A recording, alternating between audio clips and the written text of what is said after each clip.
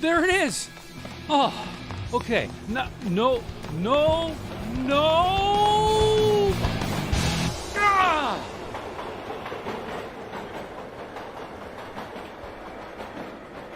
We at CoCoTALK would like to thank the patrons who sponsor our show. So thanks go to Al Hartman, Alan Huffman, Alan Murphy, Blair Ledoux, Brendan Donaghy, Brian Joyce, Brian Weasler, Christina Armstrong, D. Bruce Moore, Davey Mitchell, Diego, Disney Saints fan, Eric Canales, Fedor Stamen, Grant Leedy, Jason Bucata, Jason Downs, Jenna Farron, Ken Reichard, Kyle Eder, Malfunct, Michael Pitsley, Paul Fiscarelli, Paul Shoemaker, Richard Lorbieski, Rob Inman, Stephen Wagner, Steve Bjork, Terry Steen, Terry Steggy, The Backyard Shed Gang, Tom C., Tom S., and Tim Lindner. Thank you ever so much, patrons. CoCoTALK is an unscripted live broadcast. Anything can and will happen. The views and opinions expressed by members of the panel and the live audience are their own and not necessarily those of the CoCoTALK show, its sponsors, affiliates, or subsidiaries.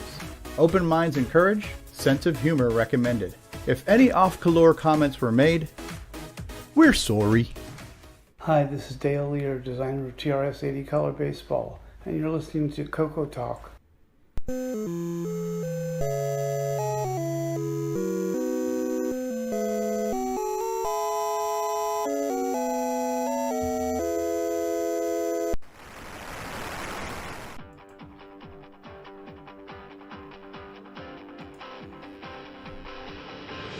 This is CoCoTALK, the world's leading live talk show featuring the Tandy Color computer. It's time to drop your socks, grab your real-time clocks, and let's rock. CoCoTALK is rocking the 8-bit world, keeping the Tandy flame alive. We may be mocked, but we'll never stop, 'cause CoCoTALK is rocking the 8-bit world.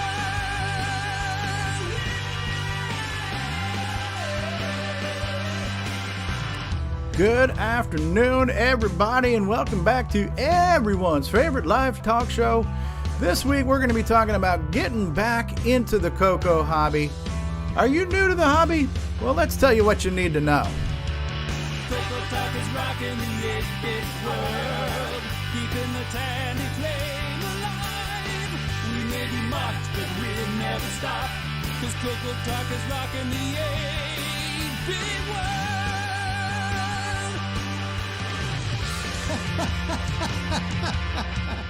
Good afternoon, everybody. Welcome here to CoCoTALK episode 164, everybody's favorite talk show featuring the Tandy Color computer. We've got a great panel. We've got a great topic. We've got news. We've got GameON. We've got surprises. We've got dancing girls. Wait, maybe not dancing girls. But we do have beauty on the panel. We absolutely have beauty on the panel. We typically gather some of the most beautiful men in the world of retro each and every week. And one of the men in particular has been making a lot of us jealous with his luxurious hair. You guys have been seeing Nick Marotta lately and how gorgeous his hair has been. I know we're all jealous.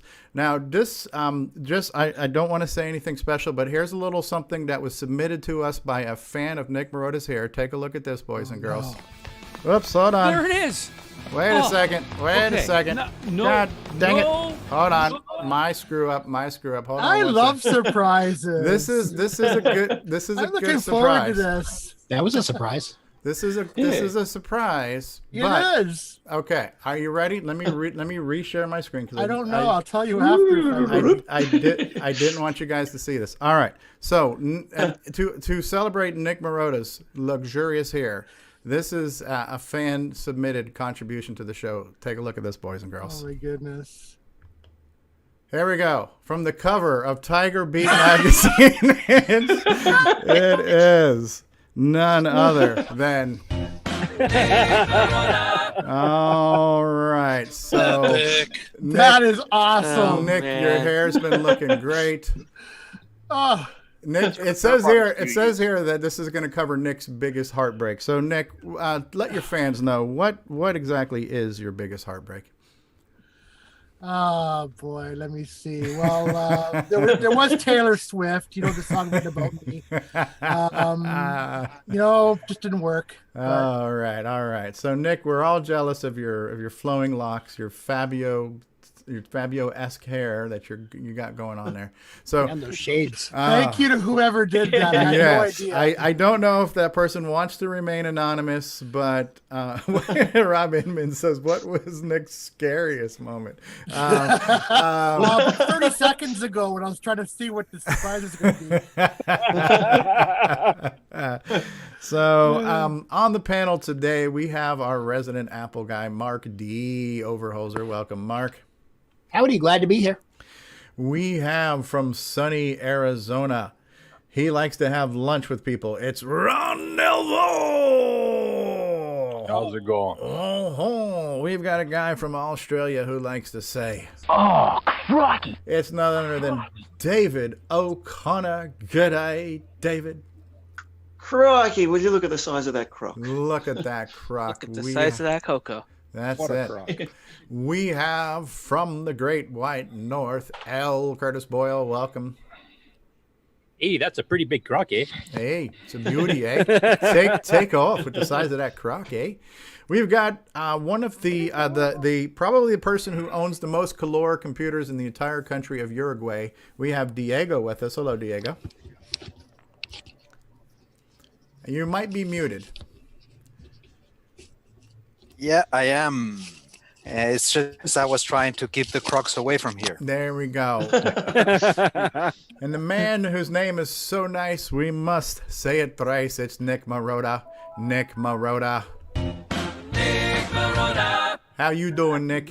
I'm doing great. Thank you very much. All right. I think we have to call him the man with the hair now. The man with the hair. Mane, the golden mane. Rick Euland's here, a guy who's keeping ZZ Top beard alive and well. ZZ Top, I should say. Hey, Rick. Someone's got to do it. Happy as Someone's always to gotta be do here. it. Our backup streamer, engineer, and just all-around well-dressed dude, Mark Bosley's here. Oh, Hey, I think Mark. Nick's biggest heartbreak is when his CoCo 2 wouldn't turn on. Oh, that was bad. Yes, that was definitely up there. The guy who knows the ins and outs of eBay and makes us all jealous, Brian Weasler's here. Welcome, Brian. Hello. Got a piece of essential CoCo gear that everybody must have. So. I'm a coconut mug. There we go. From the Glenside Color Computer Club, somewhere in the Illinois proper area, it is Brian, the Music Man Shoebring. Welcome, Brian. Hello, everybody. That's right. The You need a production, lozenge? the production value on this show. He knows the way to San Jose. It is Michael Furman. Mikey, how you doing? I'm scared. I'm scared of that guy over there. Okay, he is. And I think we have Crocs the size and shape of cable cars. Crocs the size of cable cars. Crikey to that, yes. San Francisco treat. We got a guy best known for saying, "Stop right there." Jason, the CoCo Man Reichert is here. Welcome, Jason. Howdy, from the Indiana Toll Road, and I'm going to attempt a CoCoTALK first today. I'm going to be on CoCoTALK in 2 different time zones. Crikey. Wow. So we'll see you in an hour. Somewhere inside, I believe this is the bunker at the end of Terminator 3 when John Connor was sent down there to survive the apocalypse. Alan Murphy's hanging out from Technology Bunker. How you doing there, Alan?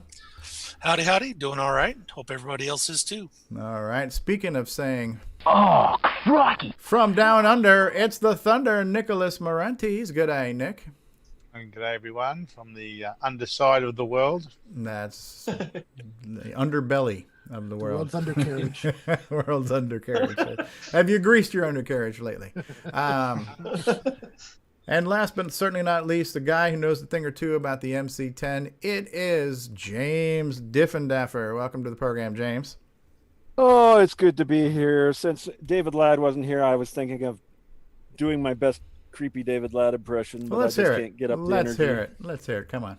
Oh, I'm so excited to be here. We have a great... All right, I can't go on. All right, well, and I'll find the GameON challenge. That doesn't have enough energy. I just don't. Needs to be Well, knocked to Everybody higher. send in your best David Loud impressions. It'll be a GameON challenge. Yes, he's not here, but let's give a warm welcome to David Ladd. Yes, and since I have the hairdo, I'll try the impression now. Hold on. Is David, happy everybody to be here excited today. about being here today? I think we're gonna have a great show. I don't know about you, but my weasel is greased, and I'm ready to get out my floppy. All right, so What have I started? Weasel is greased. Oh, I think we're going into After Dark.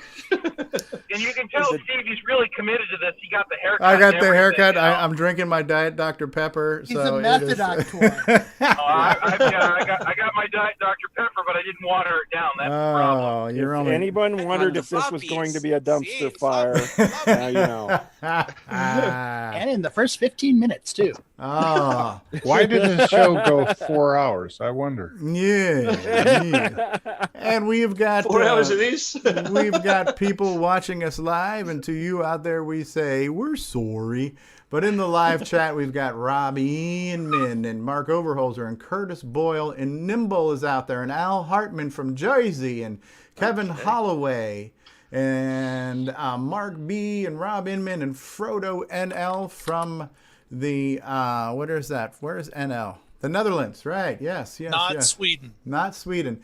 Tim Lindner is out there. Frodo, Mr. James Different Dapper. James Jones says, phew, I just got here during the intro.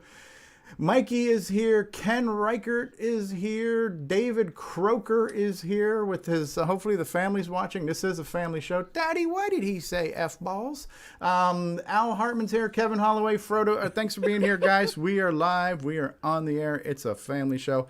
We have a great topic today, since it seems like more and more people are coming into the CoCo community and getting back into CoCo collecting and back into the CoCo hobby. We thought we would call today's show Back to the CoCo, and we'll all chime in on if you're getting back into the CoCo hobby, what are some things you should know, right? So that'll be our main topic of discussion. Jim Rye is here. He says, and he's not wearing pants. All right, thanks for sharing there, Jim. So we've got a jam-packed show. We've got GameON results. We've got a new game to reveal. We've got a nice, juicy, meaty bone topic to chew on in the last segment of the show today. So lots to talk about. So why don't we go ahead and kick it off? Since this is a serious show, a soulful show with serious discussions, we're going to get in some important news with L. Curtis Boyle. So we can't do anything without having a professionally produced piece, because this is a professional show too. So get ready for news with L. Curtis Boyle, everybody. From around the world, what you need to know. Get caught up on News with L. Curtis Boyle. And now a Muppet News Flash. L. Curtis Boyle, what is new in the world of news this week? Oh, there's actually a fair bit, so that's kind of cool this week. More than I was expecting. And I was even scrambling to add some stuff in this morning, so let me get this set up. Can you guys see that? Certainly We can see it. Yeah, it's an error. Oh, it's meditating. It's saying Om. We see a CME It's with a door. resisting. Yeah, see me with the door. That's the real news here. Resistance is futile. It's the Om. This error. just in. A CM8 with a door. Yes. So anyway, TJB Chris on YouTube, who's Christopher Heiser in chat, and he's also in Discord. He's done a couple of pretty good technical videos in the last few months that we've discussed. So in this one, he talks about replacing the image that appears when you hit the Control-Alt reset on the CoCo 3, which of course brings up the one known as famously as the Three Musketeers, which is 3 Micware employees that worked on the CoCo 3 ROMs and on OS 9. So he goes through and how to replace it here, and of course he picks a pretty cool logo to put in there. Tandy Rules C64 or Commodore Drools. Tandy Rules Commodore Drools. All right. So he makes that just as he explains it, because it's a standard P mode 4, 2-color picture, and then he goes through with his EEPROM burner and stuff and explains how to do all the transfers and burn it on the ROM. And eventually, when you reboot your CoCo, Control-Alt F1. There it is. Tandy Rules C64 Drools. Nice. I like that. So cool. P-Mode resolution and colors.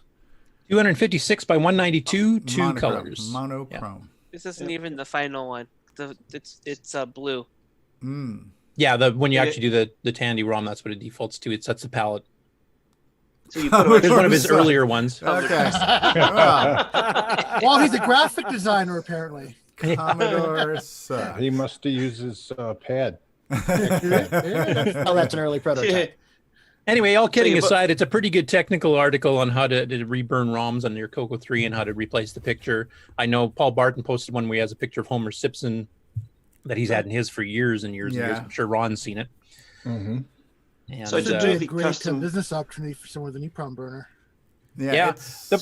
Go ahead. What was it? 32K of leftover space they had on the ROM or something? Or well, this is a 6K picture, but and it depends on how you layer it on. I mean, there's parts of basic because of the copywriting with Microsoft, and Microsoft refused to give them access to the code or let them have the rights to the code. That Mike Reddy did this patchwork thing of taking the original ROM image from Microsoft and then patching it live while it's booting to get it to run on the CoCo 3. So.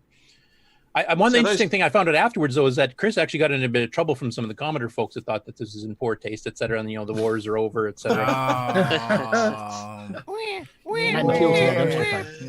Hey, Curtis. Ken can make it. Ken can make it ask. Can you use that space for something useful instead? Yes, that's what 8.3 Extended does. You put your name and stuff in there. So for security or that's not purposes. For security purposes, someone steals it. I don't know. So to put in the custom image, you've got to burn a custom ROM with it, yeah? Yes. Yeah. Okay. Yeah. He shows the whole thing in the video. Yeah. Yeah, I'm not going to play the I'd whole like video. to point out that Tandy's patch job here is much more elegant than Commodore's. Well, here's a great big list of pokes to enhance Microsoft's BASIC. Just type 10,000 of these and you'll have graphics. Yeah. Hey, Mike Miller on Facebook says you could make it for an OS 9 boot track. In that area. Yeah, you could. I think our Boise, his Toyota project, when he burned the ROMs on the CoCo 2 and had it boot up straight into OS 9 level 1, and was kind of along that line. Okay. And some other people have been experimenting with that lately too. I've seen on the groups.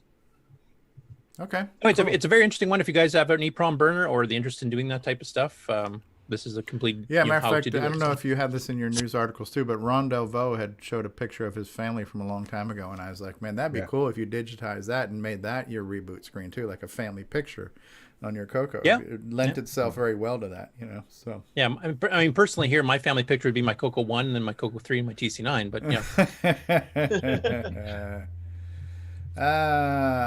Retro Innovation says, okay, enough with the Commodore bashing. By the way, Retro Innovations. Hey, it's that Commodore you didn't guy. read the whole Somebody thing. call security.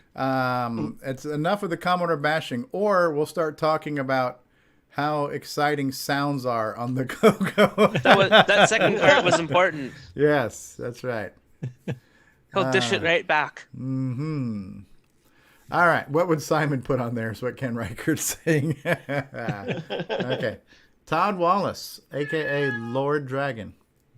Yes, he released a video and the software images that go along with it showing his new OPL CCT player for Nitrous 9 that works with the OPL 3 chip that's in the Mega Mini MPI, and it's also in one of the boards that Ed Snyder sells. And he's using his IBM CJ fonts as running the graphics mode, so I'll just play a little bit of it here. It's a fairly lengthy one, but just to give you guys a feel what it sounds like. Hey guys, so I was thinking one of the more underappreciated modern CoCo accessories. Probably skip ahead because I know this is CoCo showing what chip Ed's looks tunes. like. I copied these files over from their normal. It works. Sound Blaster. Yeah, basically, it's the same chip that Sound Blaster uses. So I'm basically doing my best to interpret, because this is CoCo ASCII in the file. And so I try to eliminate extra spaces. It's all in caps and kind of convert it. So the CCT format is one that Ed Snyder came up. He kind of converted the OPL standard ones that other platforms use. Mm-hmm. And then Todd decided to take it a bit further and actually plays the OPL things natively. Okay. Find one here. In Nitrous 9. Yeah. Ooh.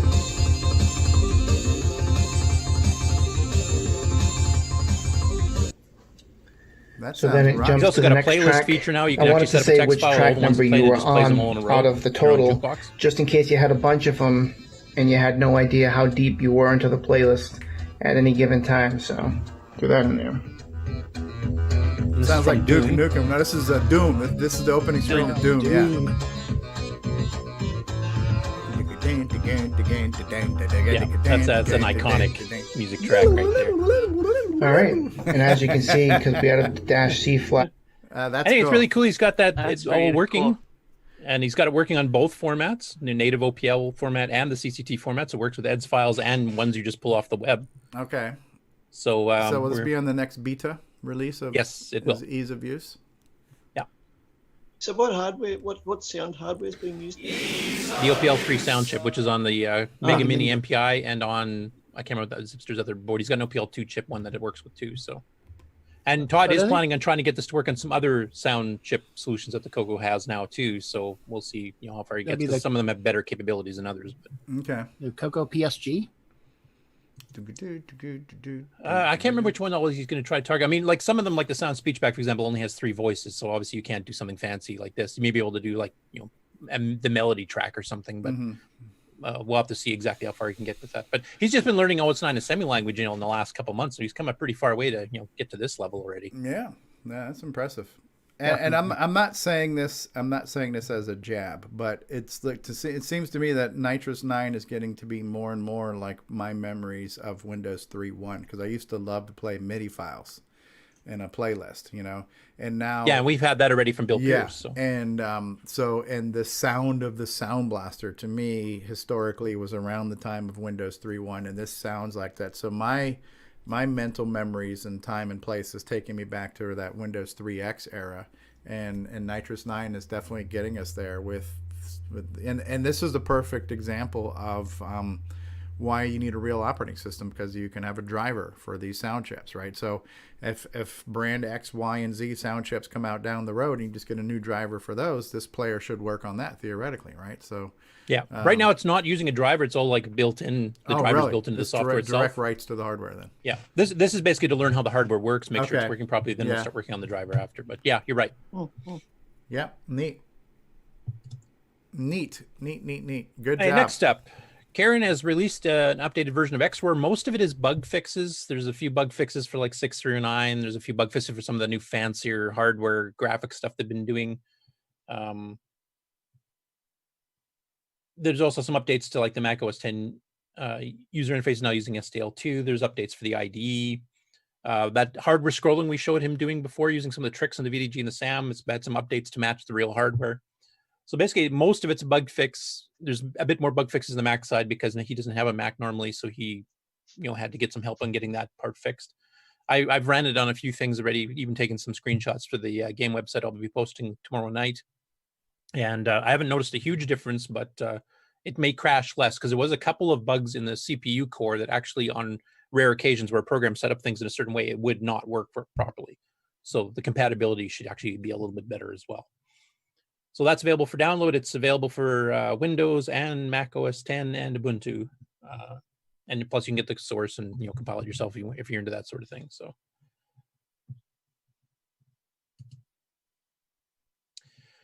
Okay, next up, I was hoping Paul Frescarelli was going to be on here today because he actually helped Aaron quite a bit with this. The keyboard adapter that Paul has that you basically plug into your emulator with a real CoCo keyboard based on USB. Aaron at the Amigos ordered one of these, and he ordered the kit because he likes doing soldering, and that's his day job too. So he actually soldered the whole thing together, put it in, and then the keys were all giving the completely wrong keys. And after going through with Paul quite a bit, like I spent hours going back and forth, they finally figured out that the keyboard that Aaron has in his CoCo 2, which is a melted keyboard, is an odd one where the pins on the connector are flipped compared to most normal CoCo keyboards. Paul had never seen this before, but basically he desoldered, because his CoCo 2 is dead. He desoldered the keyboard connector from his CoCo 2 and then soldered it onto here, and now it works perfectly fine. So most of the time, the connector that Paul supplies with the board works fine. It works fine in CoCo 3s, CoCo 1s, CoCo 2s, except for maybe 1 or 2 sub-models of the CoCo 2, which Aaron just happened to have.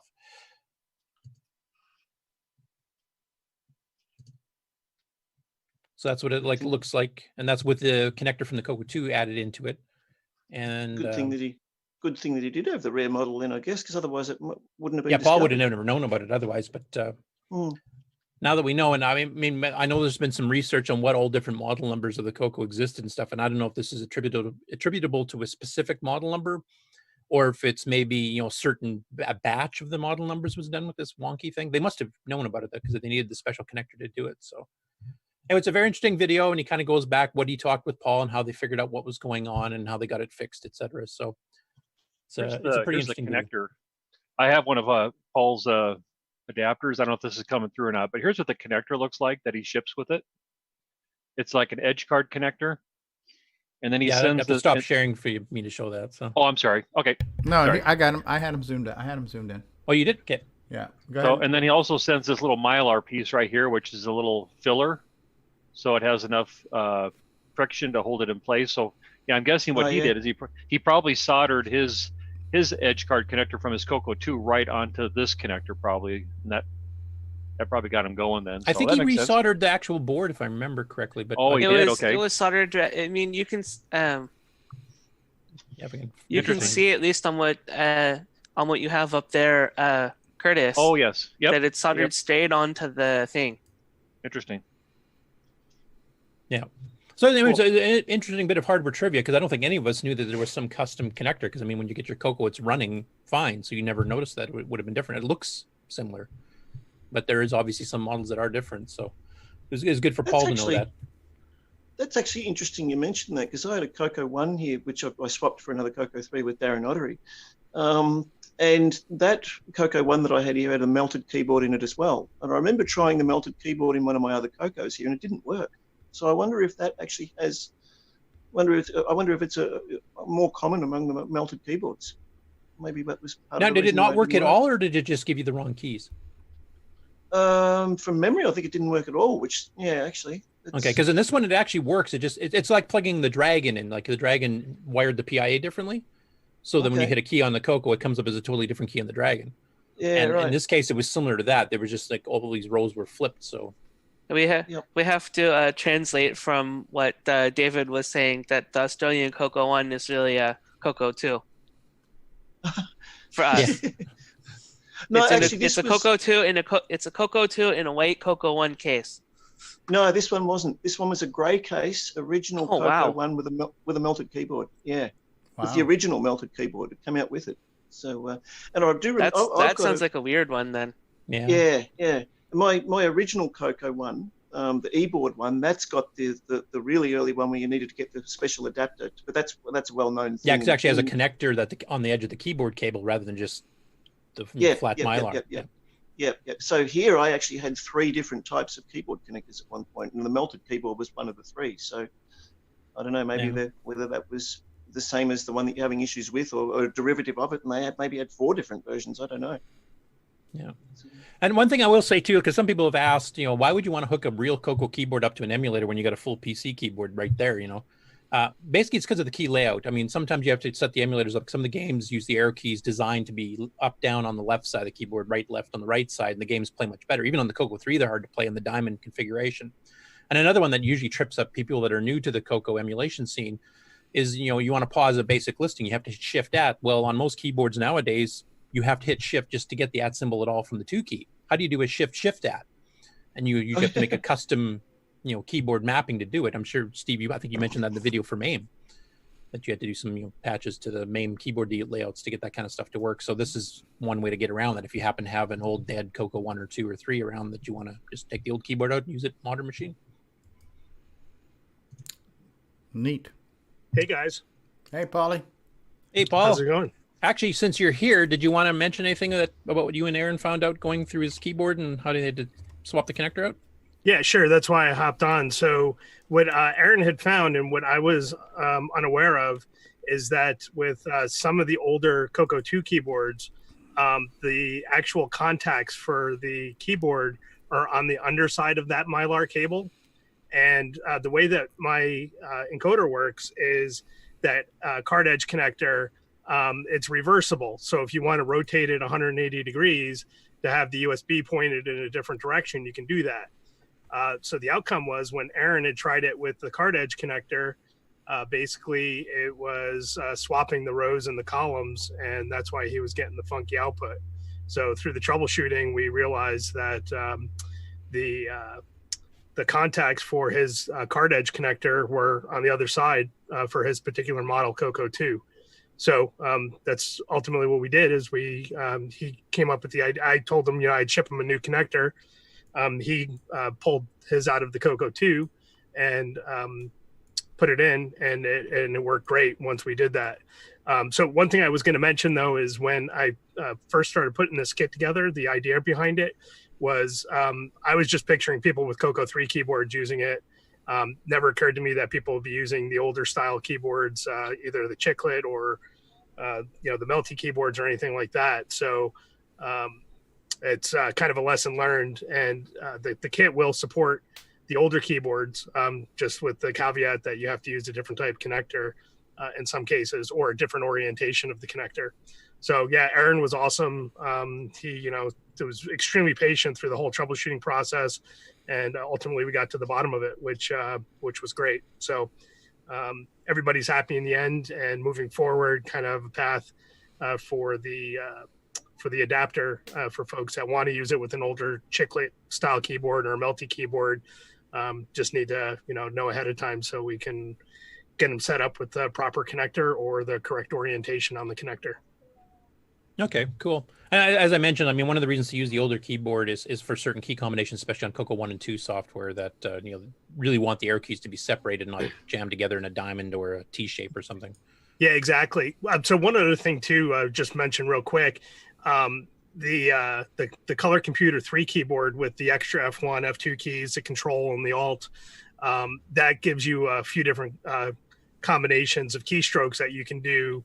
That I was working on Ron Klein with Ron Klein. He was helping me troubleshoot, and he was coming up with some suggestions for the CoCo Pi image to emulate the tab key. You can do Control T, or if you want to do Alt F1, Alt F2 to cycle between emulators, you can do Shift F2 to bring up the different emulation key maps. For XOR, MAME, and VCC, because they're all slightly different from one another, or you could do custom in that particular case. So having the Color Computer 3 keyboard with the extra keys really lends for some added features. Unfortunately, with a standard CoCo 1, CoCo 2 keyboard, there's really not many options because they pretty much use Shift with pretty much every other key on the keyboard. So there's no really leftover key strokes that you could come up with that would be able to do the same type of things that you could do with the CoCo 3 keyboard. Well, here's an idea. Because this is going on a PC or whatever that you're using it for emulation purposes, the Alt and Control keys are where the up and down arrow keys are. So in your main mapping, you could just map Alt and Control to be up and down arrow as a dual mapping, so you could still get the CoCo 2 layout. Yeah, that's a possibility too, Stevie. Yep. Of course, it's brilliant because I thought of it. Of course. So yeah, it was an interesting lesson with Aaron, and it's definitely helping me make the product a little bit better for folks that purchase it in the future. Yeah, and he praised your support too quite a bit on the video and even on the show on Friday for the Amigo show when they were kind of going over their videos from the week, and he was praising your support and stuff for spending hours with him literally on the phone and stuff trying to get everything fixed up. Yeah, he was awesome, and definitely, the praises he sent my way are probably more than I ever deserved. So it was great to hear that feedback and hear that he got it working, and he's happy with it. Cool. Well, thanks for popping on to help explain it in a bit more detail. Yeah, sure. Thanks. Okay, next up. If you remember, we did Super Basic, which is kind of that scripting language that makes it look like a modern language, and then it converts it to Basic. So Jerry Stratton, who did that, has posted a link to his blog on Facebook about converting IBM PC Basic games to the CoCo. And in this particular case, he chose the Giant Book of Computer Games by Tim Hartnell, which are fairly generic ones. They don't use a lot of sound or graphics commands and stuff, so it's a bit easier. And the book even itself says it's designed to run, most of the programs are designed to run in any computer with BASIC that will run in 32 or 40 columns.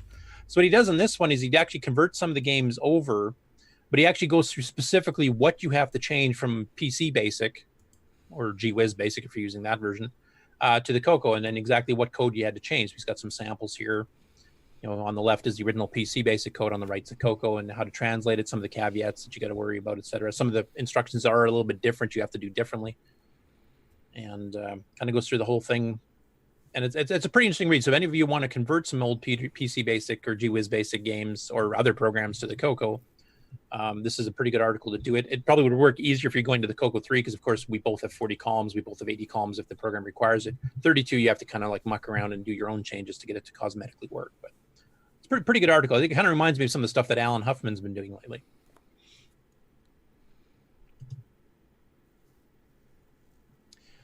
Next one up on the Dragon 3264 group on Facebook. I'm not sure if I'm pronouncing his name right. Soren Rogue, I'm not sure. He's actually been trying to disassemble the OS9 kernel for the Dragon Beta. Now, the Dragon Beta is one of the more advanced Dragons that was in the prototyping stage when Dragon went under in the UK. So it's actually got some details that he's managed to figure out. Like, it had a 4K MMU, which is more similar to some of the other 609 systems. The CoCo 3 has an 8K MMU. So there's there's little bits of the hardware differences that are showing up in there. It actually had a sound chip built in, the AY chip that was pretty popular at the time, plus the MMU. So it was a pretty decent advanced system. It looks like the MMU was built to handle up to 256K, even though it was originally advertised as a 128. And he's actually got the source code commented up here at the top that you can actually download and take a look at. So for you OS9 people and people in the history of the Dragons that never quite were, it's a pretty interesting read. Now, this is a new person I've never seen before. On YouTube, he's called Chibi Akamus, and he's done a bunch of YouTube tutorials on programming assembly language on a variety of chips, 68000, 6502s, Z80s, etc. And he's just starting a 6809 one. And this one here, he mentions that it runs on Dragons, it runs on CoCos. He wants to eventually get it working on his Vectrix. And he also did, in the particular case here, he's actually using the Fujitsu FM7 as the demo thing, because the emulator has a really nice, easy way for it to jump in and has a built-in monitor. You can tell it to dump registers and stuff to the screen, so he can kind of show you the results as he's teaching you some of the basic assembly language. And this is only the first part of a multi-part series. Now, unlike Steve Bjork's, which is CoCo-specific, CoCo-centric in some ways, like how to do sound and how to do graphics, this is more generic 609 assembly language at this point. I don't know if he's going to get more specific on how to program, say, the vector graphics on the Vectrix, or how to do the sound chip on the FM7, or how to do CoCo Dragon graphics or something. But it's a pretty decent tutorial. He gives a lots of example code, explains how every line works. He's either from the UK or Australia. I'll let you guys decide which accent this is. Hello, it's Keith here, and this is the first in a new series of assembly UK. programming tutorials, this time UK? on the 6809, because I didn't think I was covering enough processors. Anyway, it's a half hour for the first one. He just released it this week, and like you said, he's planning on doing an entire thing and going through the rest of the instruction set, etc. The cheat sheet is pretty nice too. I've seen that site and that particular link. Yeah, he's got a lot of good tutorials. Like if you want to learn any of these other chips, I mean, there's a ton of stuff he's been done over the years. So I'll definitely be keeping up with his, and I actually did a little bit of a comment for him. Mentioned the 6309. He has heard of it. He's not sure if he's going to be doing it in this tutorial or not. But if you're wanting to learn assembly language and you want some additional tutorials besides Steve's, and was it Paul? Was it you that was doing the other 6809 tutorial? Yeah, Long Branch Never, Paul Fiscarelli. So there's a third one now that people can do to learn 6809 assembly language. So the resources are out there. Yeah. Kind of on topic for the theme today. Next, Alan Huffman on Subetha Software, which is his blog site and formerly a software company, has a thing on bit shifting in BASIC, which actually has some sample code and showing how bit shifts work. And he was trying to bit shift graphics and stuff, and he was originally doing in the VIC-20 because they have a character set, and if you want to do smooth animations without jumping an entire character cell, you have to do these offsets and do double characters, which he kind of shows here on the little diagram of the circles. So then he goes through using CoCo Basic and explaining how to do bit shifts and sample code and sample results, etc. And of course, he has his usual challenge: can you speed it up and optimize it, etc. at the end. But for those that want to know how to do that kind of stuff and even do it in BASIC, because some people, it's a lot easier to understand doing it in BASIC at first and then learn the assembly language version after. It's a pretty good blog entry on how to do that. Next up, John Whitworth in the Dragon Group. He's been working on his MSX2 prototype board, MSX2 Plus, sorry. And he got his first, real prototypes to start working with here. And you can see it's even dated June 2020 on the silk screen. So, wow. Aaron just joined us. Hey, Aaron. No, you said this is the call. You mean, or in the just chat? In the chat. You said this is an MX2 board. Yeah, it's a graphics chip based on a thing on the MSX. MSX2. Okay. Yeah, and sound and stuff. So he did this here, just showing that he just got the boards, and then this was I think yesterday, and he's already managed to populate one of the boards and plug it in, which the next video shows. So this is just a very quick demo he did. Per Surratt wrote the program for it because he's doing the hardware. Mm-hmm. And this is showing some of the graphics capabilities on this board, like all the different colors. And it's also got the sound chip built in that Per did some programming in. So this is a quick little 20-second video. Hopefully it sounds okay.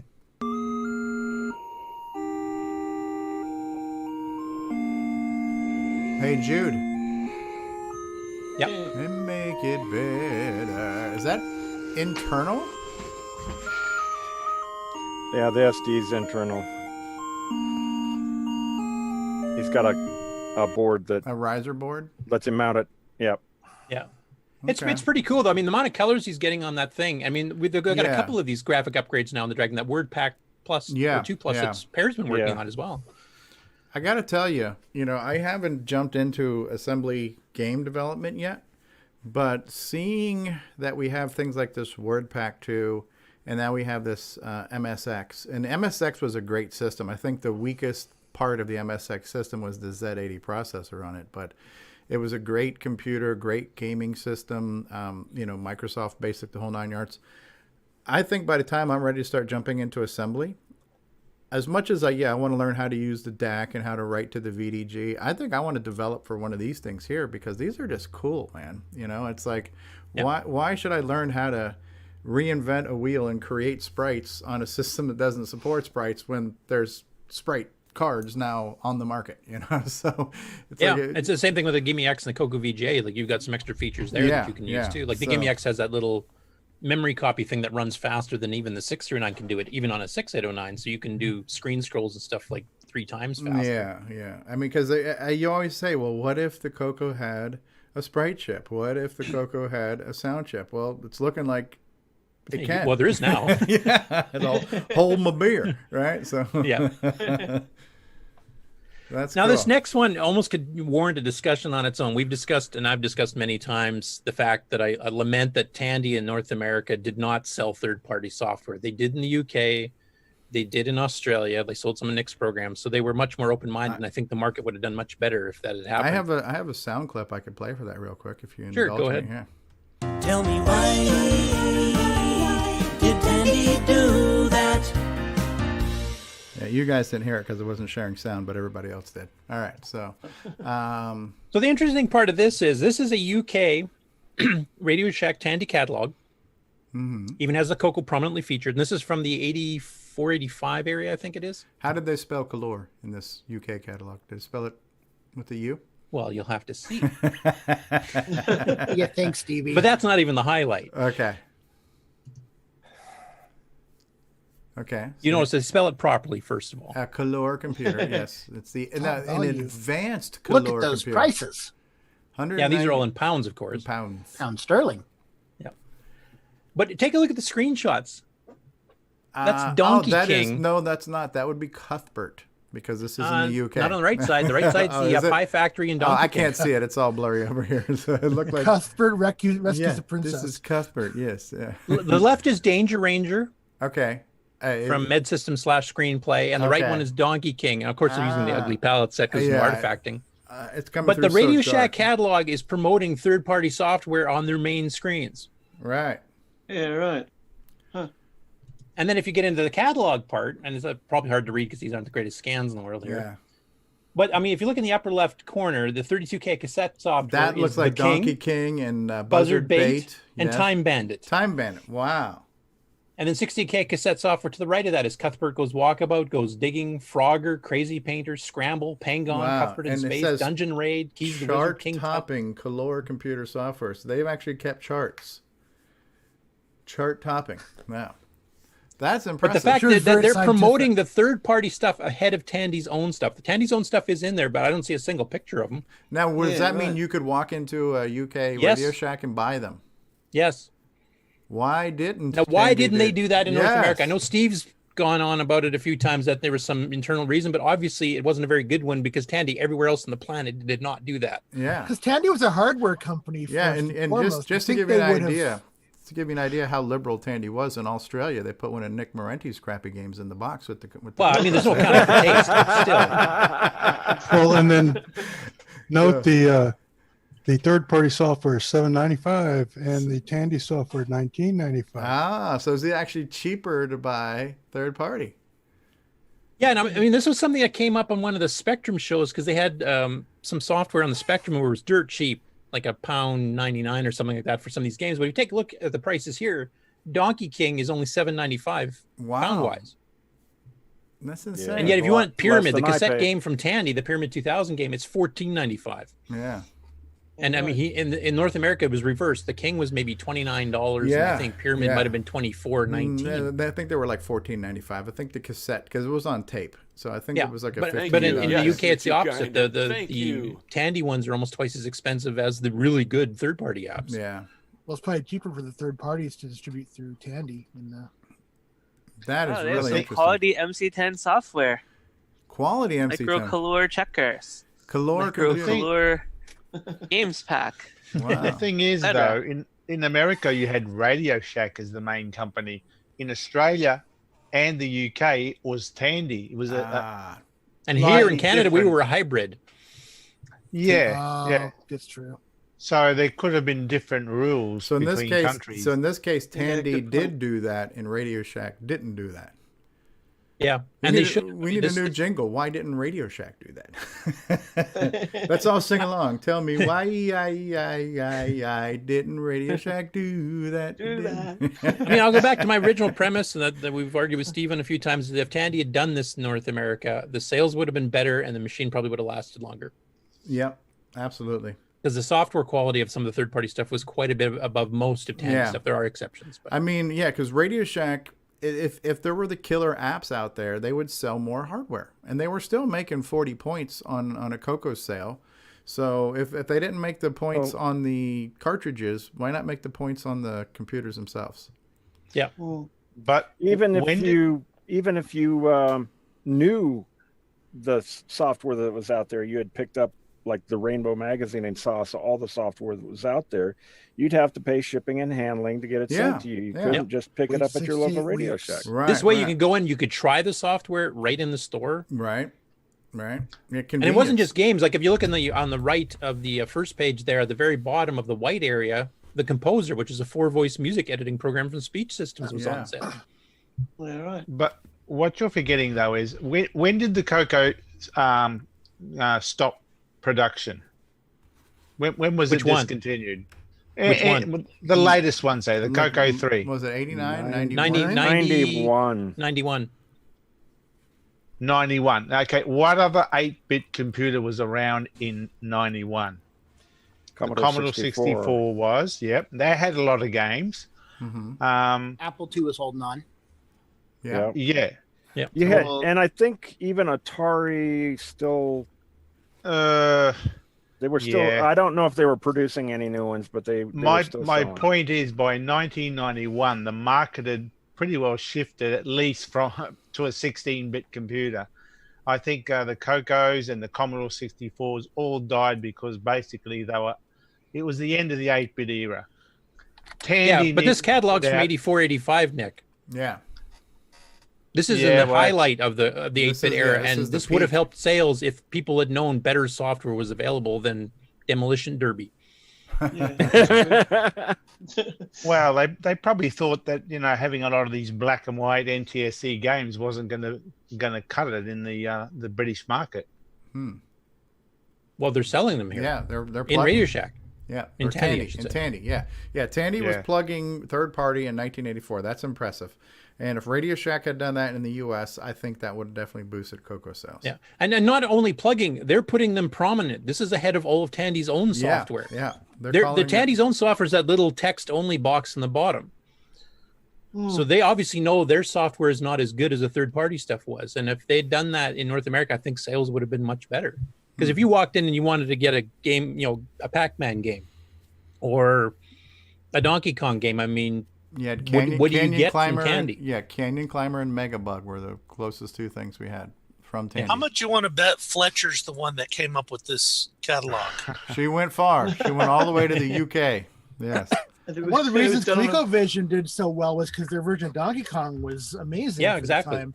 So if the CoCo had theirs out too, as visible, Like if the King was available in Radio Shack stores in 1983 when it was out on third party and in all 6,000 stores in North America, I think think of all the upgrades though, because that prompted me to upgrade my 16K CoCo. Yep. So everybody who had a 16K that was looking for a reason to upgrade, I would have in a heartbeat gotten an upgrade if that was playing in the store.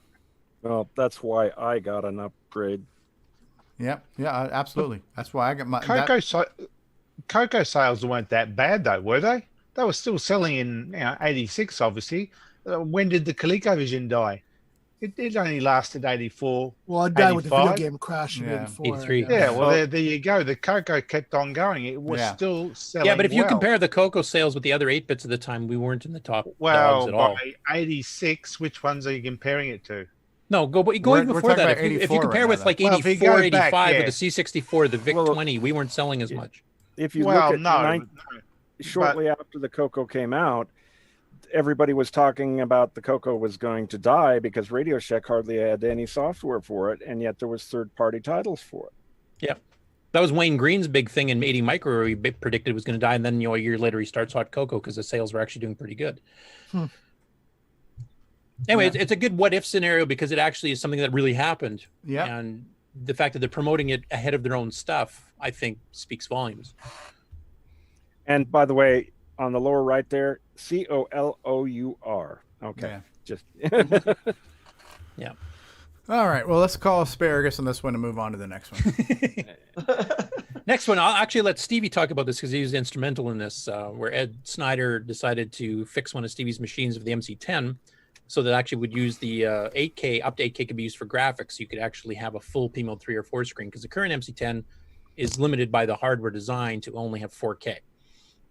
So Stevie, take it away. Well, yeah. So when I was doing my research on the MCX 128, I came across the blog from Darren Atkins, and he mentioned that there was, I believe it was Dennis Kitts who came up with the 8K upgrade that was in a Hot CoCo or something.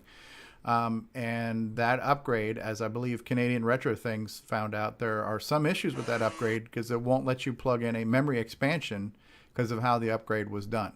It caused problems. So in Darren's article, he mentioned that there's a way to change the design to take one of the pins and have it go to ground or something like that. He made it sound real simple, right?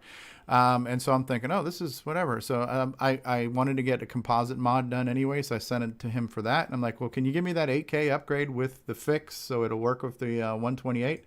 And so that's kind of what started it. Now, I just saw the picture of what he did. I had no idea it was going to be that complicated to add RAM. Is there pictures here? Can you scroll down? Because they're on Facebook. Yeah, here we go. So look at all these freaking wires. If I had known it was going to take this much work, I never would have asked for it, to be honest with you. So I didn't know. It's like a whole nervous system had to be rerouted on this thing. Well, the original mod piggybacked 2K RAM chips on the original RAM chips, and he chose an 8K chip, so that's just to adapt it to the different pinout.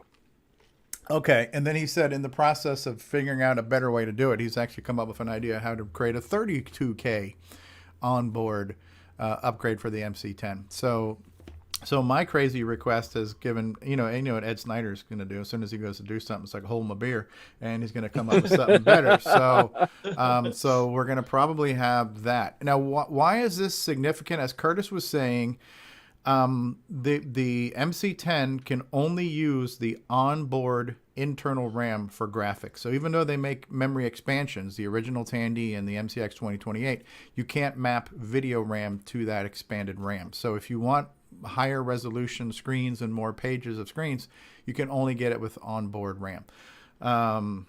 I didn't know you could even go higher than the 8K because I had only heard of the 8K mod. And so that's what I asked for. I should have asked for more. So anyways, but this is apparently my MC10 I sent him. And so when this comes back, I'll have the 8K of internal RAM and my composite mod. And I'm looking forward to doing some really clean videos on my MC10. And I think there's oh, let's see what the video is. I didn't watch this one. What does this video look like? So is he pushing graphics on this? Yeah, he just shows that you can actually write the entire screen without it right, because that back. was the other problem on the original MC10. You could create the screen, but part of it was being overwritten because it was not accessible. Yeah, that's neat. So, and as you can see on the bottom there, he said this can also be extended to a 32K mod, and he has plans to draw one up. So yeah, and so that means I'm gonna have to send my second MC10 to him for that when that's ready. So gotta have more cowbell. So thank you, Ed, for doing that. And one thing I don't know, maybe he told you, Steve, like the 32K model, like 8K is enough to do a full P mode 3 or 4 screen, and now you can page flip like P mode 1 or 2. Right. But it's not enough to page flip to do smooth animation on 2 P mode 3 or 2 P mode 4 screens. This 32K mod, is he actually extending the video memory to 32K as well, so you can do full page flipping? Honestly, I don't know. This is you were hearing about this. Matter of fact, people were telling me that he posted this in Facebook because I hadn't even been on Facebook yet. So they're like, "Oh yeah, Ed's got this thing on your MC10." I'm like, "He does?" So I was like one of the last people to know. Yeah, because that'd be pretty cool. Because I mean, I know there's that extended MCX 128 basic, and now they could put in like P copy and P mode. Yeah, I mean, ideally that would be really cool. How because then you could port CoCo programs directly over and have regular extended CoCo basic programs, right? Yeah, that would be kind of cool. They kind of be able to cross pollinate the libraries now. Yeah, like something like Advanced Star Trench Warfare. If he is allowing up to 32K with video, that uses 2 P mode 4 screens. That's 12K. Right. And he page flips to the animated trench. So he doesn't say whether he's flipping pages at the same memory address or if he's changing the address that the VDG uses. So that's the one thing he leaves out. Well, he said he's writing up a technical thing to download later, though I don't think it's up yet. So yeah.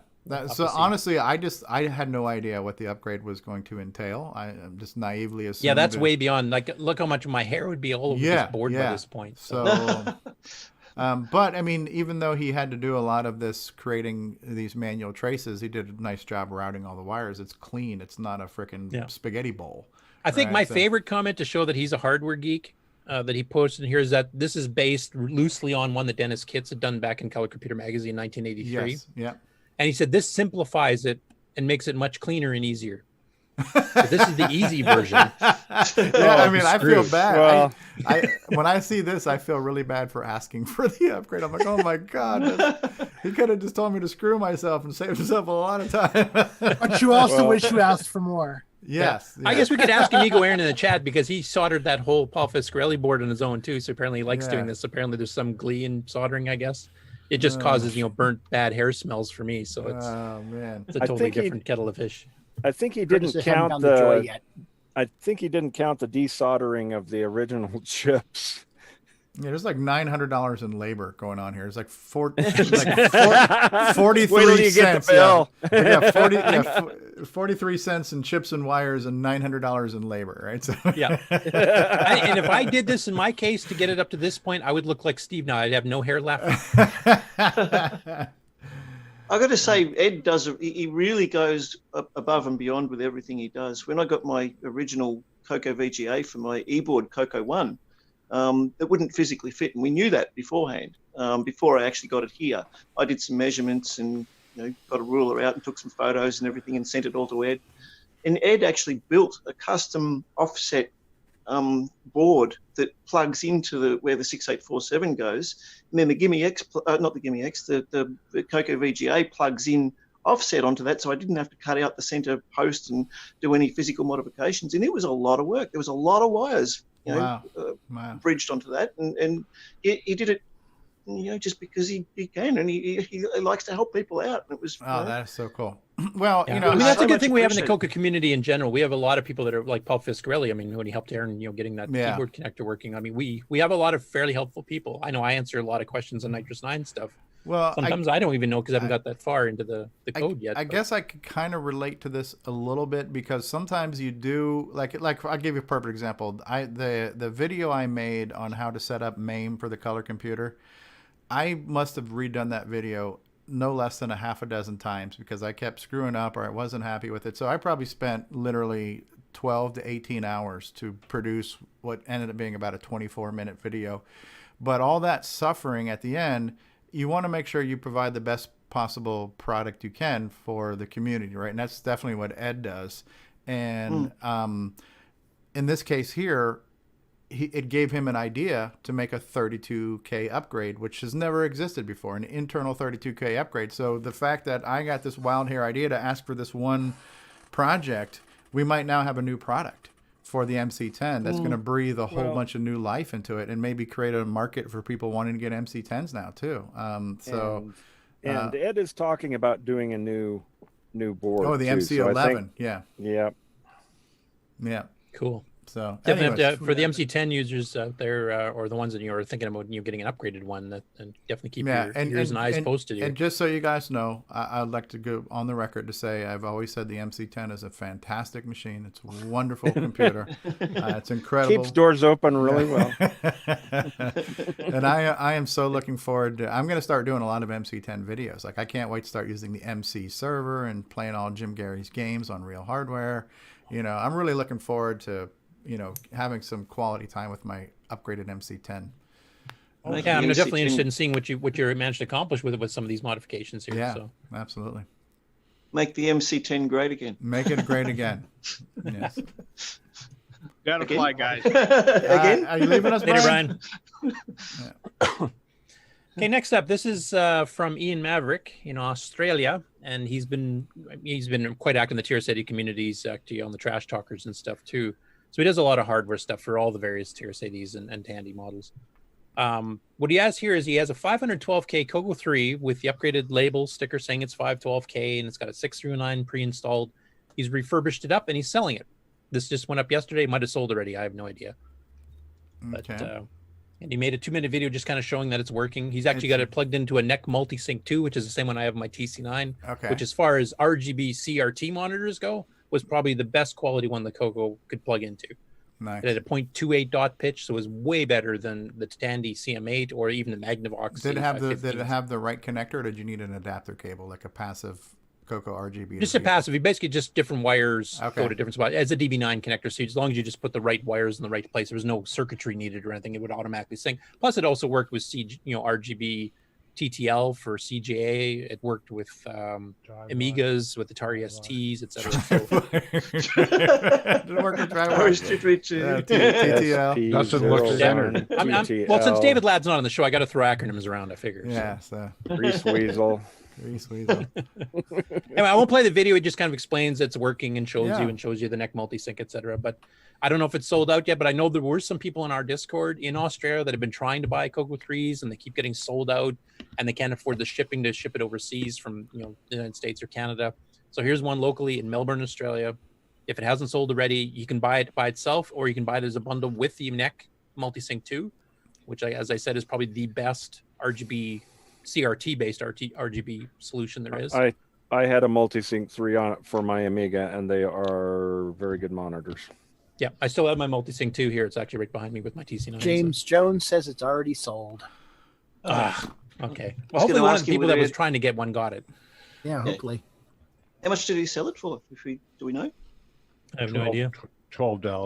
$12 Australian, which is like. Right. I just hope it went to somebody that truly needs one. It isn't like their 15th one they're going to put it on a shelf. Or somebody's just going to try to flip it and sell it for $9.99. Yeah. So I don't know if Ian had as a filter for doing that. I hope he did, because there was a few people that have been trying to get one for a year now and haven't been able to get one. So Yep. But he does say that he's planning on getting some more available too. Nice. So I don't know if they'll be as upgraded as this one was, but Ian is basically the Ed Snyder of Australia. He has the same level of skills. He designs stuff. He sells stuff. He makes all kinds of reproductions of FD502s. He makes the Miis or the Mi's or the Moos, one of those TRS-80 upgrade things he makes. So he did one of the RS-232 plaque clones too, didn't he? Yeah. James Jones says it sold for $450 Australian. I wonder if that's the whole thing or just the CoCo. Probably the whole thing, I'm guessing. I would say so.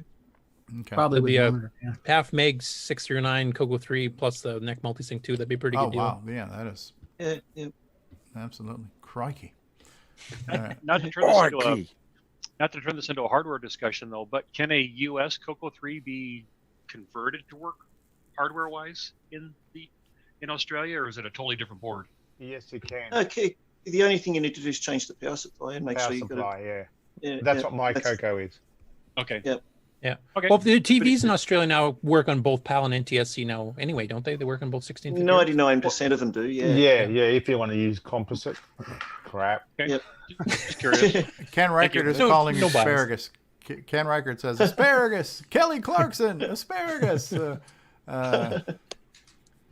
Oh yeah, this was posted in the TC9 group, and it's actually not a TC9, but it's a Frank Hogg product. It was the last full-blown computer that Frank Hogg manufactured and sold. This is the Kix 30. There was also a Kix 20 that was cheaper. So Mark Marlette has one of these, and they're pretty rare. I remember seeing them at a couple of the CoCo Fest, Rainbow Fest shows. So this was a 68030 base machine, and the entire bus ran at full CPU speed. At that time, if you bought like a 386, your chip would run at 25 megahertz, so the bus is running at 12 or something like that, same as the ATs did. This was actually, if you had a 33 megahertz 68030 here, the whole thing ran at 33 megahertz. It took up to 128 meg of RAM. It had a custom graphics, or not custom, but it had a graphics chip that was quite advanced for the time.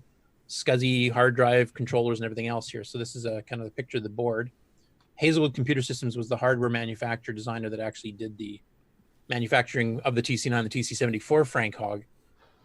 So Mark's been trying to get this one running. He's got the main board working now. The graphics card is not working yet because he doesn't have any real details on how it's supposed to work to fix it. But he has got it running off terminals, running OSK. This was sold as an OSK machine. And I'm trying to remember, I think it was about $700 or $800 US with like 8 meg or 16 meg of RAM. But quite an advanced machine.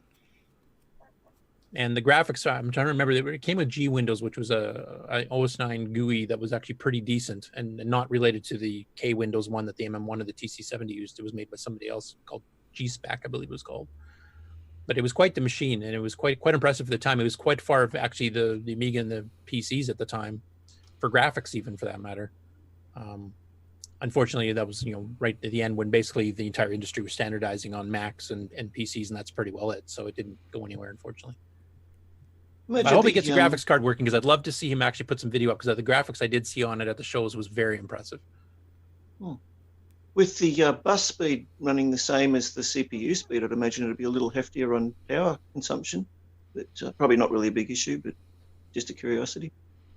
Could be. I don't know too much about the hardware details because I'm not a hardware guy. Otherwise, it would be covered in hair. But okay. And then the last of the regular news for today, Bart van den Akker of the Home Computer Museum in the Netherlands, and Frodo was just there actually in our chat. He was just there not too long ago at the actual museum himself, but he's had a CoCo SDC and he's got a 3D printer. So he got the schematics for printing some of the cases out, and he printed his own custom green. Oh, neat. CoCo green. SDC there. So zoom it up just a little bit. Even the Tandy logo, but anyway, that's one of the freely available designs that you can download. So if you have a 3D printer or access to one, and you want to make your own case, I have that case in white, and it's got the little soft button where you can press it and hit to switch your change drives floppies. and stuff. Yeah, I like that. Yeah, I got that from. So anyway, that's a pretty cool. I've never seen a green one before, so that's unique. Yeah, it's a beauty. And you notice he's using a 1084 Amiga monitor on his CoCo. Ah, look an at RGB that. monitor works fine.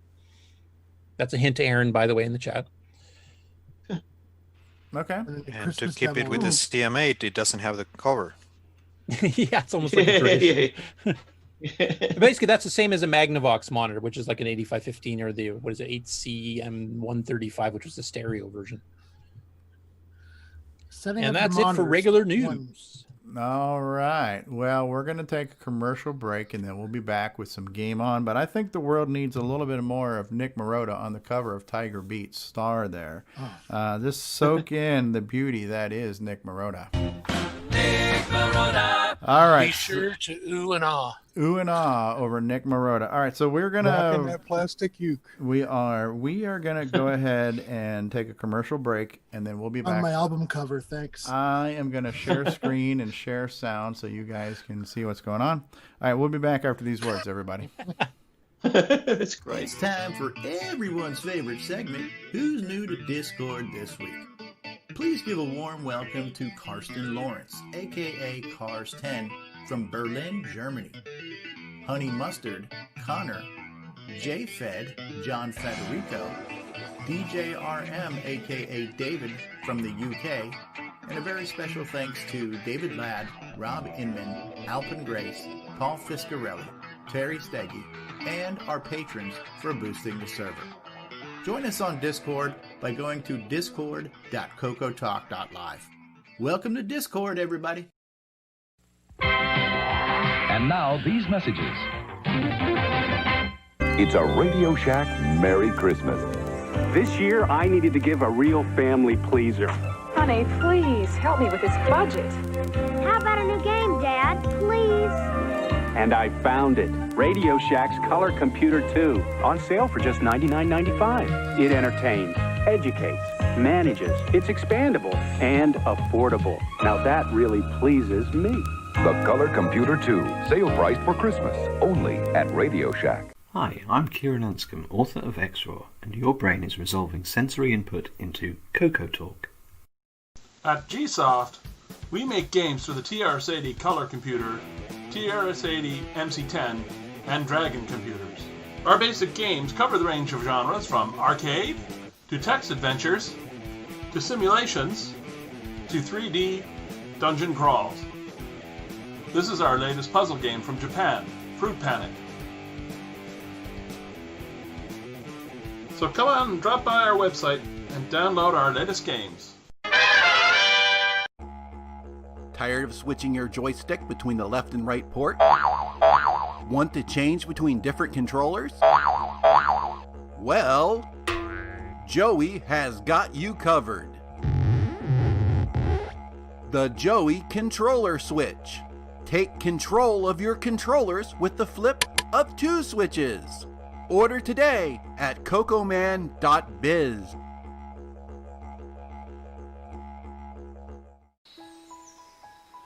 And now, Coco Thoughts by Samuel Gimes. Legend says, when the moon is full, if you go out in the country by the lake and whisper the name of Nick Marotta 3 times, his spirit will appear and he will grant you a product idea. Radio Shack has a great gift idea for the whole family. Fast action TV games, and they're on sale. Get this 6-game model for $29.95 or the 4-game model for $21.95. With rising entertainment cost, that's a real bargain. You play hockey, tennis, squash, and more. Easy to hook up and great family fun that lasts all year long. The sale price TV games. Only at Radio Shack, a Tandy company. Hi, I'm Terry Steen, author of Balloon Fire and other amazing games on the color computer. And you're listening to Stevie Stroh on CoCoTALK. And now, Coco Thoughts by Samuel Gimes.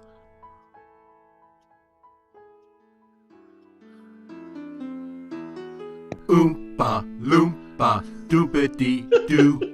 I've got a new Coco thought just for you.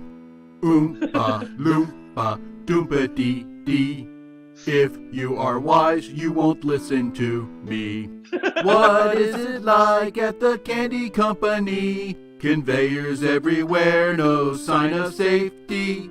Chased by Boris in his terrible hat.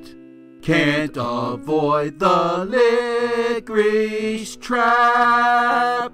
It's a for working bomb threat. OSHA, OSHA, shutting them down. No safety barriers made them go frown.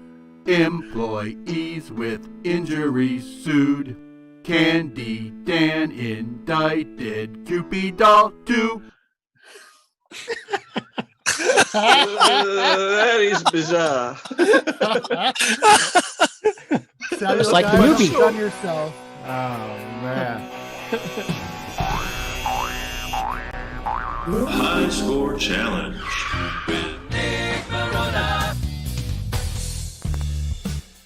All right, guys, welcome to the GameON results. We had another fantastic week this week with 24 participants. Alan Murphy, 250. David Ladd, 1751. Mark Bosley with 2300. Cat Lord with 5352. Brian Weezer, 5703. Paul Shoemaker, 5950. Rogelio Pereira, 13153.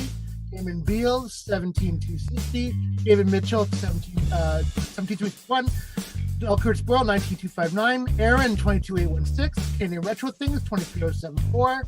Frodo NL, 23843. Mike, Mr. Dave, 28683. Mikey, 29939. Kiana, 31490. Stevie Stroh, 36908. Tom C, 46664. Jim Rye, 47264. Buck Owens, 35865. David Croker, 96438. Ken Rygar, 98367. Joshua, 142706. And finally me with 214116. Nice. So thank you again for all the fantastic entries. We had 24 people, which is a good turnout. And yeah, so thank you very much again. Yeah, game on. All right. Wow. What a turnout. And my God, Samuel Gimes. I did not think Samuel Gimes was going to be able to out Gimes himself from the Timberman one. But Samuel Gimes has out-Gimesed himself again. That was incredible. Absolutely incredible. And I have to send a special shout out to Joshua getting 142,000. Oh, yeah, absolutely. He's 7 years old, ladies and gentlemen. So just remember that. That's right. I got my butt kicked by a 7-year-old. So exactly. Yeah. Thanks for reminding us, Nick. Yeah, I just want to say I'm glad that Curtis Boyle was way down on the list in this game here. I feel so much better. So. It was a game I was never good at back in the day. And to be honest, I don't think I fully understood it. After watching some of the videos here just yesterday when I was kind of going through news and stuff here, and some of the tips that were going through in the chat in Discord, it makes so much more sense now. And I think I probably would do better now if I tried again, because I now know what some of the pieces do, like how the hourglass level works and all that kind of stuff, which I did not before. So right. Pretty funny. complex. Back in the day, I had no idea you could kill the Boris, as Samuel called him. I just discovered that during this, but I did know about the hourglass and all that. And that's a pretty neat game mechanic, which a lot of people got tripped up on. People thought getting the hourglass would make you lose your time, but what it actually did was flip the hourglass to the bottom. So you only wanted to get it when your hourglass was almost empty, so it'd be almost full. But if you flipped it when it was almost full, it'd become almost empty, and then you would die. So that's a pretty cool mechanic. Rather than just collecting time, you had to be careful when you actually collected it. Yeah. Now, is there a surefire way to hop onto the platforms going up and down? Because that's a problem. If you pick the direction before you get to the platform and just hold it, it'll put you on the platform when it thinks it's the right time. Not always. And there are times when you have to actually pass the platform you want to go on. It depends on the direction the platforms are going. If you're going a certain way, you have to actually pass the platform you want to go on to before it lets you on. So is there any rhyme or reason for that, or that you know? I'm pretty sure it was consistent. Like if the platform is going down and the one you're going to, I'm sure there were rules around it. I never figured them out, but I just basically held on to the direction, and it became quite easy to go from platform to platform. And I was also using a digital. I found a control pad was yeah, because Aaron was trying it on something I'll be mentioning in the GameON news later, but he had a live stream of CoCo stuff and he was playing it a little bit. That's when he got his score that he submitted, and he seemed to figure out by the end, near the end of his game, that it seems to work better on the diagonal to go on the up and down platforms rather than straight up or straight down. Yeah. And then, of course, there were the pieces that made you get stuck. The taffy, I think it was taffy. I'm not quite sure. I'm just calling it that. And then there was, of course, the invincibility, which lets you kill the bad guys or get cherry bombs without dying. And I thought the other cool mechanic was when you touched Cupid doll, she'd come to life and would go around and collect points for you if she didn't walk into a cherry bomb or something like that. And if you have two players simultaneously, then one of you is Cupid doll, correct? Yes. One of you is Cupid doll and one of you is Candy Dan. And we actually had a couple of people in our community fall in love with Cupid doll this week. Stevie was one of them, I believe. You guys got to fight over her, I think. Yeah. But shoot, how do I get rid of this? Okay. Yeah. So, any other thoughts on the game? Definitely. I like the fact it's an original game. Yeah. Completely. I don't know anything from the arcade like this. No. The fact that you've got the multiple layers moving, they got things in front of and behind things. There's a lot going on. It's a pretty busy screen. I found every time a new screen started, I was trying to figure out where the hell I was. Like, which one of these things is me? There's so much stuff on the screen, you know. Speaking of being an original game, that brings up, there was Curtis had an interesting email conversation with the author David Clark, who also wrote Colorpede, Robotac, and Grand Prix. And he had said, after we put out Robotac for the CoCo, Williams Electronics wrote us a cease and desist letter. I decided to pull the game to avoid a lawsuit. George Harris wrote an incredible version of Pac-Man for the CoCo, but halfway through I decided not to put it out there for the same reason. Instead, I had him develop an original game, which never made it. So there was a version of Pac-Man out there that apparently would have been really good, but they didn't publish it for fear of being sued. Another interesting thing he said was Candy Company was an original game idea.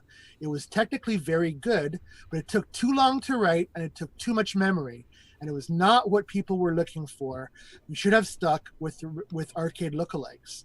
So that statement actually made me kind of sad because I thought Candy Company was a good game.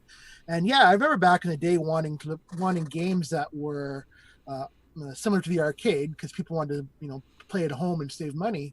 But that would have been at the expense of some original games that we have now, and I hope we appreciate with a different lens. Yeah, I can think of a couple like Double Back and Firecopter were some pretty original games that was one of the fun things about playing those games back in the day was that there wasn't anything like that. It wasn't like anything else. And yeah, it was always nice when you had something like Donkey King or Zaxxon where you could show your friends, hey, my computer can be just as good as your computer when it comes to the things you know.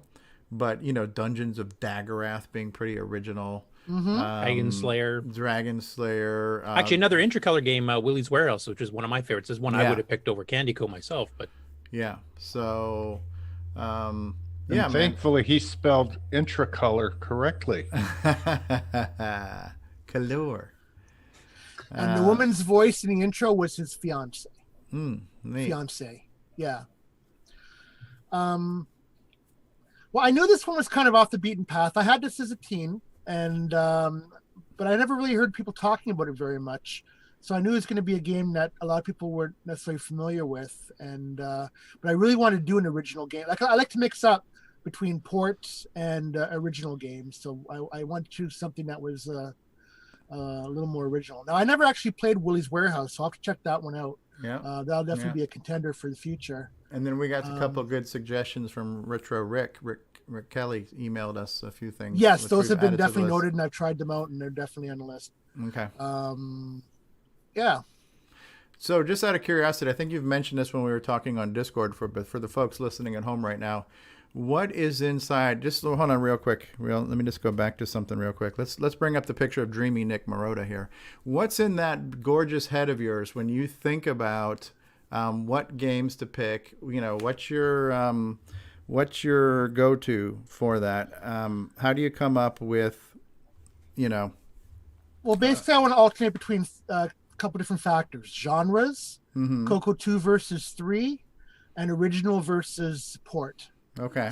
So basically, I try to alternate, and then I try to alternate between those and pick games that I think are good. Right. I mean, there's a lot of there's games out there that there's a lot of games out there I don't know either. So I appreciate getting suggestions as well. Sure. And oftentimes I'll hear somebody mention a game in Discord, one of us or somebody else who will send in a message like Retro Rick did. So yeah, I definitely welcome suggestions because I don't know all the games that are out there. I'm just going by what I enjoyed as a teenager. Right. Or at least was aware of as a teenager. Now, do you still officially take bribes for games as well? Or? Absolutely. Okay. I take kickbacks. Absolutely. Nice. That's why I got Malcolm Mortar in there. I'll just have you all know. So It's exactly. It was a fun game, and I spent more time that night we did this live stream playing this game than I probably did the entire time I owned the game back in the day. So that's one thing I like about the challenge is that we'll sometimes spend more time on a game than we ordinarily would have, you know. So And kind of follow up on that thought, Steve. This is a game that I did play back as a teen. Didn't really get it that much, so I didn't play it that often. I played it more than a couple hours, but I never was very good at it. But watching what other people have done and what some of the mechanics actually are, once people figured out, how the taffy works and how the bombs work and how the hourglass works, this is one I will revisit in the future. Yeah. Because now I have a better understanding of what I'm supposed to be doing. Absolutely. Good pick, Nick. Thank you. And again, thanks for a fantastic. He said picnic. Picnic, yes. I was very pleased with the turnout of 24 scores. Mm-hmm. And a special shout out to the Croker family. We have David and both his daughter and son took part this week. Yeah, great job. So that's awesome. We really like that families are taking part as well. Cool. So are you going to reveal next week's game?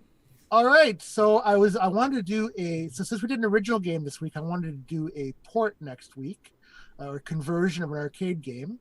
So next week's challenge will be Galaga. Oh, Galaga. Which is a clone of Galaga.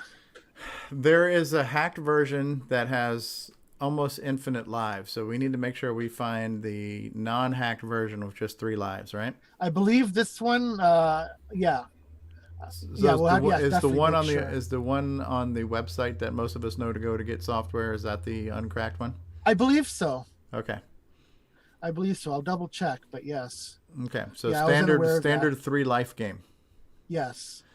This one I played it off the SBC, and I believe it had the 3 lives. Okay, this would be interesting to see how this would do on the CoCo 3 double speed poke to see if it's frame locked and you can maybe get a few more cycles out of steering and shooting and stuff. Yeah. Okay, cool. So that's our game of the week for this week. A little bit of background. It's by Spectral Associates, of course, by Brett Keaton, as you saw. Brett and his brother, who are the BK and TK, or TDK, did a lot of Spectral games. Some of them they did individually, and some of them they actually did together. Like Lunar Rover Patrol was one that 2 brothers worked on simultaneously. So they're kind of like the Thayer brothers of the old era. Ah, yeah, Lunar Rover Patrol.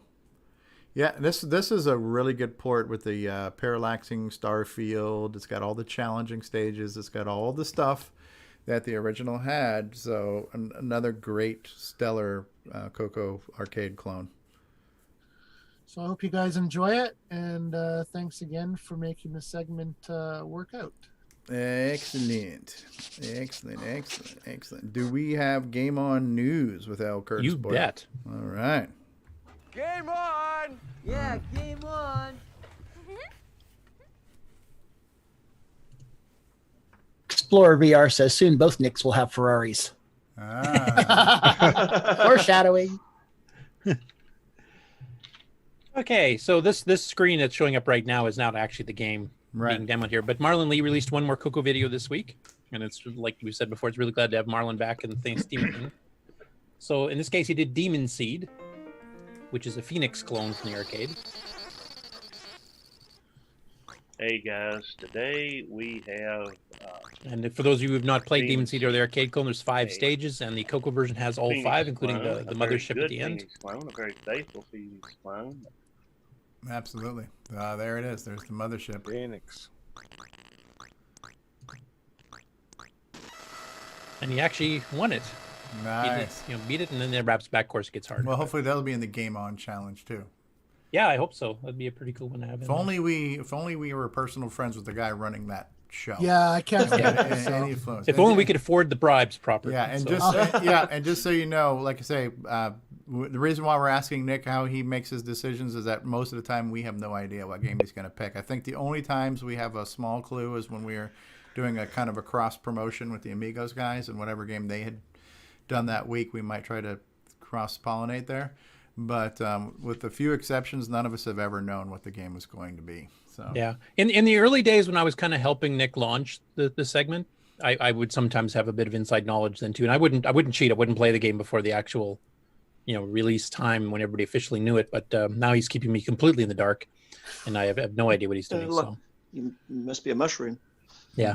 It's a sorting hat. And you notice my placement's been going down as that's happened. So Yeah, good point. Kept Giving away in your the dark secrets. kept in the dark and fed with crap. Yep. It's a mushroom. Hey, next up, Davey Mitchell, who's Daft Spaniel on GitHub, which I thought was a really cool name. I posted a link to a disk image here, which contains multiple CoCo games, most of which are in base. Well, they're all in basic, but most of them are 10 lines or less. So he's got a bunch of these little mini games, and he's got a little menu system that you can see. So there's a list of How big are the lines? The 10-liner ones. Mm-hmm. How big are the 10 lines? He's got it available for down. He's got a couple of bigger games. He's got an adventure game that he's put on there as well. And then there's a card game called Pig, which I think we covered probably about a year ago.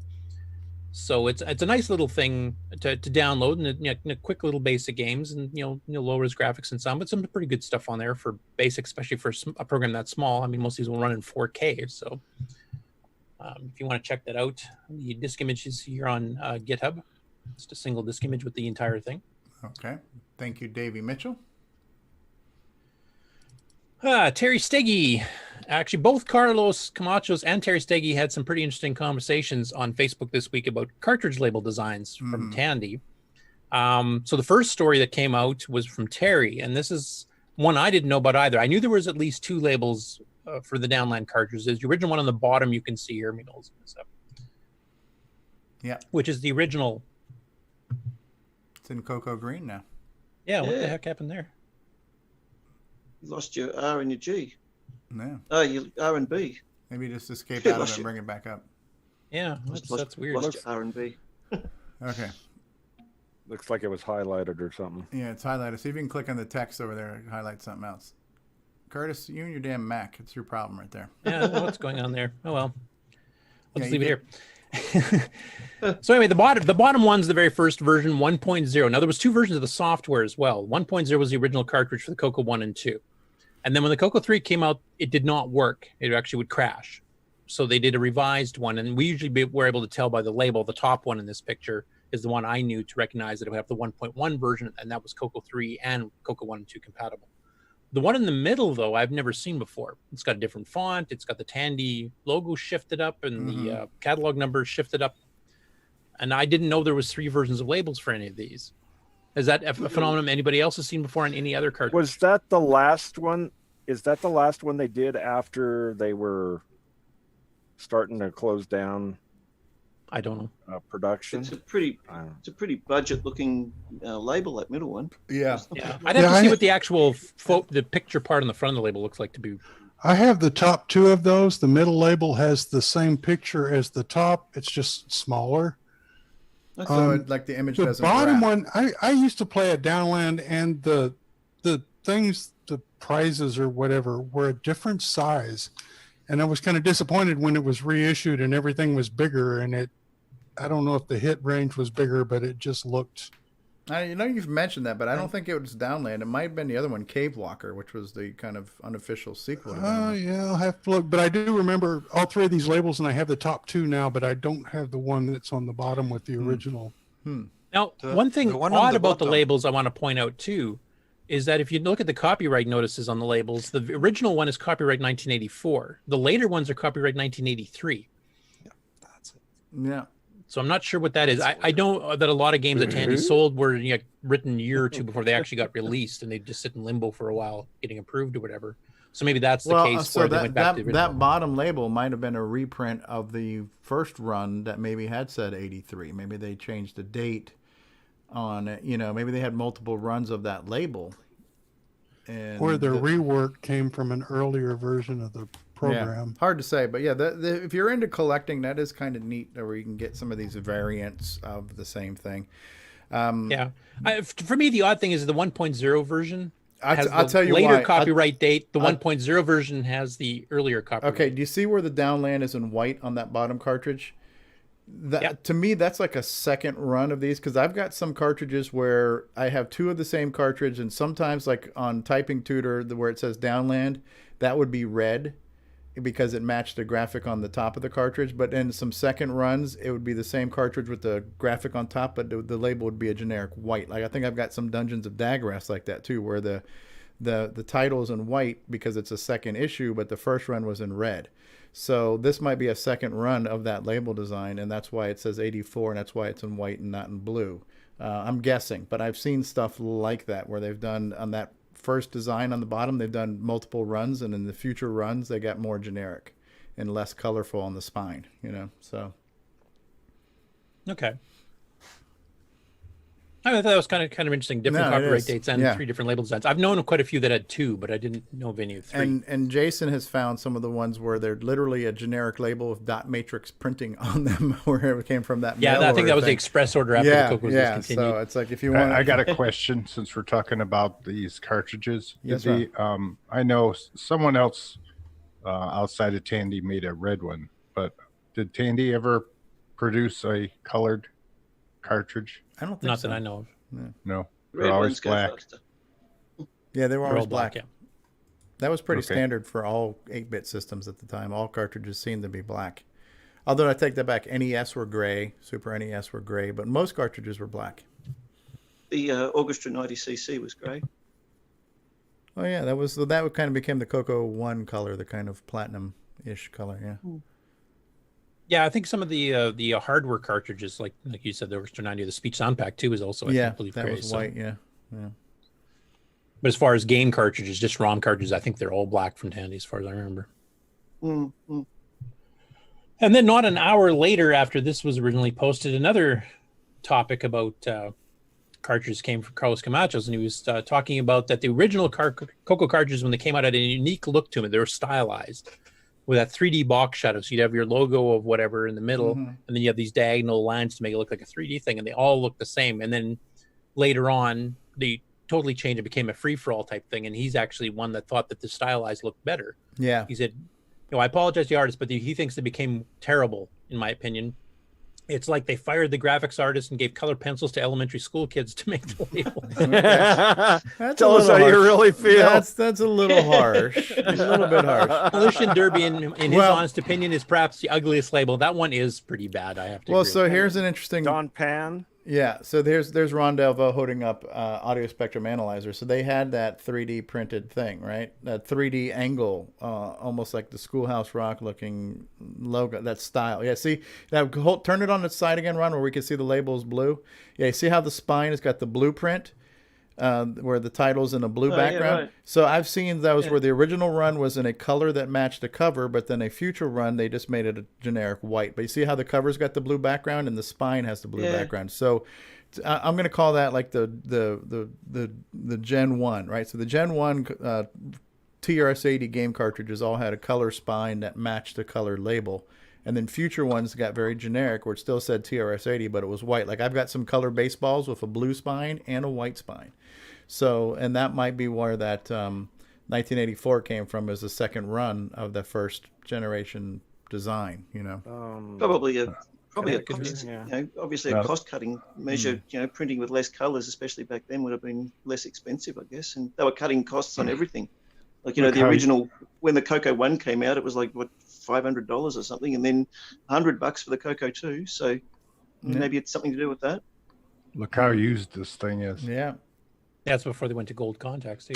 Yeah. Now, as far as the stylized, I mean, it was stylized, but it almost looks old-fashioned, I guess. Yeah. Now. Yeah. So do you think they made the right decision in making it a bit more free, that artists could make a more wide-ranging decision on what to make the cartridge look like? Obviously not hitting it every time, but I think the Downland was nice. Depended on the artwork. Yeah, Downland was nice. That bigger, wider picture on Downland was a nice artwork. Yeah, some of the artwork was okay, but some of it was like, what was it, Don Pan and was it Car Wars or something like that? I don't remember. Demolition Derby's probably Demolition Derby. I got to tell you, the weird thing is when you put it in the cartridge in the MPI, you don't see the label.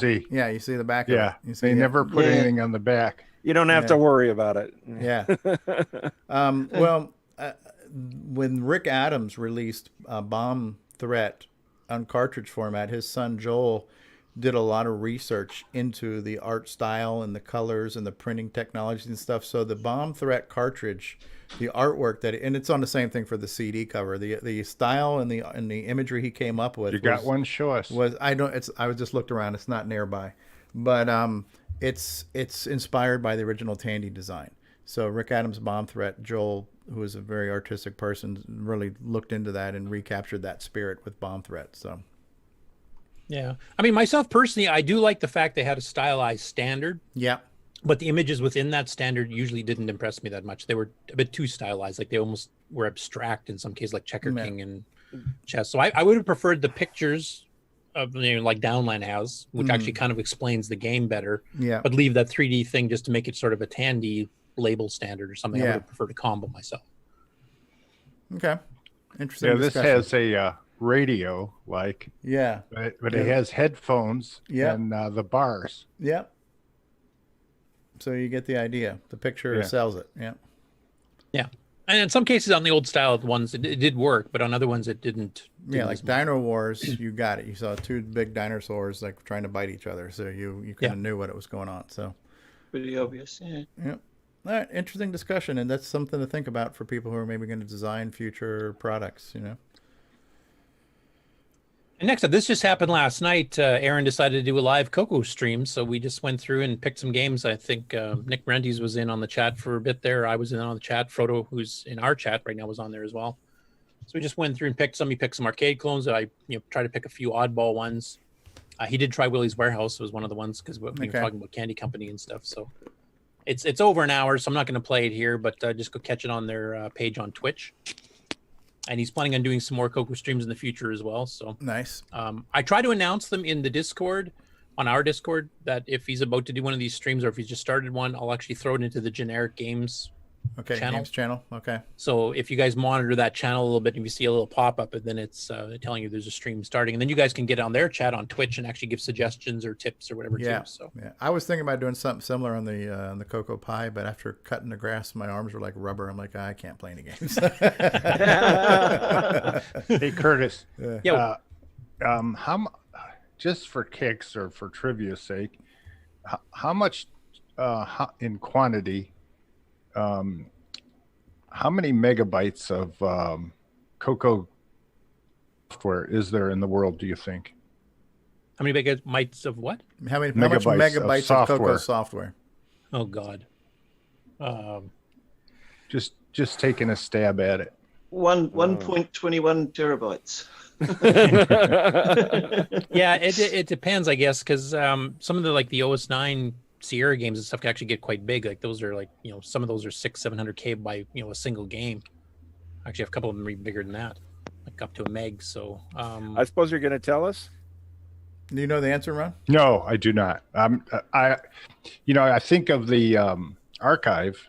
It's fairly good size, and there's that's including stuff. books and magazines and stuff too. So that's I can't really use those that. Take a lot of space. Well, the STC image is what, like a gig? Yeah, I guess if you're including all software, not just games, like if you're including productivity software and music software and everything else, yeah, it's probably pretty close. And the archive's not complete. There's stuff missing. Yeah, good question. Just throwing it out of my ass because I really don't know, but I'll say, sounds right. Do you think several gigabytes? Well, for sure, Apple and Commodore's much more extensive than that, or could it be similar? I'd say Commodore was such a huge market. I mean, they sold 30 million or whatever it was over the course of multiple years. And the Apple, because it was such an old platform starting in 77 or 75, if you want to count the Apple One. 77. Well, Apple II, yeah. Apple One was 75. And I mean, Integer Basic worked on both. So you can even go back that far. Yeah. And they kept selling it through the GS in 93, 94 or whatever the heck it was. So 93 is when they finished the Platinum. Yeah. Yeah. So it was like 5 years longer running than us. So their library would definitely be bigger too. So the Atari 8-bit, I mean, we don't really know what CoCo sales are, but that would probably be closer in size of the market.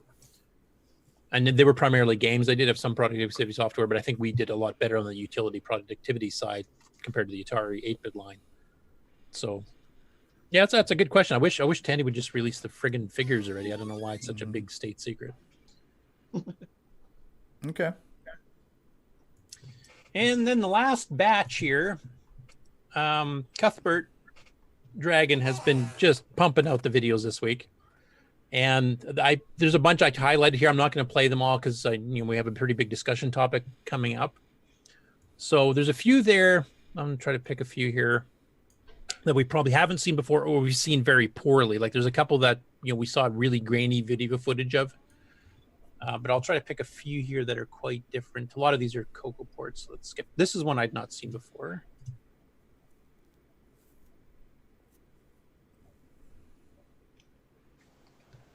This one's called Jaws.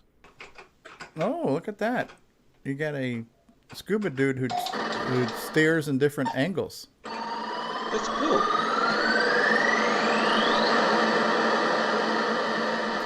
I tell you, that's one more thing I'm looking forward to doing, because after I go through my MC10 phase, I want to get into my dragon phase. Oh, look at that. He's dropping frickin' bombs on a shark. Oh, and you got to pull stuff out of the water. No frickin' lasers here. Yeah. Are they all tempered? Fishing? Oh, he's rescuing people from the water with the ladders. Oh, and the shark just pulled a guy down. Yep. Oh, wow. This is one really I've cool. never seen before, never even heard of. No, this is cool. This is kind of violent. Yeah. Yes. Oh, by violent, you mean awesome. Oh, man. Yeah. Dude, oh, shit, there, the shark just got him. Oh, sorry, dude. Sorry, There was dude. no warning before they played this. What the hell's firing at him? Was that like other submarines? I don't know. I haven't seen instructions for that one yet. I was actually, because Jays are coming up fairly soon in my That is this is like page. very James Bond, where you're underwater shooting at shit and there's shit shooting back at you. That's a total James Bond thing right there. So that was an interesting one. I've never seen that one before, so I'm going to try to find that one and see if it's CoCo compatible or not. Ooh, the Phoenixy looking game here. What's this one called? This one's called Creepies. Creepies. P-Mode 4, obviously no color, so it's set up for the dragon specifically for that, but not a bad looking little game. No, that's Sound cool. effects are pretty cool. Right. The poppy sounds. There's a little bit of color. Back Yeah, and you're getting forth. some POW artifacting on the vertical lines, I think, there. Yeah, plus reflection in the screen from the window behind them. But The unpredictable purple and green of Yeah. Bale artifacting. Yeah. Yeah. That was one I had not seen before. Yeah. And this is another version of Boulder Dash. We've now got, I think, we got Stone Raiders 2. What's the one from Bouncing Boulders? And now this one here called Boulder Crash. Boulder Crash, man. Which I had not seen before.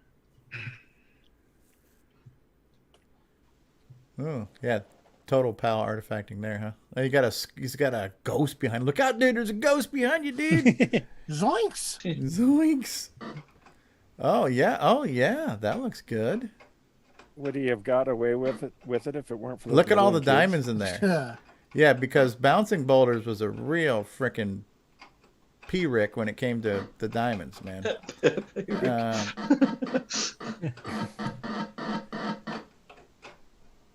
I didn't realize the dragon had more clones of Boulder Dash than the CoCo did. Yeah.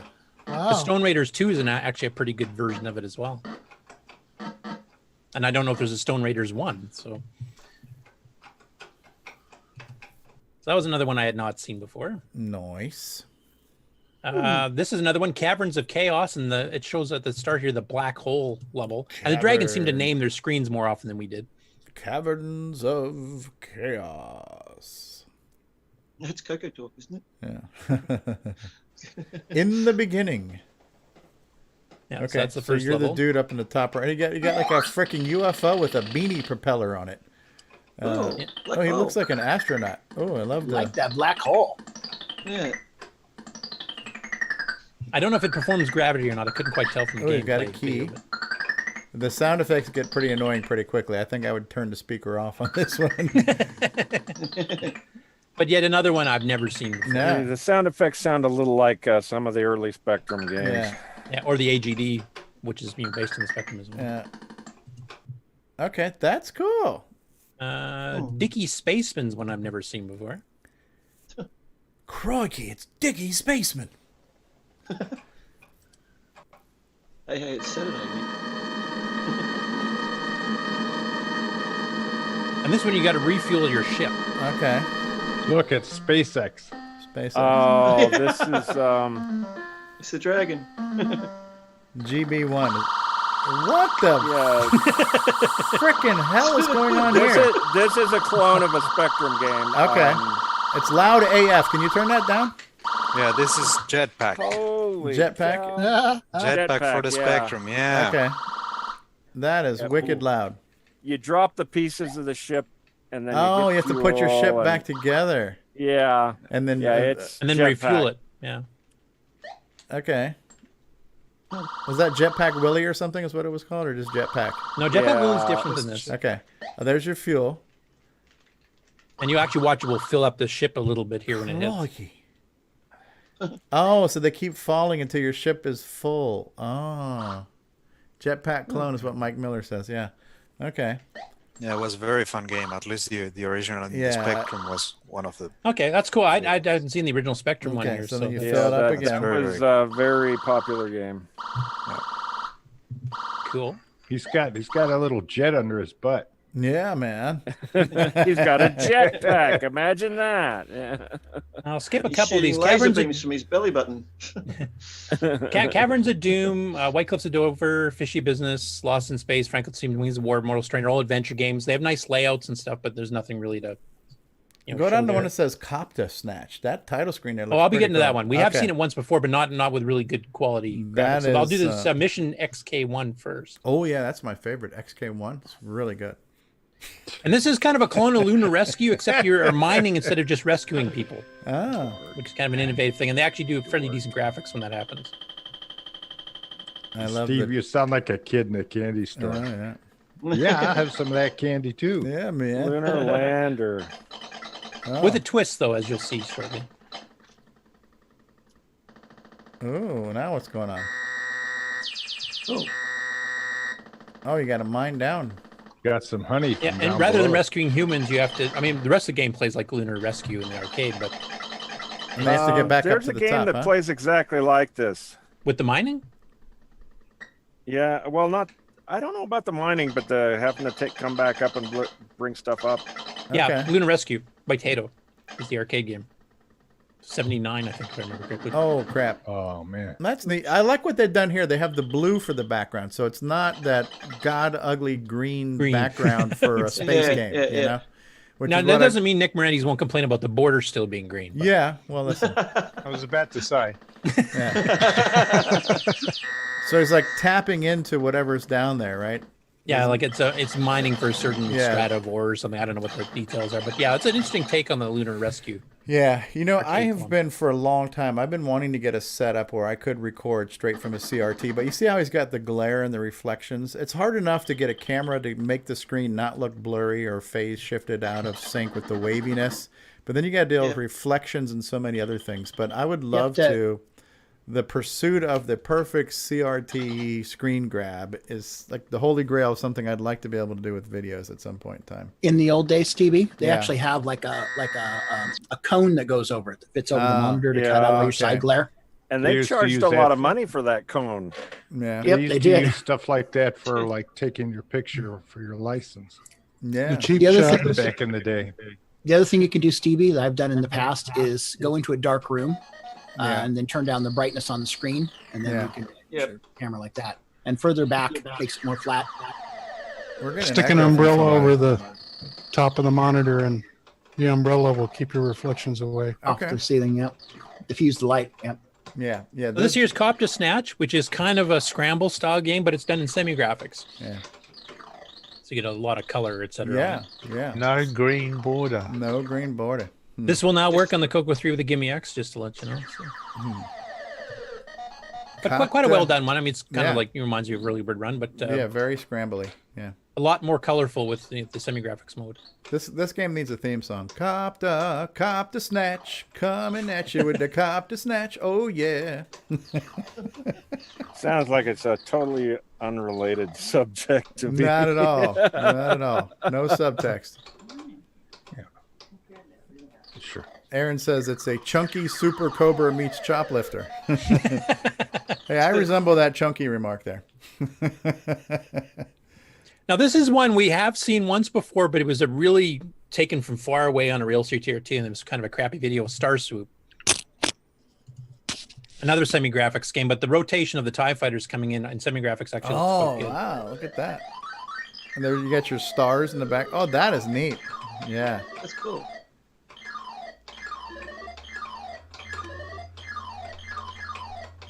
Now, the game itself is fairly simple, but It's another, like, the Dragon seemed to have did a lot more semi-graphics probably because they Yeah, didn't it have looks like the artifacting. stars are blinking too. Yep. Looks kind of in television. Yeah, like Astro Smash, kind of. Yeah, that's good. Well done. Yep, so that's a cool one. If I Desperado ever do Dan's one I don't think I've seen before. If I ever do a game in assembly, I want it to not sound like every other annoying sound I've ever heard on a game before. You want to create a whole new level of annoying sounds. Yes, never Isn't it before amazing that heard. Yeah, isn't it amazing? Some of the waveforms, some are more pleasant to your ear than others. Yeah. Yep. That's not too bad. Yeah, it's basically an obstacle course platformer. So okay. What is he riding? Is he riding one of those Yeah, what the freaking heck is scooters? that guy riding? It's like one of those I have mall no idea. cop scooters or something. I don't know. Deer with no eyes. Jet Boot Colin. I don't know if that's a port from Colin Specky or or something. Colin?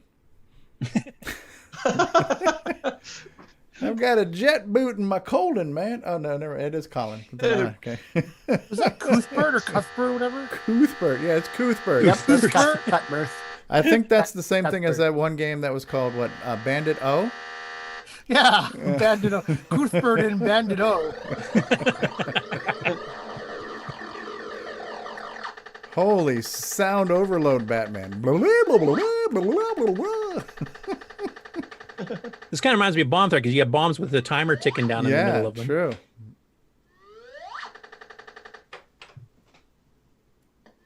And of course, every level you get like different platforms. and Honestly, different one of the spots. best sound designers for the CoCo was Ken Callis. He had some really neat sounds and some really distinct sounding games.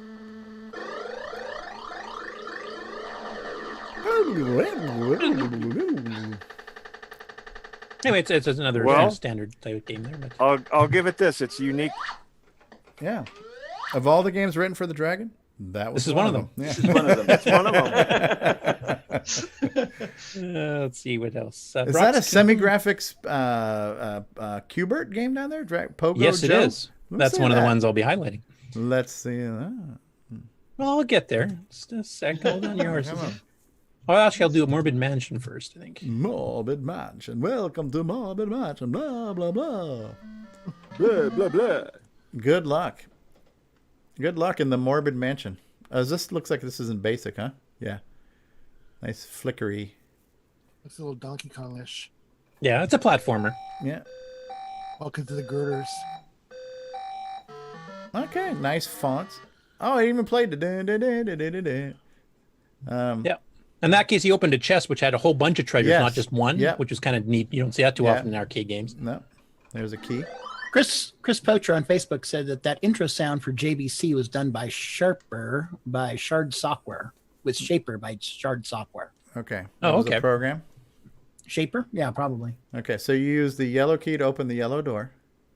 Save keys to open doors. No, that's neat. This is really nice looking for basic. Oh, there's a pack dude in there, a pack ghost. Okay. Yeah, so basically a lot of different platforms. Yeah, this is really good for a basic game. Get gold bar. And once again, the Dragons, when they did these platformers, they always named their rooms, which we never really saw. I know the guy that did Downland, Michael Eichmeyer, he actually said he had named the rooms, but he couldn't fit it on the ROM cartridge because Tandy said no bigger than 8K. Mm-hmm. Oh, that was an Tandy. interesting one. Tandy and your penny mising.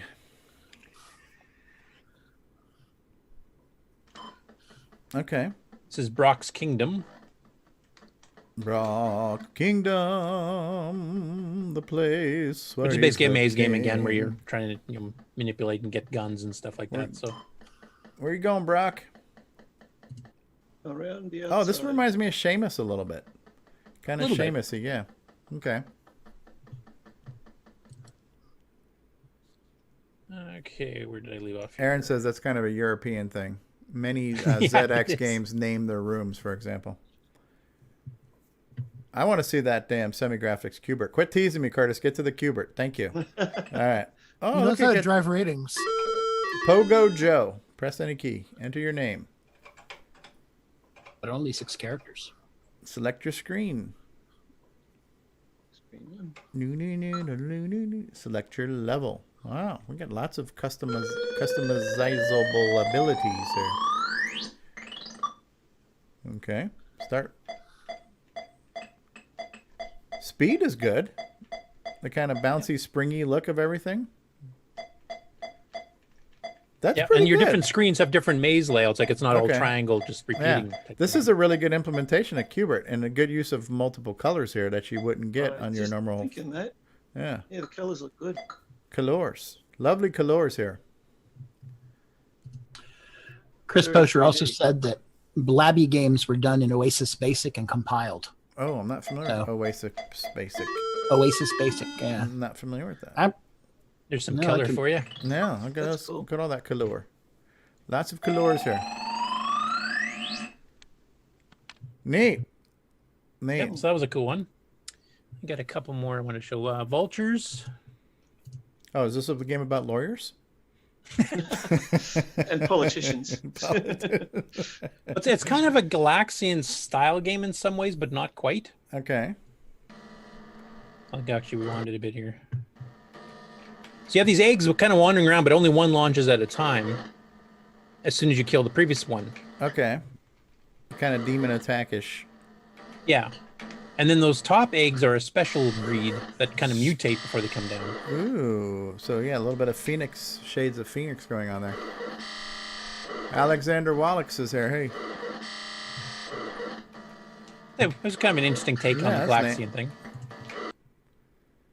I think for this Friday we've seen. Okay, what's the name of this person on YouTube again that we're looking at? This is Cuthbert Dragon. Cuthbert Dragon. Lots of great stuff here to look at. Yeah, just only a couple more I'm going to show here, and then I'm pretty well done. So thank you, Cuthbert, for your a shooting gallery. Yeah, this one's a little bit different because shooting gallery usually just has everything static. This actually kind of wraps and they come down at you. Oh, look at that! That is neat. What is that? A slice of bread or something, or is that an owl? Looks like a slice of bread. A slice of bread. What do you got going on here? I'm getting hungry. I need a sandwich. Yeah, it might be moldy. You never know. Where's the hamburgers and the sausages? Yeah.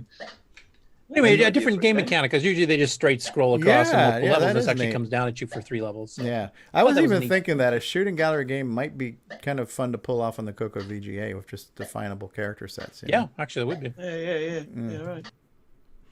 Okay, Fearless Freddy, I think we've looked at before. Pit Fiend, we've looked at before. I can't remember if we saw this one or not. Cuthbert Dragon. Does anybody reach out to him to see if we can get him on the show? L Driver. This is French for Le Driver. Or Spanish. El Driver means the driver, right? So, El Driver. Oh, me likey.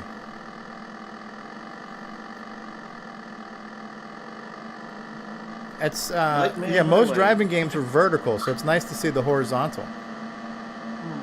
Where's the pretty good couch? speed. Where's the couch?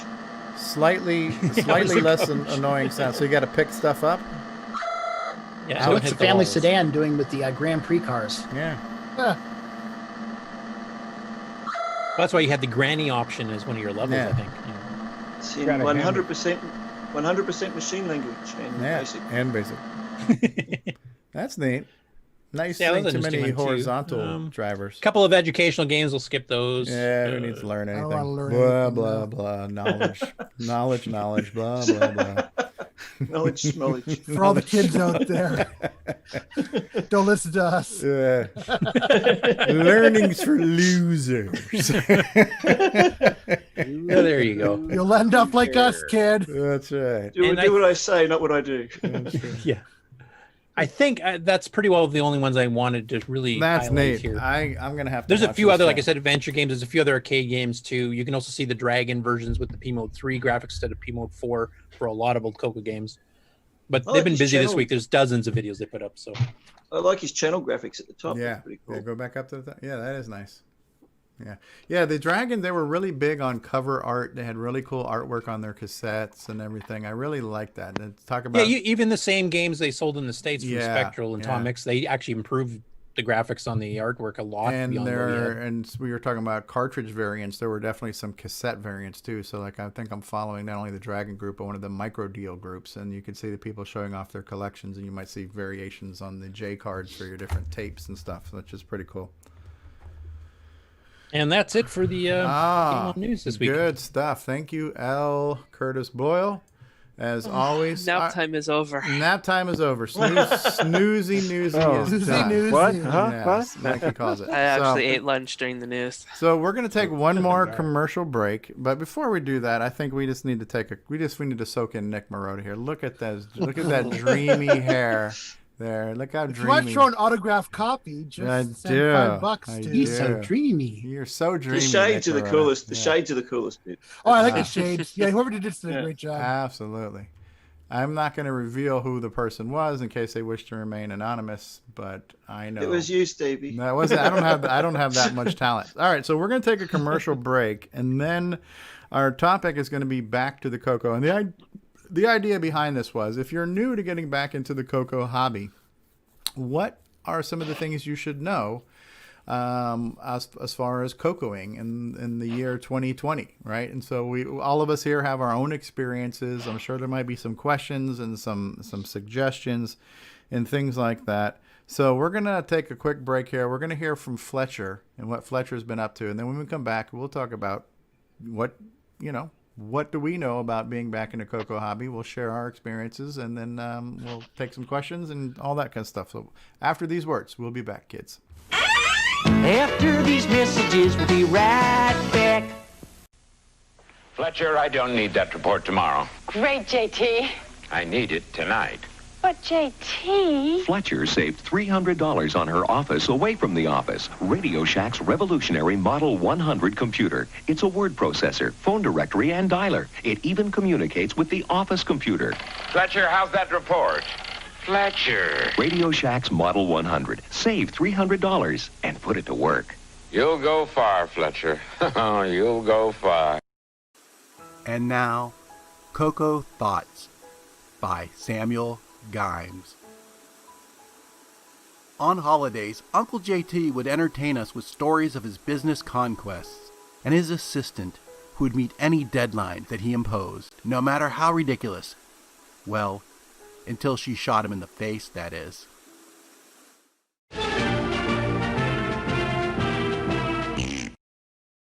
Hi, this is the award-winning Alan Huffman of Subby Software, and you're watching Stevie Fall Off Cliffs. What's going on, guys? Stevie Stroh here, and I want to say thank you so much for being part of this adventure with us. It's been such a great experience in doing CoCoTALK every week, and the support we get is just amazing. And so the fact that you watch and listen is all the reward that we need. However, if you would like to become a patron of the show and offer some financial assistance towards the production and hosting costs of the show, we do have a Patreon site available for that, and you can reach that by going to our website at CoCoTalk.live and clicking on the Patreon link. But just do us a favor and watch and listen to the show. Hey there, I'm Marco Rolzer, and you're watching CoCoTALK.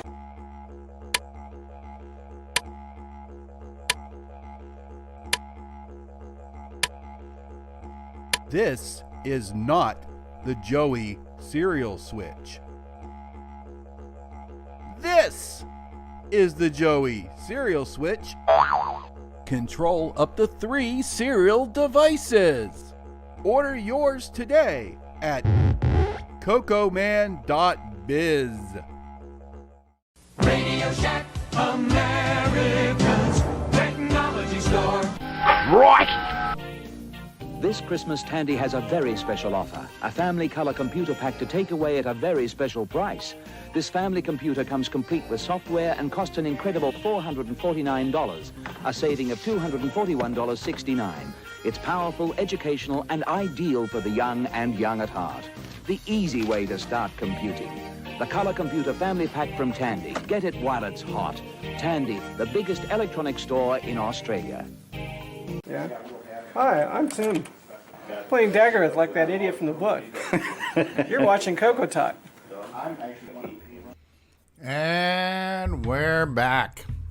And today's topic is back to CoCo. Back to CoCo. If you're new to back to being a CoCo user, you probably have questions. You've got questions, we've got answers. And so one of the suggestions that Mr. Dave had was that maybe we start by having the people in the panel tell us when they got back to the CoCo. And so I'll just go around the room, and I'll start in the top left-hand corner with our resident Apple guy, Mark D. Overholzer. When did you get back to the CoCo? Well, actually, I am new to the CoCo. Basically, I was an Apple II guy, and my family were Commodore 64, so I had both of those back in the day. 1983 for the Apple IIe and 1986 for the Commodore 64, actually a portable SX. But in 2012, there was a guy I knew who had an Apple IIe Platinum system with a monitor and discs and stuff, and he wanted to get rid of it, and so I bought it from him. And he also had this CoCo 3 that was brand new in the box that he had gotten for this correspondence course. And he still has the cassettes, for learning, how to do basic and stuff. So it's like, well, I'm not into Tandy, but, it's, I'll take it.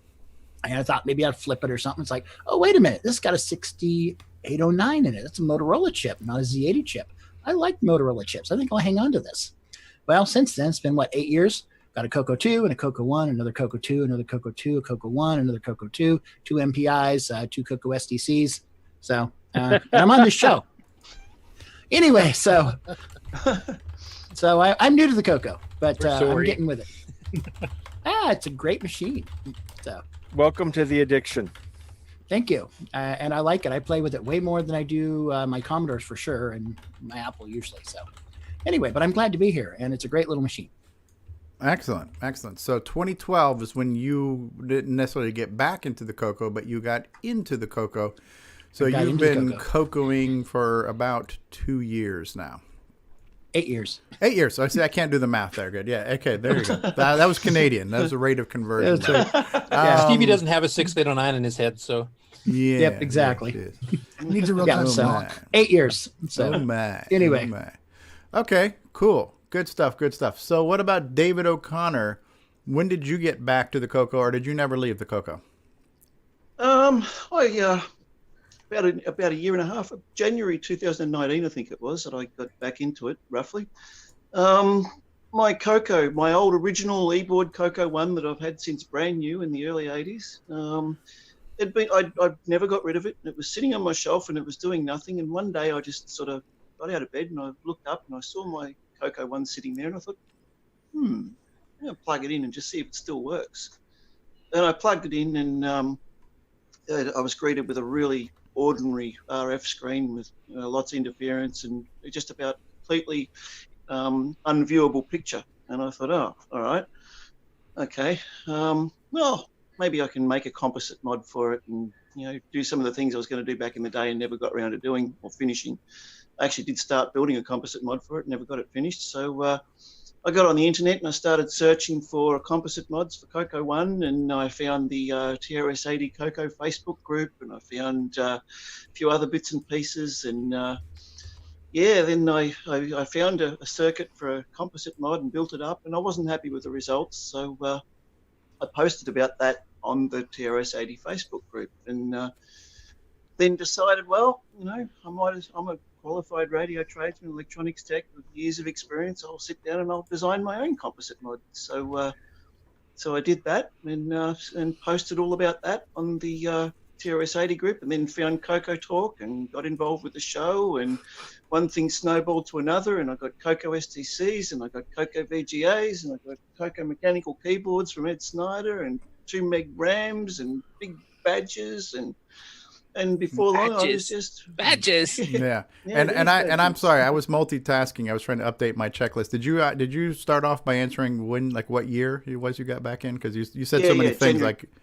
So how long? January 2019. Yeah. 2019. So about a year and a half. Okay, so you're relatively new. Yeah. Okay. Cool. Relatively new comeback. Yeah. Relatively new return. Sorry about that. I was kind of putting together my little talking points here. So I've just gone full on with it. So in less than 2 years' time, you've become a CoCo-holic. Absolutely. Yeah. I've got 4 CoCos here now. I've got 2 CoCo 3s and 2 CoCo 1s. Yeah. Hi, my name is David O'Connor, and I'm a CoCoNut. Hi, Dave. Right, it's like a support group, right? So yeah. Okay. And L. Curtis Boyle, did you ever leave the CoCo? Are you back to the CoCo, or have you always been? I didn't leave. I'd gone and got burned out. I mean, we were working on Nitrous 9 for almost 10 years as a commercial product. Plus, we were using it at work, so I was using it, all my time, not just my free time. and I was doing the games website and everything else too. And then I just kind of got burnt out at it. So when we stopped doing Nitrous 9 development, so early 2002, basically I would just occasionally fire it up to play games. I was still using it to work a little bit. Kept the website, the games website, going a little bit as well. And I was involved on the CoCo listserv. I'd still answer questions and stuff, and then join the Facebook group, etc. But I didn't really start getting into it again until I started finding some of your videos on YouTube, actually. And that's when I kind of decided to get back into it. And of course, now I'm back into it full throttle. So okay, that was for me. It was around 2015. Okay, all right. So yeah, so maybe we start off when I asked the question. When did you get back? Maybe let's just give me the year. It's been like a 14-minute build up to the answer to the question, but thank you, Curtis. So Nick Morona. Then on March 2nd, Nick, when did you get back to the I was born in a small town back in 1968, and back then, I got my first new old CoCo about a year and a couple months ago. It's like April of last year of 2019.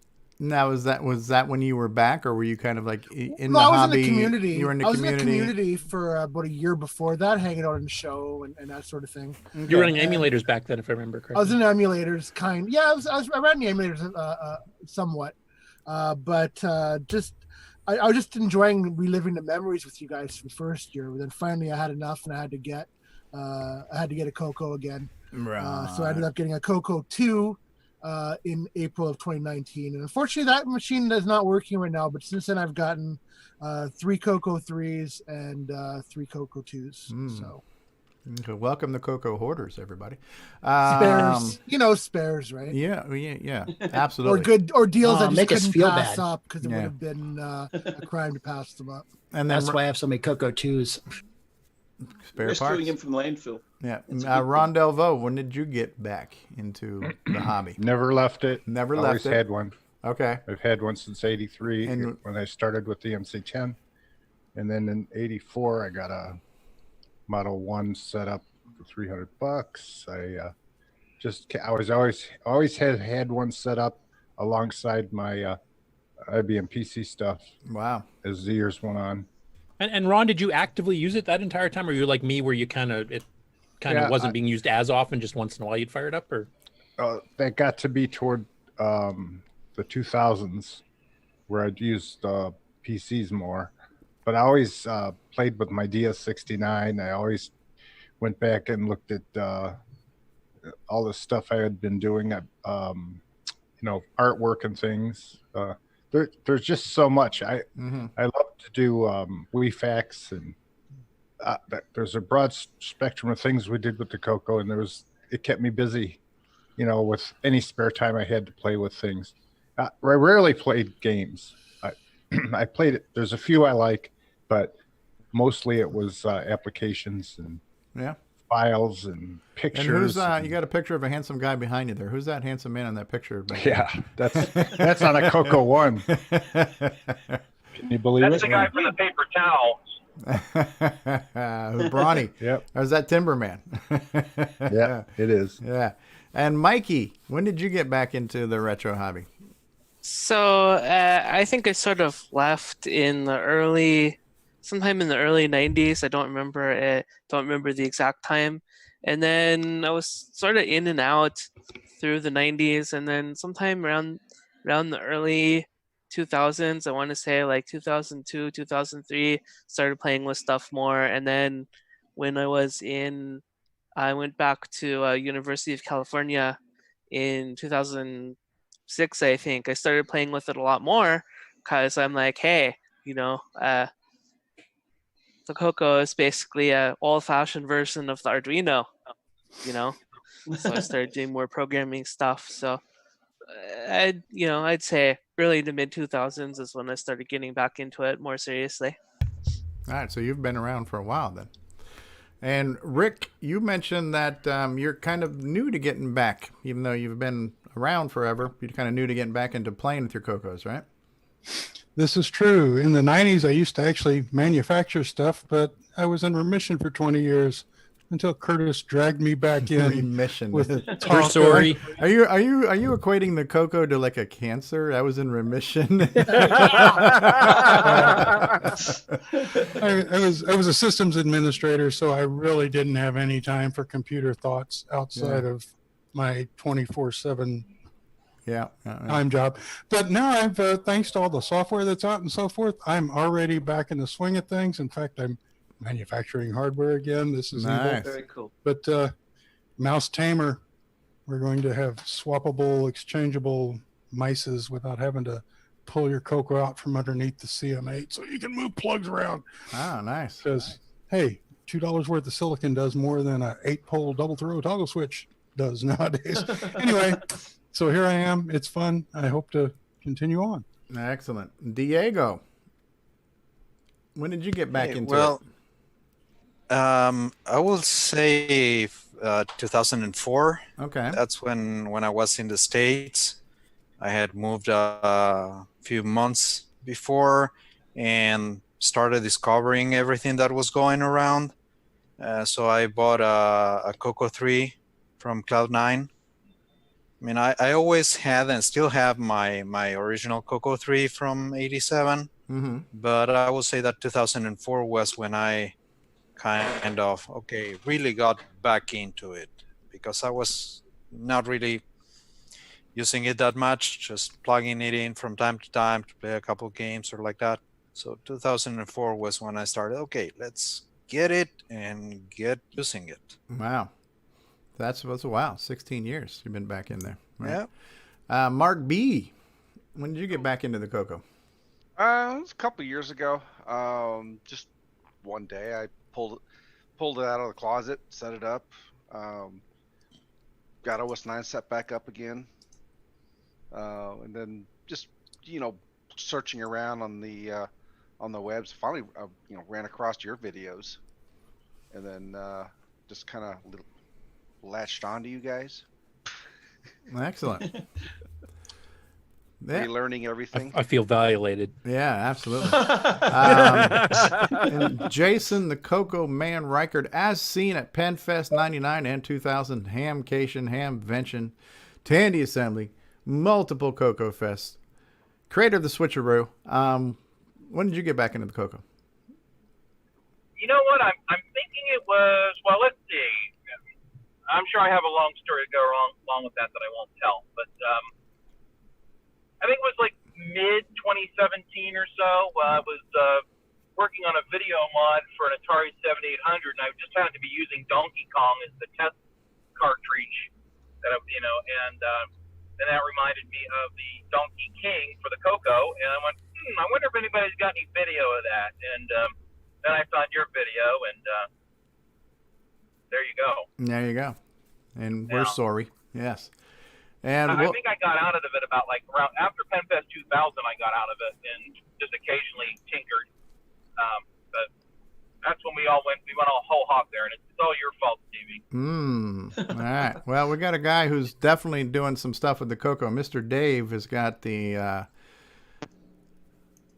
advanced CoCo going on there. How you doing there, Mr. Dave? Hey, I'm always good. Okay, I got back into the CoCo because I wanted to build my own computer using a 6309. And I figured the way to go would be, if I had a CoCo, I could do some hands-on programming and really acclimate myself again. Because it's been since the 90s since I had a CoCo, like early 90s. And I got a CoCo 2, and I really fell in love with it. I started doing all kinds of mods. Like a lot of people, your videos and your show directed me into a lot of interesting places. Neat. So it really grew from there. So now I got a CoCo 2, and I finally got a CoCo 3 again. So you got a CoCo and meeting 3. lots of interesting people. Hey, you got lots of interesting people, and I got back into the games too. That was kind of a fun surprise because I was really on the hardware side, Right. I just love that. I love that RGB keyboard. You got Yeah, and there. we should remind everybody that the Game On segment was kind of your suggestion. So we asked people to give us feedbacks and give us suggestions, and that's been the runaway hit, the Game On segment. So thanks for that, Mr. Dave. We heard from Mark B already. We heard from Rick. Nick Marentes. You never left the CoCo, or did you? Did you take a break? And when did you officially come back out of retirement to being a full-time CoCo user? Well, I got out of the CoCo back in '92, and then returned into the retro hobby back in about '98. Okay. So yeah, a bit of a break there in between. Basically, the CoCo got discontinued. Then I thought, oh, well, that's the end of the CoCo, and then discovered it was still alive. And then '98, I re-entered, and I'm still here. So I'm Excellent. sorry. Yeah, we're sorry. Well, Just never could find the door back out, eh? I'm not sure if Paulie's listening. Paulie Fiscarelli, if you can hear us, you're muted. Are you able? There is no door out in Australia. Yeah. we don't even exist. Yeah, I'm still here, Stevie. Yeah. So, yeah, I don't know if maybe 89 was when I kind of got away from it for a little bit, got into the PC side of things, and then kind of really got back into it in maybe around 94 timeframe, back before VCC and MAME and XWAR. Jeff Vavasor had an emulator. Yeah. I started, pulling some of my old discs out of storage and retrieving data off of them, and kind of, from 94 on, little bits here and there, and then really picked up maybe the last 8 or 9 years. So definitely your show and what you guys have been doing, as well as like things like the CoCo crew guys and that sort of thing. I think have really been a catalyst that have really gotten a lot of people back into it. So thanks for everything you guys are doing, and definitely has invigorated me and re-inspired me to, be involved in the community. So thanks. Excellent. Well, we're glad to have you. And what about James Diffendaffer? Oh man, I don't know exactly when I got back into it. I dropped.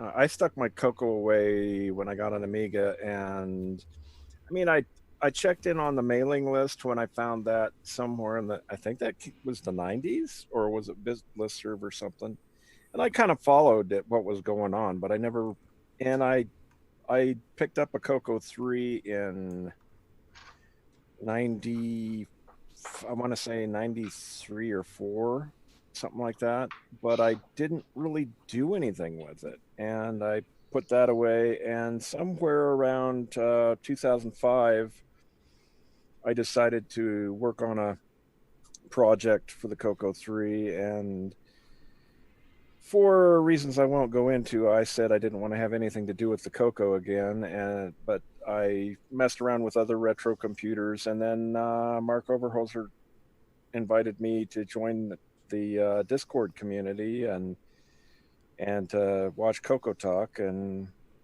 that's kind of how I've gotten back into things. Excellent. I've been chatting with James on Atari Age, which is a great hangout for Apple and TI, especially 99.4A and some Tandy and Commodore stuff. But I've seen James commenting on multiple platforms. I thought, I think he'd hang out good with us here. Yeah. And for me, I got officially back into it when I started my YouTube channel, which was going back to like April of 2015. And just doing this is how much things have changed in the past 5 years, right? So I started off my YouTube channel. I did some like arcade games on MAME and a few random things, and then a lot of Minecraft with my kids. And then I said, all right, I knew when I started YouTube that I wanted to do retro in addition to the Minecraft.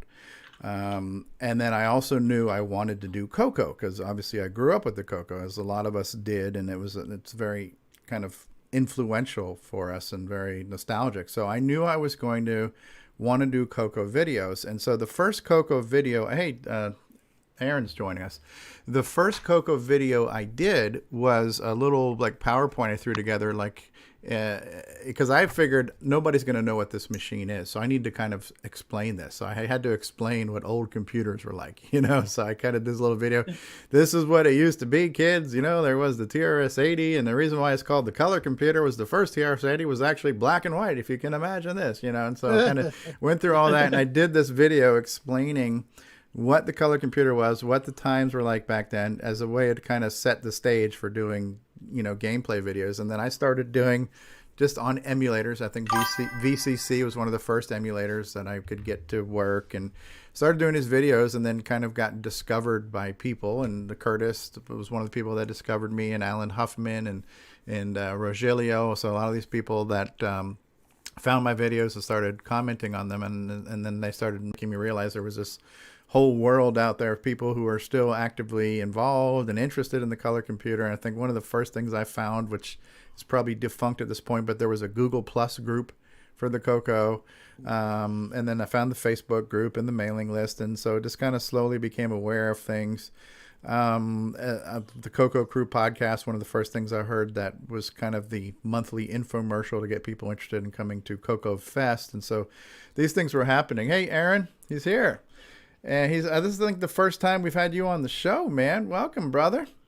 And you're muted, but and so so my journey began about 5 years ago, and I started on emulators and doing stuff on YouTube, and eventually somebody says, "Oh, you ought to look into this thing called eBay. You could probably get a CoCo on eBay," and that was the beginning of what we should say was my problem. We had what some people would call a problem, right? Went from at the first, I was such a noob to eBay, didn't understand anything. I ended up bidding on 3 CoCo 2s at the same time, hoping I would get one of them, and I ended up winning all 3 bids because I was such an eBay noob that I ended up. So I didn't start off by getting my first CoCo. I got 3 CoCos all at once.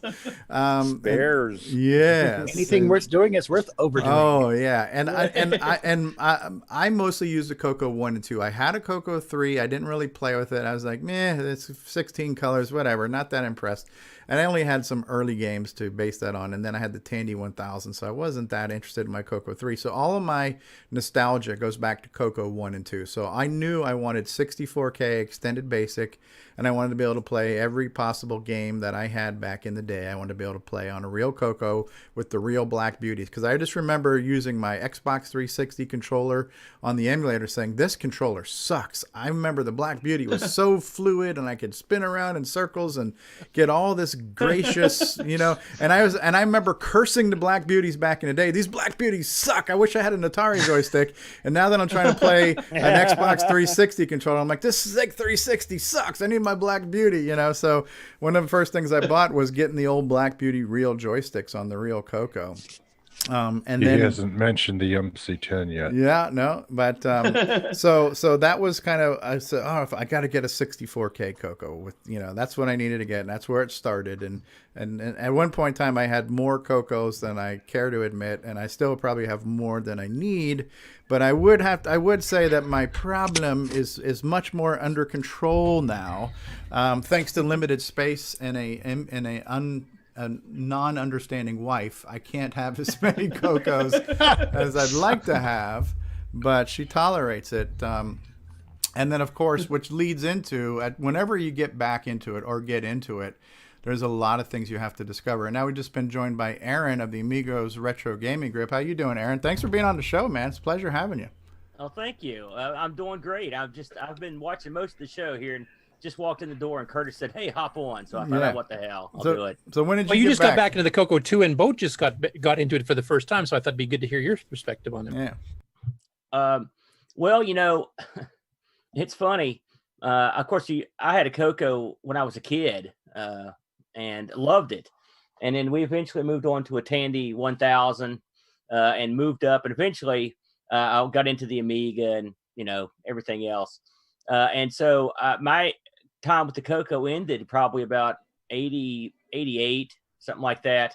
And I always enjoyed the memories of it, but I never really thought about getting back into it. In fact, I kind of thought collecting consoles and computers was sort of idiotic for the longest time because you could emulate the majority of them. And so later on, I just became an idiot and started collecting consoles and old computers. I don't know why.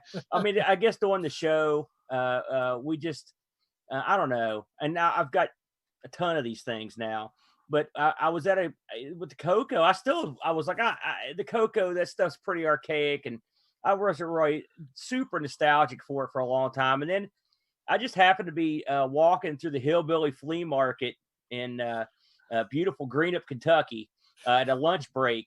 And I walked into one of these goose little stores, and sure, there's a CoCo 2 sitting there. And I'm like, man, there's a color computer too. And this guy didn't know what he had. I was like, I'll give you like $40 for that. He's like, it's yours. I took it. And the only cartridge it came with was a database or something. It was so I was like, man, I got to get some games for this thing. And I thought, let's see if the color computer scene is, I knew at this point I had seen this show.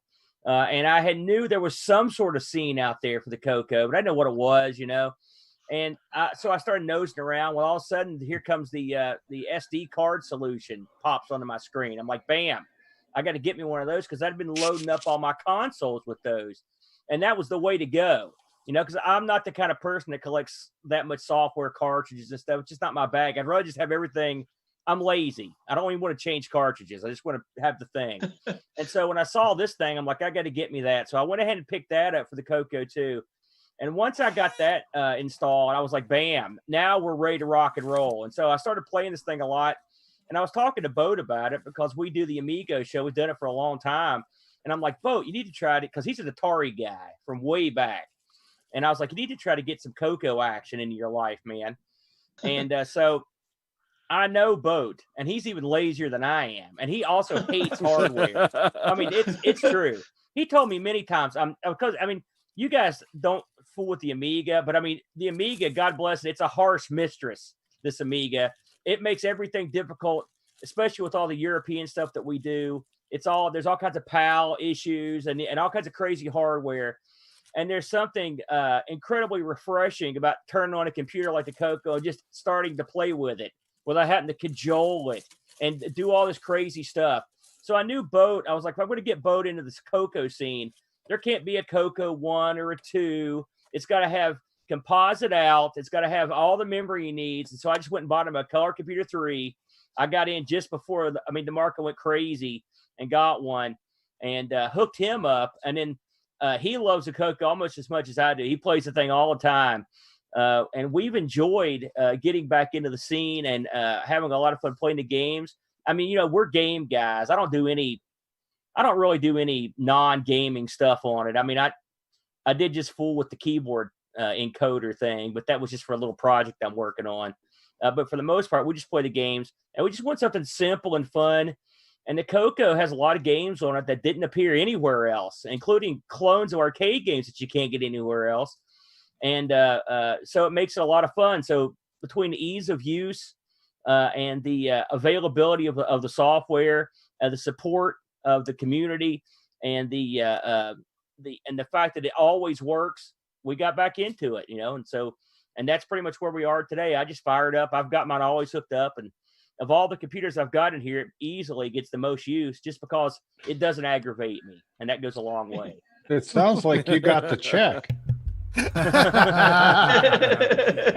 Yeah, that's cool. And yeah, I know you probably heard me gloating over that little clip that Curtis played, but yeah, that 6-minute clip that we played between you and Boat going on and how awesome the CoCo SDC is, the community, that's the best 6 minutes of my life I've ever heard. That is we need to start off every show with that clip. That's pure radio gold right there. Boat is an extremist. He loves things or hates them, and interchangeably. I've seen him flip like that. Yeah. And so, but he is very passionate about playing stuff on the CoCo. Yeah. Again, we get aggravated so much because the spectrum, you're loading all this stuff from tape and all this crazy stuff. Yeah. And even when you've got an SD solution, you don't just pop stuff in there and it works. There's a bunch of baloney you got to go through. Wow. This just works. And plus the games are great. If it just worked and the game sucked, we wouldn't even bother, but they're fun. Yeah. So we enjoy that helps, sort of thing. I'm kind of in the same boat as you and Boat. I just like the games. I know there's some serious things you can do with the machine, but I like to play the games. And I guess I've been spoiled because the CoCo was the first retro thing I bought, and the CoCo SDC, the first multi-cart type device. And as you guys pointed out, it works so well.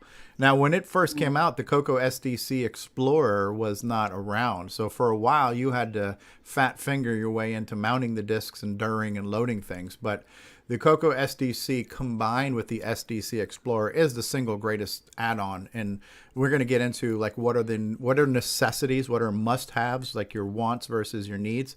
The CoCo SDC, hands down, you need to have that if you're going to run a real CoCo. It is the must-have product, absolutely. and it's a life changer. It's a game changer. And as you mentioned, because I never used the keyboard. I mean, I never used a joystick on the SDC Explorer. You pointed that out, and he's like, yeah, it makes it like kind of like a game console. And I'm like, man, that is so true. And I never did that because I'm just used to using the arrow keys. But if you wanted to, you could just sit here and joystick, which is, I'm trying to do that in the CoCo Pi on MAME to be able to joystick control like from 10 feet away, like game console my CoCo Pi. But the CoCo SDC lets you do that too. So that's just a whole nother observation on the ease of use factor there. So yeah. And yeah, the community is so cool because we got so many different people, different experiences and stuff. And as you mentioned, everybody's willing to kind of share that. I thought it might be worse by starting out, just kind of going over like what are the basics? What are the platforms of CoCo that are out there? You know, if you're going to buy one, what should you look for? So, you know, I kind of threw together just some bullet points and some talking points here. Guys, feel free to chime in. But for those who don't know, when we say CoCo, the CoCo is a family of machines. There's a whole ecosphere of CoCo-related things. So the original CoCo, which we'll call the Battleship Gray or the Silver, now we now call the CoCo 1, that was the first machine, right? That one had a few options. 16K was one of the original releases. I think Tandy supported a 32K. I don't know if Tandy 4K. They had 4K.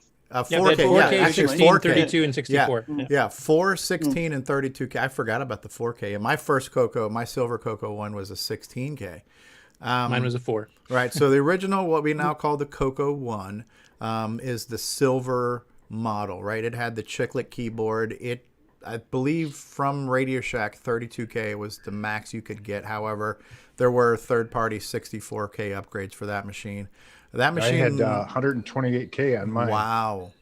You're a cool. baller, right? Back in the day. Yeah. So this felt like a fat cat. The silver CoCo 1's lifespan was basically from about 80 to 83, right? 83 is when the white CoCo 1 came out, full-size CoCo 1 with the melty keyboard at the same time as the CoCo 2. That was around 83. And so the CoCo 2 lasted from 83 to around 86 when the CoCo 3 came out, right? Now, was that one in Canada, Curtis? Because I've never seen the white CoCo one. Yes, it was. I actually had a couple friends here in my city that actually had them. Okay.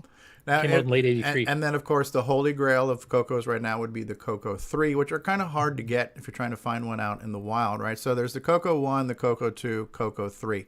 If somebody wanted to buy a CoCo right now, what would your suggestions be? And let's say if you could only have one CoCo, would you say go for the CoCo 3, which is 99% of running everything?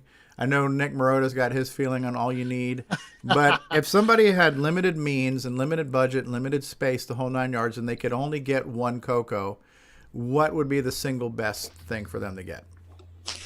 These are CoCo opinions. 3, Right. 6309, Gimme X. Missed the limited budget part, I think, of the question. The thing is, if you're I thought going you to said get, unlimited budget. I'm sorry. Yeah. but if you're going to have to provide a monitor and a CoCo SDC, you might as well try for a CoCo 3. Right. Because you aren't going to save that much money. Right. Right. And we also need to also mention that when we talk about CoCos, there's also the MC10, which is in the CoCo family. It was called the Micro Color Computer. That's what the MC stood for. It is similar to the CoCo, but it's not completely compatible. It's got a different processor and things like that, but it is in the CoCo family. And then there's the Dragon, which is the UK version of the Motorola reference design that the CoCo was based upon. The Dragon is 99% compatible with a few exceptions to the keyboard matrix, but the Dragon is in the CoCo family, same CPU, same graphics chip, the whole 9 yards. And then obviously a bunch of Brazilian clones, right? So the CoCo family includes the actual CoCo variety of machines, the MC10s and the Dragons, right? So that's the whole big umbrella. Yeah, and the GDP, which is actually a Tandy product, but sold elsewhere. Right. What were you The going only, to thing say about the only thing about the MC10 is I think they're priced about the same as the CoCo 2s. You mean on eBay prices right now? Yeah. Yeah, right. Because MC10s are more rare. MC10s So they are can more rare. Right. So in a perfect world, if you could have only one CoCo, the CoCo 3 would be your single best choice. The CoCo 3 is kind of like the Apple II GS, right? If you could only have one Apple, get the Apple II GS, right? Because it's got all the fancy stuff and it's mostly compatible with the older stuff, right? So yeah. But that wouldn't be a perfect world, though. In a perfect world, we have our walls lined with CoCos. Yeah. So, but there's a lot of things that are going to prohibit some people. You know, I started off playing emulators, and the fact that I could buy a CoCo was kind of cool. Well, let me get a CoCo. You know, of course, I started off with 3. I'm not sure everybody's going to get into the obsessive collector realm of things. They might want to get just one. If I'm going to, I'll go ahead and invest into one machine to have the real machine. So what's the best bang for my buck, right? So CoCo 3s on eBay right now, though, you're looking at minimum of $150 to find one on average, right? And they sell for considerably more. So you could be looking at $200, $300 to get a CoCo 3. That's a little bit rich for some people's blood for a hobby, right? This is a hobby thing. I'm not sure I want to spend $300. So if you can get a CoCo 3 at a good price, go for it. But would it be bad to suggest start off by looking for a 64K extended basic CoCo 2? I mean, that was my entry point. That's what I was looking for, because that was the fully loaded experience you could get prior to the CoCo 3, right? And those are fairly plentiful. You can get 64K extended basic CoCo 2s on average for maybe $75 to $150 is what those things sell for, depending on the condition and if it's in the box and if it has side dishes with it. But you could get another good thing is all the cartridges that are out there. Right, it's the same ecosystem. Yeah, there's memory upgrades that you can get in a cartridge form for the CoCo 1. So a nice CoCo 2 package would make a great do anything CoCo with package. The problem is it all comes down to a beginner. It's a video out, your composite out. I mean, I don't hear anybody mention that. I know from working on a lot of different computers, I can't tell you how helpful it is to just have a good old basic composite out. When you're dealing with anything below the CoCo 3, you're stuck with RF, and then you have to get into the realm of video. Additional video stuff getting in there and full with the board. Your average person is not going to do that, and a lot of people just aren't equipped to use RF computers anymore. I mean, at least composite out gives you a launching point. $30 on eBay. There are connectors now that help that. Plus, if you go to Goodwill, you can buy a TV, an LCD TV that's set for it. There's no channels on 3 and 4 anymore. Yeah. And so pictures actually not bad. I get great pictures actually with my CoCo 2s on RF. Oh, yeah. Well, that's a good point you bring up, Aaron. And we're going to get into optional accessories of what we consider essential versus luxury items. I see what Aaron's saying. So, is the fact if you have a CoCo 2 and its only output is RF, is that a problem? You're raising your hand there, Rick. Yes, I do sell a whole lot of $25, $30 RF adapters that feed out composite. You feed them channel 3. Composite comes out. Radio Shack has a bunch of them. They're really popular because you can stuff it into your new 4K flat screen and it works fine. Right. But yeah, I've also experienced even new. I've got some Vizio TVs I bought at Walmart that are 1 or 2 years old, and on those tuners, I can get that little RCA to F connector screw on and plug in that same gray cable that came from my CoCo, go to channel 3 or 4, and I get a decent picture because we don't have the same noise pollution of television broadcast in that analog spectrum anymore, right? So the reason why they had to switch between channel 3 and 4 was to find the channel with the least congestion in your area, because there was a lot of airwaves of TV going on back in the 80s. The fact that's not there, and most TVs, other than like a TV built in let's say 2018 or newer, most of the older TVs still had an analog compatible tuner. The new TVs are strictly digital tuners. They probably won't get that. But as Ron Delvaux's mentioning, Goodwill, you can get a cheap TV at Goodwill. I got really lucky. The first CoCo I bought, I think I paid $100 for it, It was a 64K CoCo 2, and it came with a square, like about a 15-inch flat panel TV. It was an actual real TV, but it was a flat panel with the tuner, and it had composite input and S-video input. And it's real small and it's light, and like it'll fit on the back flat part of a CoCo 1. It'll sit on there perfectly, and it doesn't take up a lot of space. So if you could find like a nice square a flat panel real TV that's maybe 10, 15 years old, you can get those pretty cheap. One of the things you have to be careful of if you're looking for a TV for it, if you get an LCD, you got to look for one that syncs to these older computers. Because I have a great looking little Magnavox that would be perfect, and it's even silver would match the CoCo, but it will not display its output at all. Which CoCo are you talking about? CoCo 3? It will not display. It won't sync to the what is CoCo it? They call it 15 kilohertz or whatever they call it. Yeah. The horizontal. They're talking about horizontal RGB. sync. And it won't do it on RF, and it won't do it on composite. RF should be standard.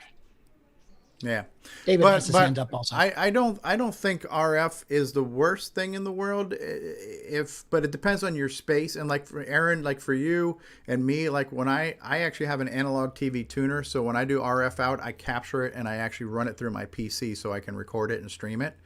And I had to find a very specific one on eBay that would pick up the old TV broadcast. But I've got a little USB thumbstick that is a TV tuner that allows me to bring RF into my PC so I can view it in OBS and everything else. I use actually. It's funny you should mention it because I've got a Samsung VCR. Yeah, here, you can use that as your converter. It goes from it lets you output an S video, and then during the conversion, it puts out a signal that the Elgato can capture. Nice. So I've actually got composite out to a capture board. But for people that are just going to pick this thing up to play with it, yeah, of course, when you get down into the realm of how you've got to go get a converter box, you've got to go find yourself a TV. One would wonder if a new purchaser of a CoCo that just wanted to tool around on it would want to go the extra mile to do all the extra stuff you need to do, versus plus the cost and the fact that you have to go out and get a CRT TV versus the ease of just taking your CoCo and hooking it into your modern TV, your VCR. Yeah, the CoCo 3, I should say. I mean, it's a mixed bag. I mean, yeah, you can convert them. My CoCo 2 had RF, and it looked pretty good, But of course, RF is getting the tuners as they're getting older, and those things I've noticed on other machines that they tend to start going off, and so your mileage may vary on what it looks like when you roll those things out. So yeah, we'll get into some of the luxury items and add-on stuff. So ideally, CoCo 3 is good, but the composite out on the CoCo 3 is not clean. Honestly, it's good enough not for on the an NTSC one. Yeah, but it's there and it's native. So a composite mod for any CoCo is one of the, I don't know if you'd consider that mandatory, but if you got the means to do it, it's probably worth doing. So ideally, a 64K CoCo 1 or CoCo 3 would be a great starter machine, right? Now, when it comes to essential items, would we all agree that the CoCo SDC is probably, no matter what CoCo you have, it's a mandatory item, right? Yes. Yeah. Yep. Absolutely. A second runner-up to that would be a drive wire cable, which is something you can make yourself or buy pretty inexpensively. And with a drive wire cable, you could load software over your serial port. Yeah, Ron Delvaux, you've got your finger up. You're muted. You're still muted, Ron. I was saying at least 512K would be essential. If you have a CoCo 3, upgrade the RAM. Yes. Yeah. Yeah, 64K for a CoCo 1 and 2. If you have a CoCo 1 or 2, 64K extended basic should be your minimum standard or your goal where to end up. You might buy one that doesn't have that and you want to maybe get it upgraded. If you have a CoCo 3, we've all kind of decided 512K is your minimum standard you should have for running software. And if you want to get crazy and go to 2 megs or 8 megs, you can do that too, right? For your average person, you don't need that much. I mean, the standard CoCo 3 will run almost everything. I mean, 85% of the software will run on a standard CoCo 3. So really, that's sort of a luxury item going up above standard, wouldn't you say? Well, 512 most of the newer games for like all of Nick Marenti's games require 512K. All of his newer ones like Popstar Digger 3 and from Gunstar Chetwood does as well. Right. So because it's so inexpensive to buy and it's easy to upgrade. You don't have to solder anything. To go from the 128 to 512, it's $15 to buy it from Boyson, and you can pop it in yourself without a soldering gun. And the fact that anything new, for the most part, is probably going to require that. We've all kind of come to the consensus that all CoCo 3 should have 512K. Can it run on less than that? Yeah. Will it run all CoCo 2 stuff? Yes. Will it run a lot of CoCo 3 stuff? Yes. But if we're going to be real discerning here, 512K should be considered the current standard for CoCo 3 for any new software. But yeah, opinions will vary there too. But yeah, CoCo SDC is a must-have. If you've got a real CoCo, what does an SDC cost? $50 with the case? Can't remember. Right around there? I think it's 70, 70 with case. Okay, 70 with the case. All right. But still, And so shipping. Aaron, you're probably more familiar with this than a lot of us, but almost all retro systems have something like a multi-cart, right? Where I just bought for the Atari, I just bought that Harmony cartridge where you plug in an SD card and you can play a lot of Atari ROMs.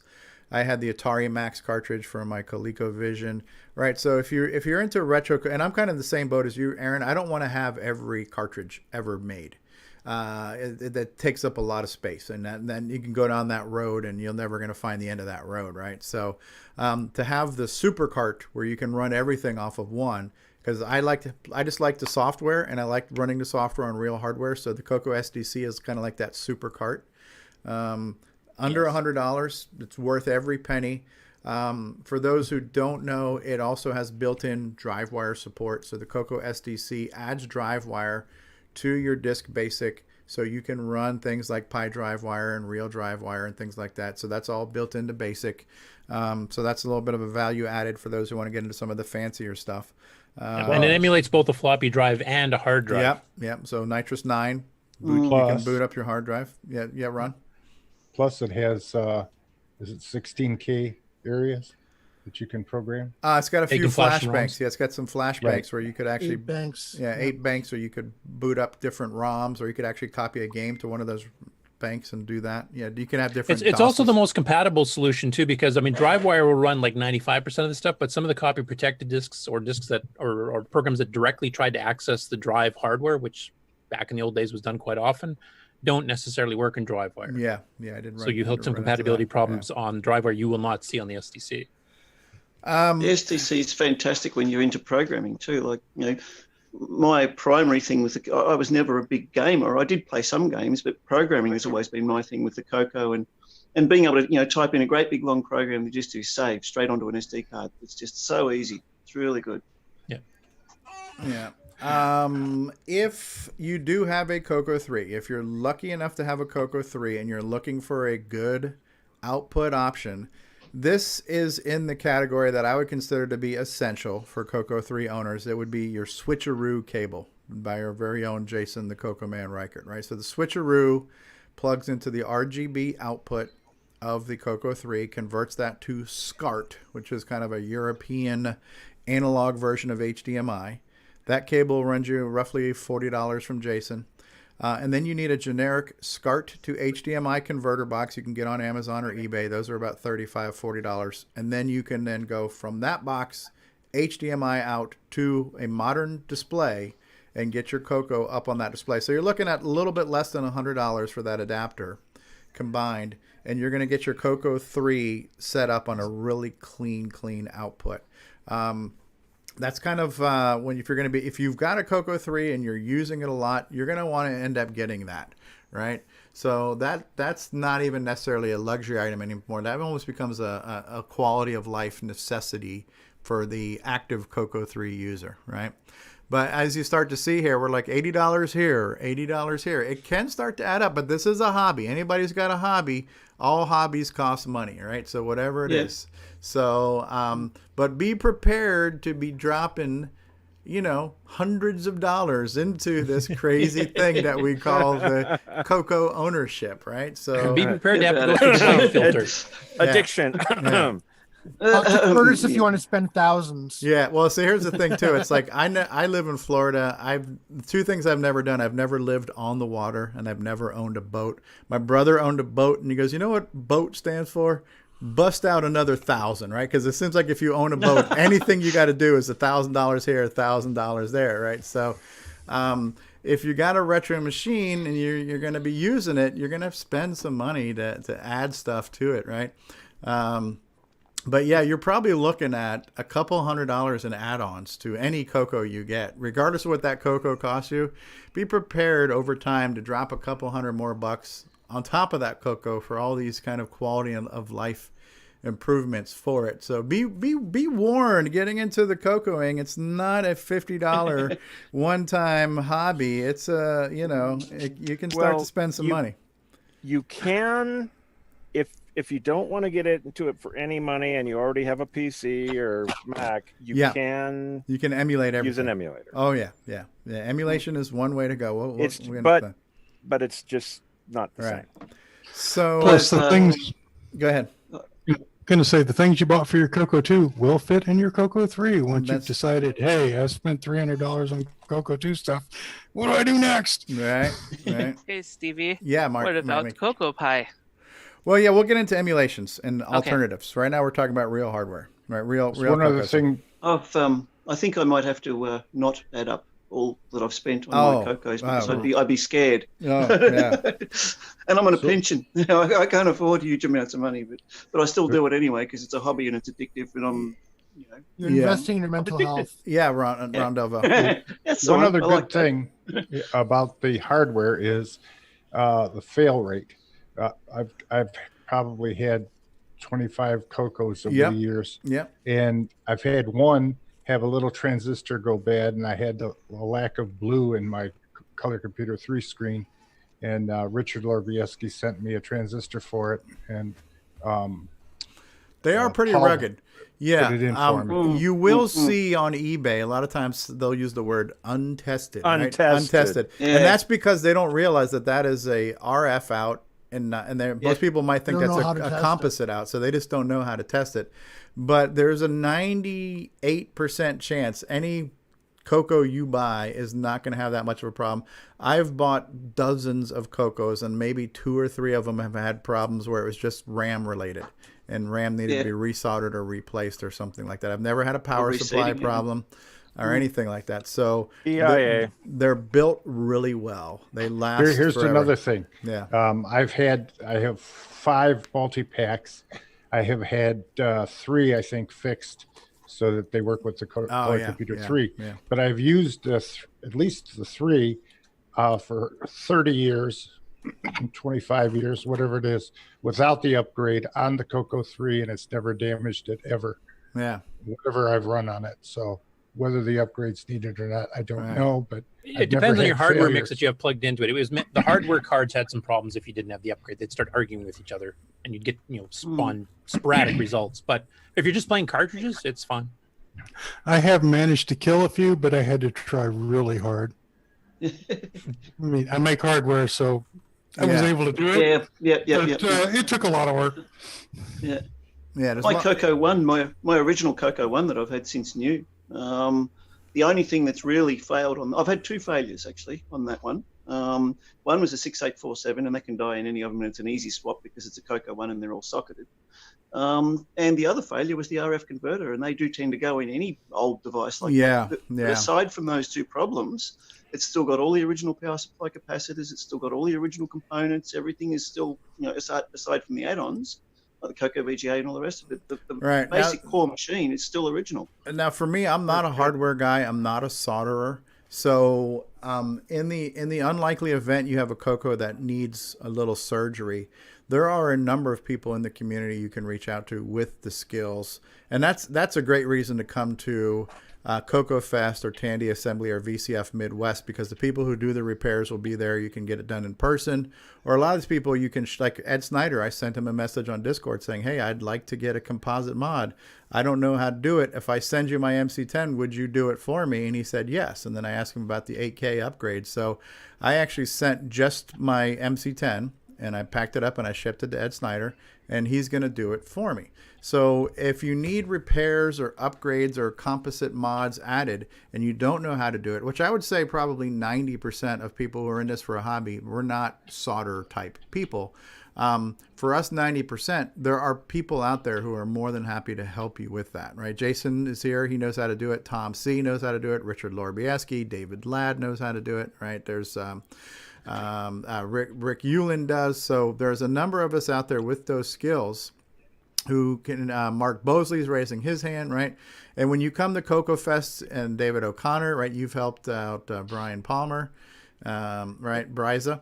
So when you come to CoCo Fest, there's going to be Mark Marlette there. It's going to be Richard Lorbieski there. Jim Brain will be there, right? David Ladd will be there. So there are going to be people there that can help you with that. And if not, you can just message somebody and say, hey, dude, can you do this for me? I'll give you an example. We talked about failure rate. I've got a handful. Like, actually, there's a CoCo that somebody donated to the show for us to give away, and it has a problem. And so I've probably come through 4 dozen CoCos since I got into this obsession. And of those 4 dozen CoCos, maybe 4 of them have had some issue that's been a minor issue. But because I don't know how to diagnose or repair these issues, I'm going to rely on someone else. So I actually bought a bunch of anti-static Ziploc bags, and I'm going to just strip down to 2 or 3 CoCos I have that have issues, and I'm going to send those motherboards to Richard Lorbieski because he's already told me, yeah, I'll be happy to fix them and clean them up or recap them or whatever it needs. So that's going to be a little project where I'm going to send off the machines I need fixed because we don't know if we're going to have any in-person event this year yet, right? It's all to be determined. So in the meantime, I'm going to be shipping motherboards to Richard for repairs. So there are people who can do that. You just got to reach out and ask them, right? So that's another great thing about the community. There are people with the skills that will help us do that kind of work. But yeah, ideally, if you can get a composite mod, that would be great. If you know how to do it, the kits are out there. Ed Snyder's got a kit. Ed Snyder's got there's plenty of blogs where you can go to and see what the schematic is to build them yourself if you know how to do that, if you're the DIY kind of hacker. The things are out there. But this, I want to kind of close up on the real hardware side of things. So we mentioned the switcheroo cable. If you're into playing games and you play games a lot, you want to make sure you've got real joysticks, right? So the Black Beauties and the deluxe joysticks are nice to have. And then if you're like Nick Marotta and you don't want to be bothered on plugging and unplugging the left and right joystick from side to side because the CoCo developers could never decide on a standard for player one. Yeah. Is it the left stick? Is it the right stick? Am I coming? Am I going? Right? So Jason, the CoCo man Reichard, came up with the Joey joystick switch where you could plug in one joystick and just flip a switch and automatically have it go back and forth. You could have a digital and an analog and flip between your controllers and flip between left and right. So the Joey joystick switch would be a nice thing to have. If you've got a CoCo 3, you should consider having 512K as your standard. If you've got a CoCo 1 or 2, you want to make sure you've got 64K and extended basic that lets you run everything, including you need extended basic to run the CoCo SDC. Unfortunately, you can't plug the disk basic into standard basic. Disk basic piggybacks on extended basic. And then you want some real controllers. And there are aftermarket controllers too. So as much as it's nice to have the original Tandy sticks, there are new joystick things you can get from that, right? So those are some things to think about in the realm of real hardware. And then we'll get into some luxury items on real hardware, like a composite mod. I consider that somewhat of a luxury item because you don't need it to use it. You can use it with RF out, and it's not too hard to do, but your situations and your mileage is going to vary on that. But composite mods are not expensive, and they're not terribly difficult to do if you have the skill set to do. Another neat option, if you've got a CoCo 1 or 2, but this is somewhat of a luxury item because it's not necessary and it's $100, but the CoCo VGA is a really cool upgrade you can add to a CoCo 1 or 2 that gives you clean VGA output. And VGA is a little bit more accessible today. You know, there's a lot more things you can plug VGA into than other things. So the CoCo VGA is, to me, is a nice quality of life thing, because you get a really clean output. You get emulated artifact colors. If the red and blue is wrong, you can just press a button and it switches the red and blue for you right away. It's got a lot of bonus features like more colors, more palette registers. You can get either 512 or 32,000 colors on your CoCo 1. It's got a 64 column by 32 line mode. So it's really added some character sets. redefinable character sets. Like I'm designing a game in BASIC that looks like Kaboom, and I've made the little bombs are actually like semi-graphics, but they look like bombs and stuff. So there's some cool stuff you can do with it. And it's not that hard to install, right? And that's about $100 upgrade for your CoCo. It's not necessary, but it is definitely a nice thing to have, that CoCo VGA. If you're a power user on your CoCo 3, you might want to go to 2 megs. But we have to warn you, 512 is real easy to do. You clip one capacitor, you plug something into your motherboard, boom, you're at 512. You know, any monkey can do that. To get to 2 megs, you need to desolder your CPU from your CoCo 3 motherboard. That is something that I will never try to do myself, right? So that's something you want to have a trained professional do. If you know how to do it, then God bless you.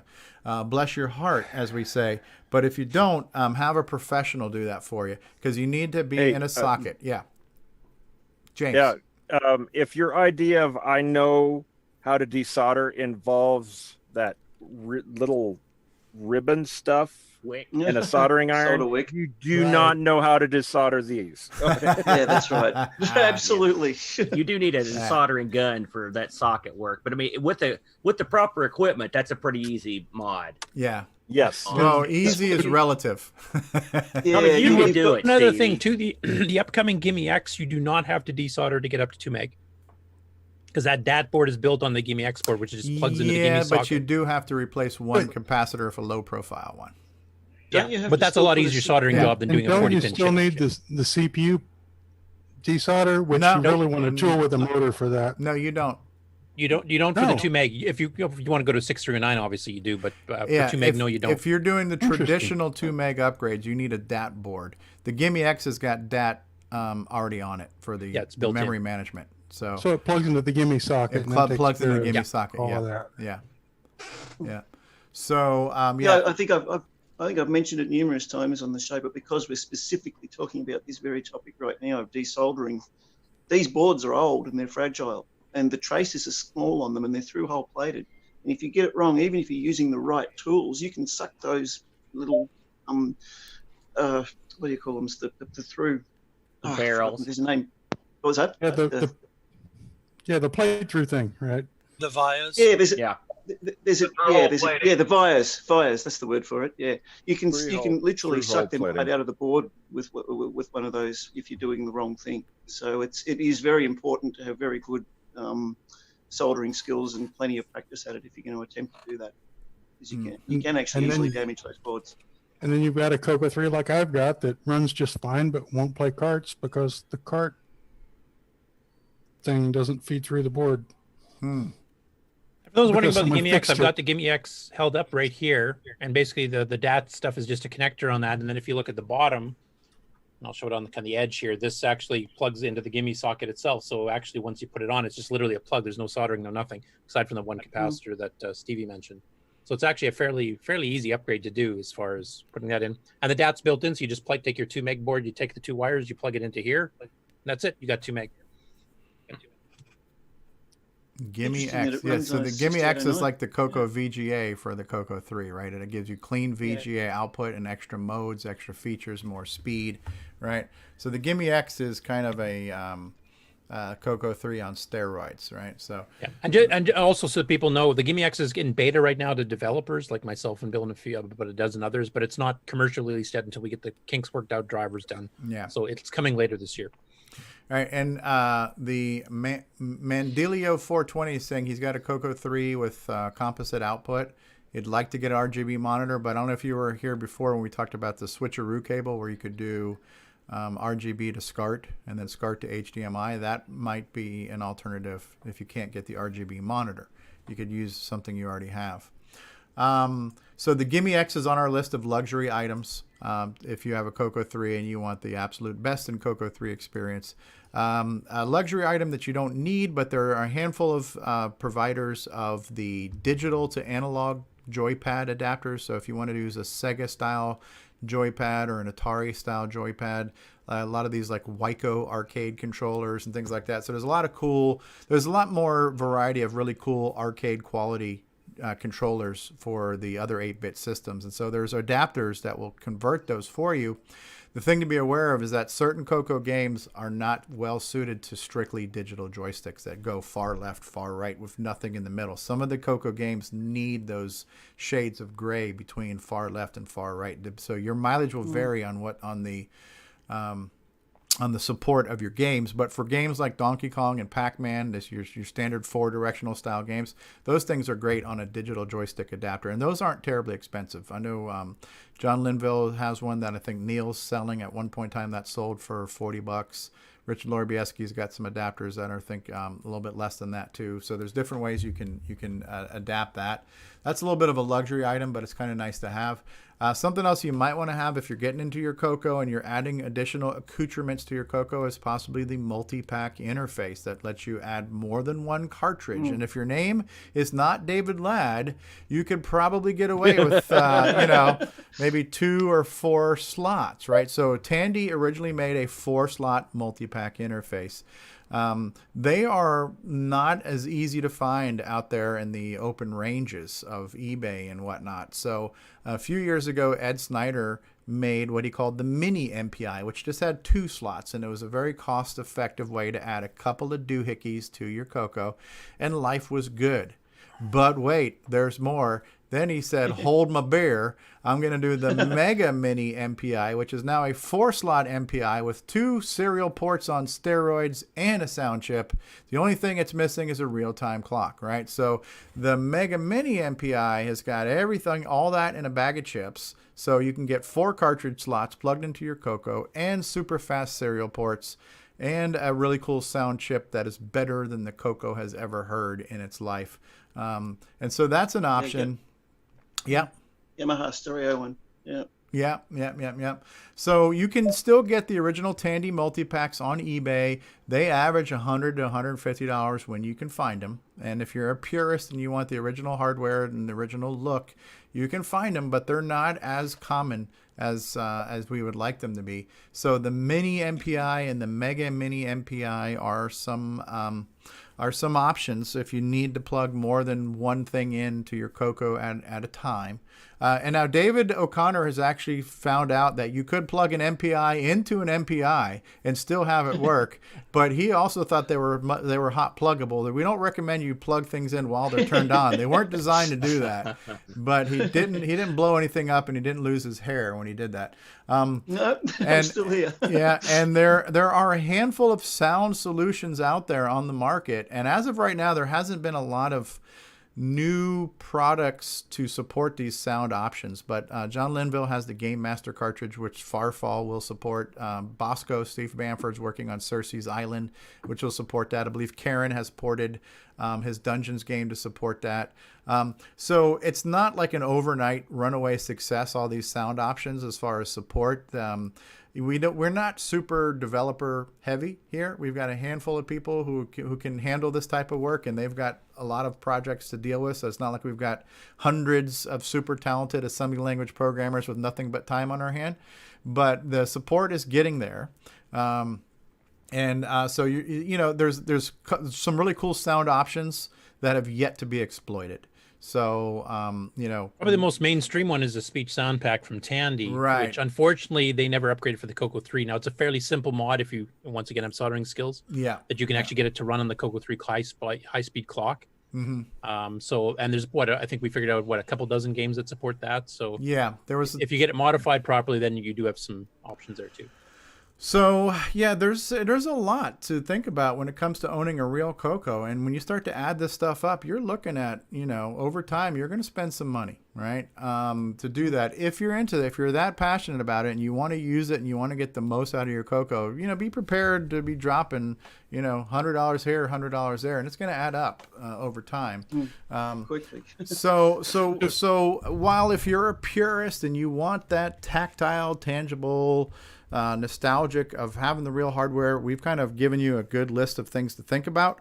What if you want some type of compromise? I want to enjoy all the fun of CoCoing without all the hardware expense of doing that? Well, you can certainly emulate your CoCo, and there's a number of ways to emulate it through software, right? So VCC for Windows is probably one that a lot of people are familiar with. Virtual Color Computer was designed to emulate the CoCo 3, does a reasonably well job emulating CoCo 3, does a really good job emulating CoCo 1 and 2. Probably 95% compatible. You know, there's a handful of quirky things that it won't do, but it's a really good all-around good emulator that's a super user-friendly. Most people that use it love it, swear by it. It's good enough, right? So VCC is great for CoCo 3, CoCo 1, CoCo 2. Very user-friendly. Another great one is XRoar by Karen Anscombe, who might still be out there in the chat, 6E. So XRoar is a great emulator for the Dragon 32, Dragon 64, CoCo 1, CoCo 2. It'll emulate PAL, it'll emulate NTSC. Does really good artifact color.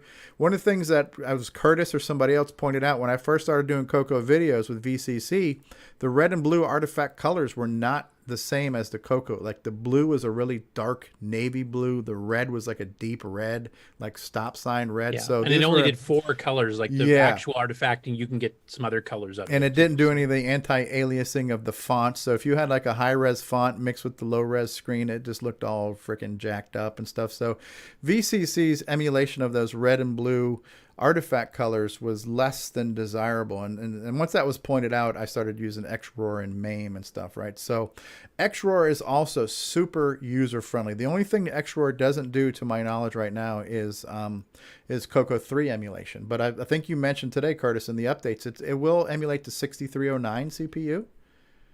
Yeah, it supports multi-pack interfaces. It supports the Game Master cartridge. It supports a lot of stuff. It'll do floppies. It'll do cartridges. It'll do tapes. So XRoar is a really good, robust emulator that is being updated by Karen regularly. And he recently added XRoar where you can even do it in a web. So you can go to the World of Dragon archive and boot up a Dragon game in the XRoar emulator from your browser. Right. So and that's being expanded to cover the color computer archive now. So you don't even have to install something for that, right? So XRoar is another one. So VCC was originally designed for Windows. There is a project now that's called OVCC, which is the open source VCC, which is supposed to be cross-platform, as Walter Zambati is the guy working on that, right? Yeah.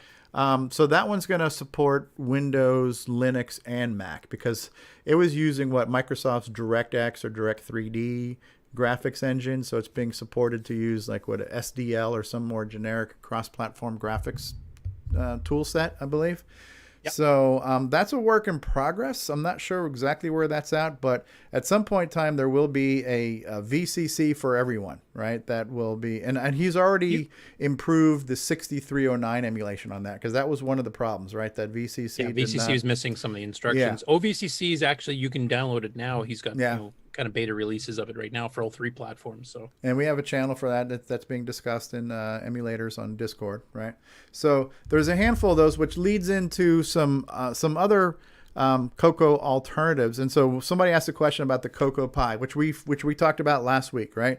So if you want to get up and running with every possible CoCo and just about every possible hardware device through emulation, a Raspberry Pi. We were talking about adding $100 for the CoCo SDC, $100 for this RGB adapter, $100 for memory. Now how much would you pay? But wait, you need another $100, right? So to have the real hardware, you're looking at that stuff adding up. If you get a Raspberry Pi with the case and the fan and everything and the SD card, you're still looking at under $100 to get a Raspberry Pi 4 and all the bells and whistles. And if you boot up the CoCo Pi image, you can run CoCo 1, CoCo 2, CoCo 3, Dragon 32, Dragon 64, MC10, DriveWire. You can run everything the CoCo does on a $100 Raspberry Pi, right? And it's all running through emulation, and it runs very well, and it's very user-friendly. So if you're looking for a small financial barrier to entry to have a fairly good CoCo experience,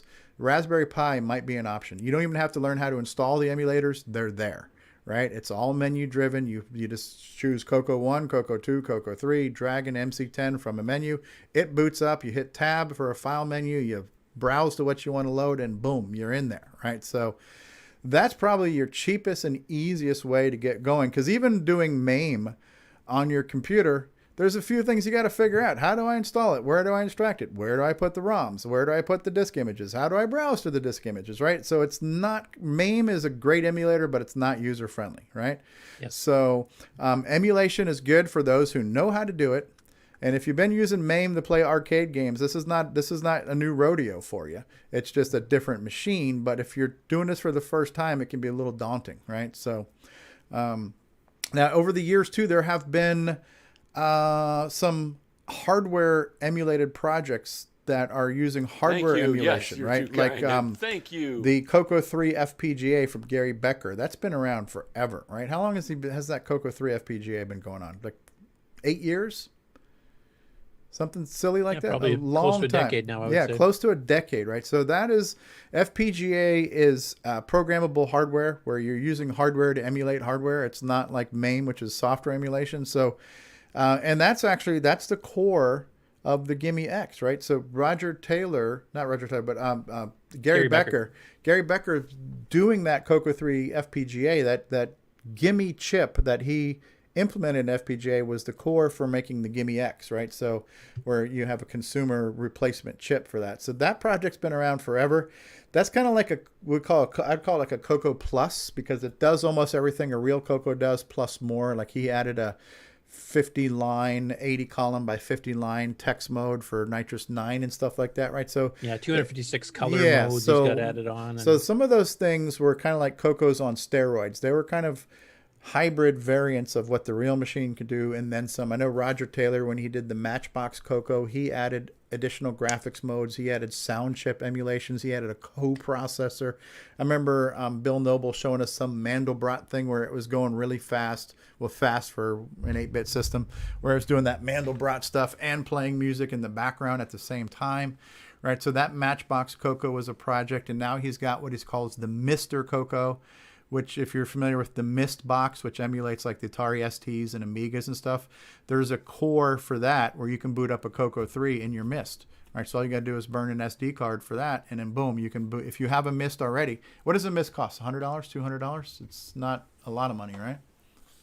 Does anybody know? Well, you got to get the FPGA board. You got to get an add-on board for It can get expensive. It can get expensive. Even for a Mist? I thought a Mist was a one-stop shop. It's just a magic box. No. Well, it depends on what you're going to run on it. Oh, the Mister, though. The Mister is the newer one, right?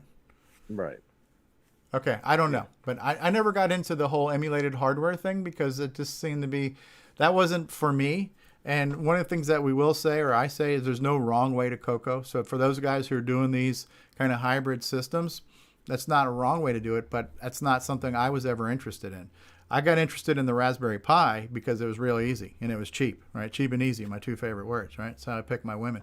But yeah, so on the couch again. Go ahead. Sleeping on the couch. Lucky woman. But yeah, so the fact that the CoCo 3 FPGA was out there, I'm not that much of a fan of a CoCo to want to do it that way. You know, to me, that's almost like you're like Frankensteining building a CoCo from scratch. If you're into electronics and projects, that's your thing. That's great. But that was not my thing, you know? So it's not a bad thing. It's just everybody does what they like, right? One thing about it, one problem with it is I don't think he has the CPU timing exactly. You talking about Gary Becker? Same as this. I'm talking about the any of them. Okay. I don't think the CPU timing is exact on any of them. And none of them have 609 emulation properly yet either. So. Yeah. So there are some FPGA options out there. There's a handful of projects that do that. I'm not saying that's a bad thing. It's just personally that has never appealed to me. But there are some people who will like that. They like the project side of stuff. There are people who like to build and assemble. I'm lazy, so for me that was never a consideration. But they're out there. Yeah. Go ahead, James. The emulation can be more exact than the software if they've got it down right. But until they fix that CPU timing, it's not. Okay. So this CPU timing issue, is that an issue with the software emulators or with the hardware FPGA Hardware. or both? Or It's okay.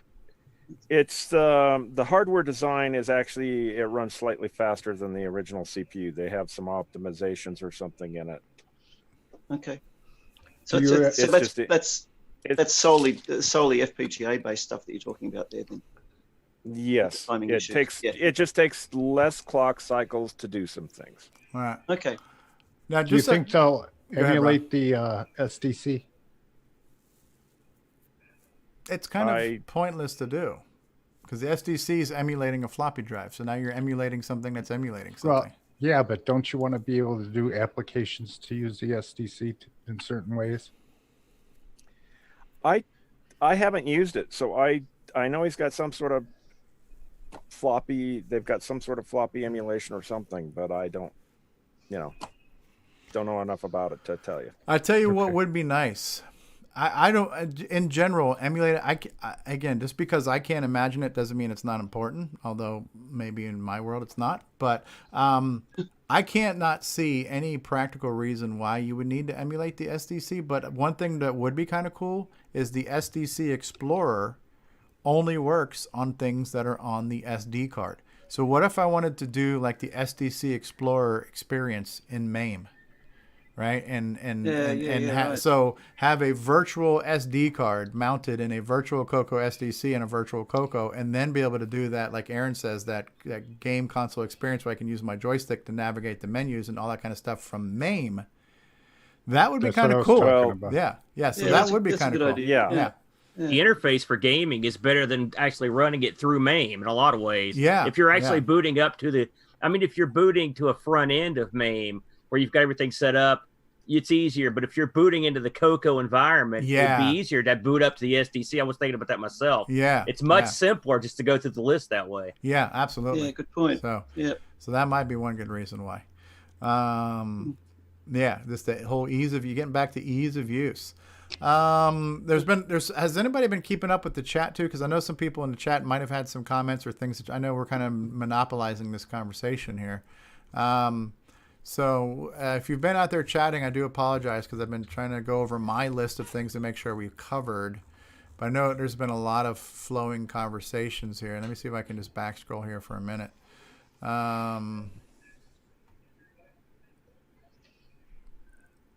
When did this kind of start? Okay, Tony Ryan was mentioning that I still have my original gray case 64K CoCo. It has the HJL keyboard. Oh, we didn't forget to add that as far as luxury items like the Ed Snyder CoCo 3 CoCo Mech mechanical keyboard. Yeah. Right. Again, absolutely fantastic. Keyboard. I mean, everything. Get ready to bust out another $100 bill. Just dropping them Benjamins, right? So it's just like but yeah, the HJL, that was. So another thing we'll get into is like kind of the unicorns. If you are a collector and you do want to have all the various holy grail CoCo items, maybe we'll get into that. Like, what are the unicorns? What are the white whales of things to have for your CoCo wish list?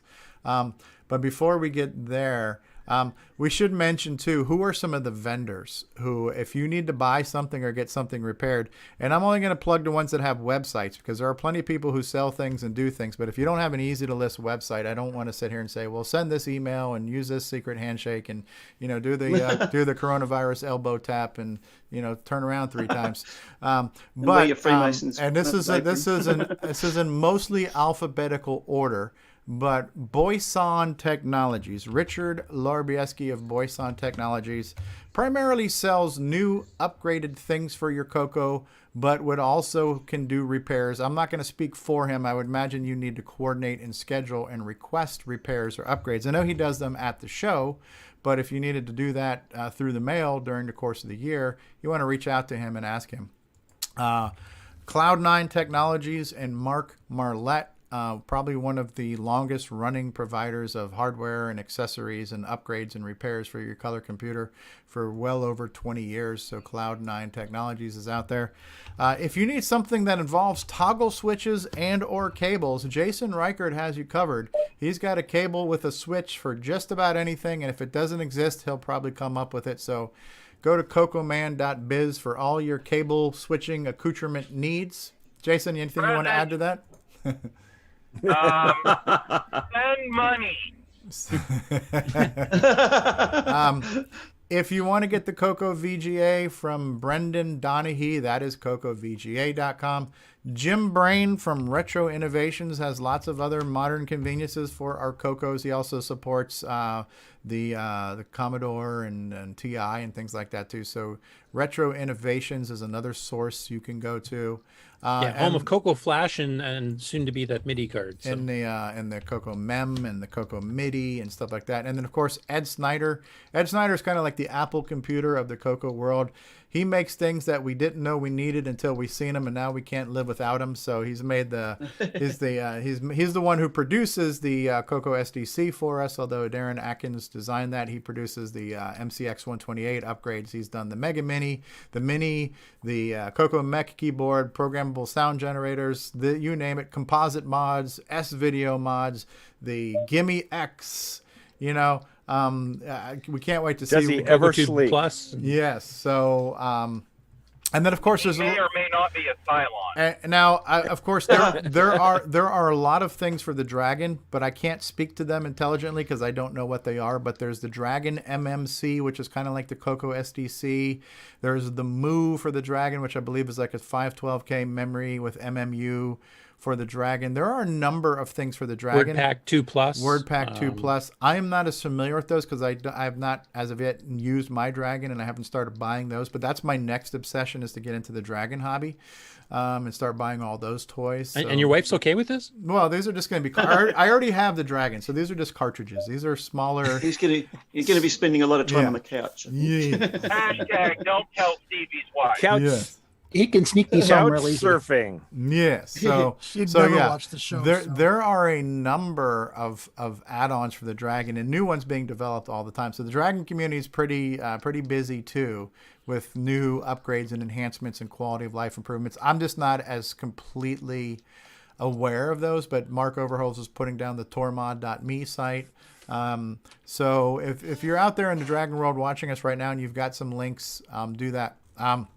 Now, there are a number of resources you should be aware of. One of the things, when I got back into the hobby and I needed to start compiling places on where do you go to get things, I set up a website called I'mACoCoNut.com. I'mACoCoNut.com. And the idea behind that site, even though I haven't maintained it in a long time, was this was meant to be your one-stop shop for all your color computer needs, where if it's out there and we know about it, we're going to post a link to it. So it's your website of websites, right? So a single good source to go to is that site. Now, I'm actually researching a new plugin that's supposed to allow me putting up links to be easier. I got this link library plugin that I haven't played with yet, but I'm hoping in the near future, I'll have that website set up to where you can just submit things to the site and then we can just approve them and put them on the site for you. But, I would say that site's still 95% useful even today, even though I haven't updated in a while. Most of the places you need to know about are there. So like links to the... I only found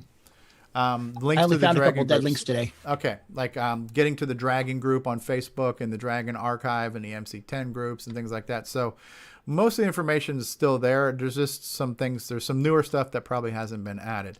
So that's a great site, that site will link you to the Facebook group for the CoCo, for the MC10, for the Dragon.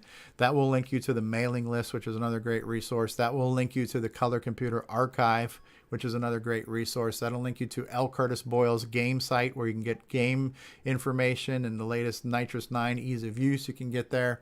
Our Discord server is another great resource, right, where you can chat with people and leave messages and get near real-time communications with people in the hobby. Glenside Color Computer Club, you can get there from that site. So I'mACoCoNut.com is a great place a great launch pad on where to go to get some links for stuff. And one of the things that, in addition to all the new hardware that continuously evolves and gets added to the CoCo Like I've been in the hobby now 5 years, and every year something new comes out. Every year there's the new next big thing that you gotta have that you can't live without, right? It just seems to happen. There's been a lot of people making software, right? And that's been exciting for me that a 40-year-old computer, I can get new games from my old machine, right? So, and quality games, right? So this is not everyone, but I tried to compile a list, but we have our Canadian DeBruce Moore has done a ton of projects. So the Forest of Doom, a great kind of RPG adventure game. CoCo Forever, a great thing. His Joey and CoCo series, right? So D. Bruce Moore's out there. Ken Reichard with Ken Make It. He's got all his library of software out there. Nick Marionettes, Nick Marentes with his Gunstar and his Popstar and his, all those Upcoming ones. game. Yep. Yep. Rick Adams, new games from Rick Adams. Paul Thayer with his Timberman and his few other projects. Paul Fiscarelli's been making stuff. Chet Simpson's working on stuff. Jim Gary makes a game about every 5 minutes. He's got a new game ported to something. Bosco, Steve Bamford's been doing stuff. Karen's been doing stuff. Per Surratt, John Linville. There's just a ton of people who have been making new software for our machines, fun new games and utilities and just things to do. If you're into the more hardcore stuff like operating systems, there is no shortage of operating systems like your Nitrous 9s, your Fusixes, your YaDOSes, your RGB, HDB, ADOS, YDOS, UDOS, IDOS, WeDOS. There's all kinds of DOSes for the CoCo. Yeah, LDOS. So tons of different operating systems. Flex. There's lots of ways to develop for the CoCo. So you could use the old-fashioned EdTASM and develop on the CoCo itself. There's all kinds of cross development across assemblers where you can write your source code on a real modern PC and then just pipe that over to an emulator or a real CoCo. So there's ways to rapid develop now thanks to the 21st century technology that we have. There's lots of improved quality of life things, but if you are the Uber collector, or dare I say hoarder, and you've got more CoCos than a single person should have, and you think you've got everything, for the guy who's got everything in his CoCo collection, there's something you don't have that you want. There's those rare unicorns. There's the white whales. There's the holy grails of the CoCo collectors. So why don't we go around the room and you guys tell me what you would love to have in your CoCo collection. Why don't we start with Brian Weasler, a guy who's got more crap than most people need. Probably, I do want to get a video text machine and possibly an Alice, but probably the video text is the one thing I'm out there looking for right now. So, and for the benefit of those who don't know, why don't you tell us what the video text is? I'm not 100% sure exactly on its full technology, but it was basically like a terminal for they do have a video text cartridge, but the video text machine itself was like the original silver CoCo 1, but it booted up right to a terminal type environment that you could connect to different services. Right. So it's like the kind of grandfather or the father of the CoCo, right? That's where the silver case was designed. That's where Motorola chips were implemented, and it didn't boot into BASIC yet. It booted into the video text terminal program. It had a built-in 300 baud modem, and it was basically designed to be a portable terminal that you plugged into a television, right? On the silver CoCo 1, where the RAM badge is, the reason why they put the RAM badge in that spot, it was to cover the hole from where the LED was, where the video text had a little red LED there that was blinking when your modem was modeming, right? So it was kind of like a brain-dead CoCo. It just ran the terminal program, and you had to connect to online systems with it, right? So if you're a collector, you might want to have one of those. So the Tandy model was silver. It pretty much looked like a CoCo. That would be nice to have, but there's an even more obscure one that's called the Ag Vision, the agricultural edition of that. That's kind of a teal colored CoCo.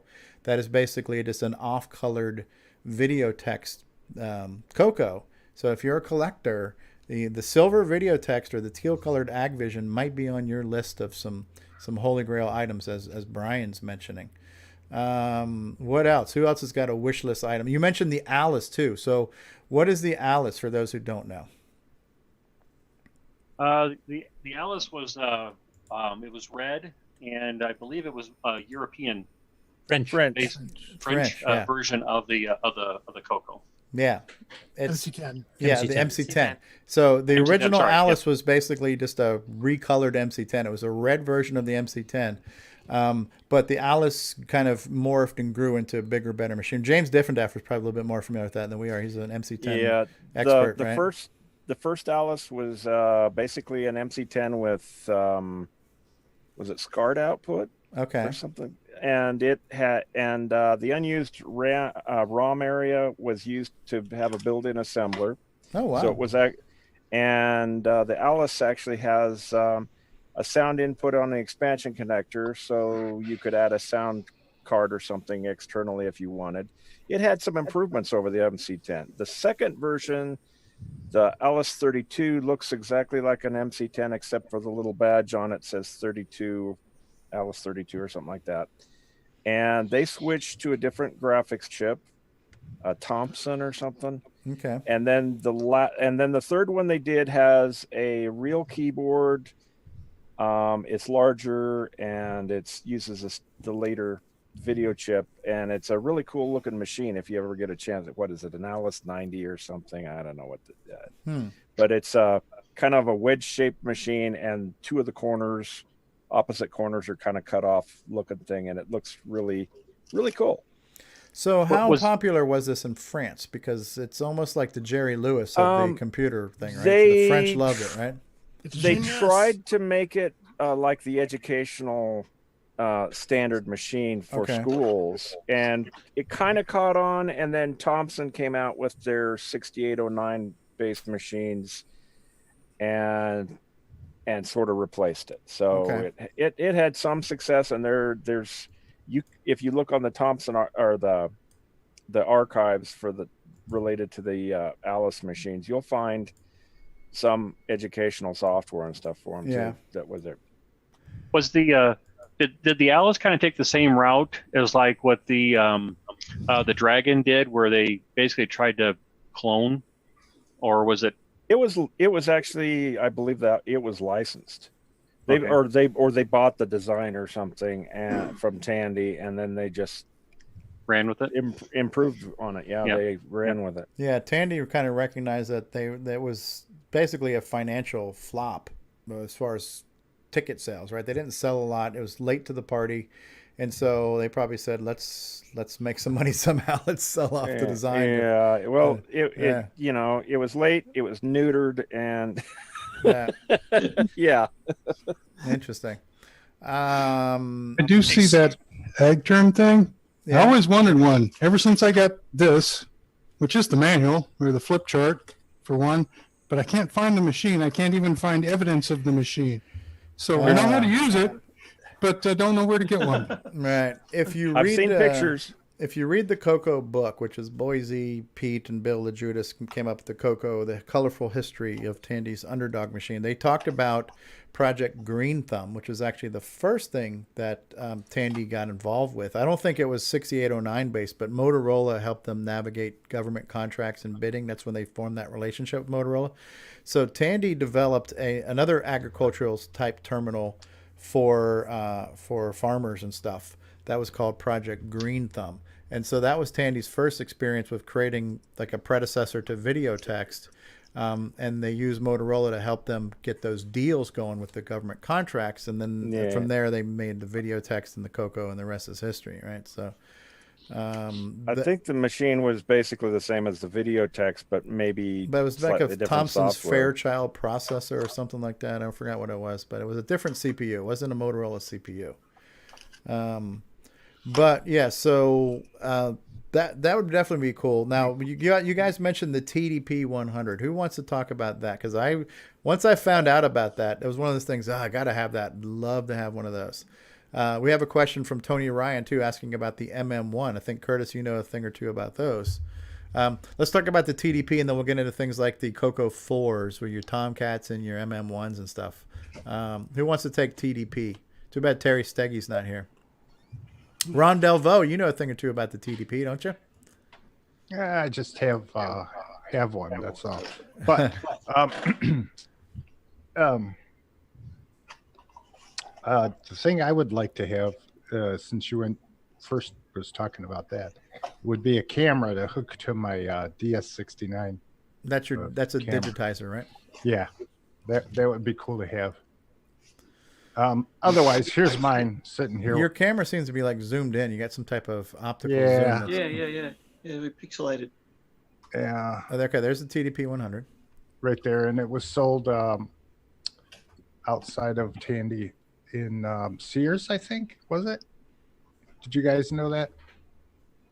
RCA stores and Sears, maybe? I think I can't remember the think so, exact yeah. details. But TDP stands for Tandy Distributor Products, and it was their way of trying to sell hardware outside of Radio Shack stores. Right. All right.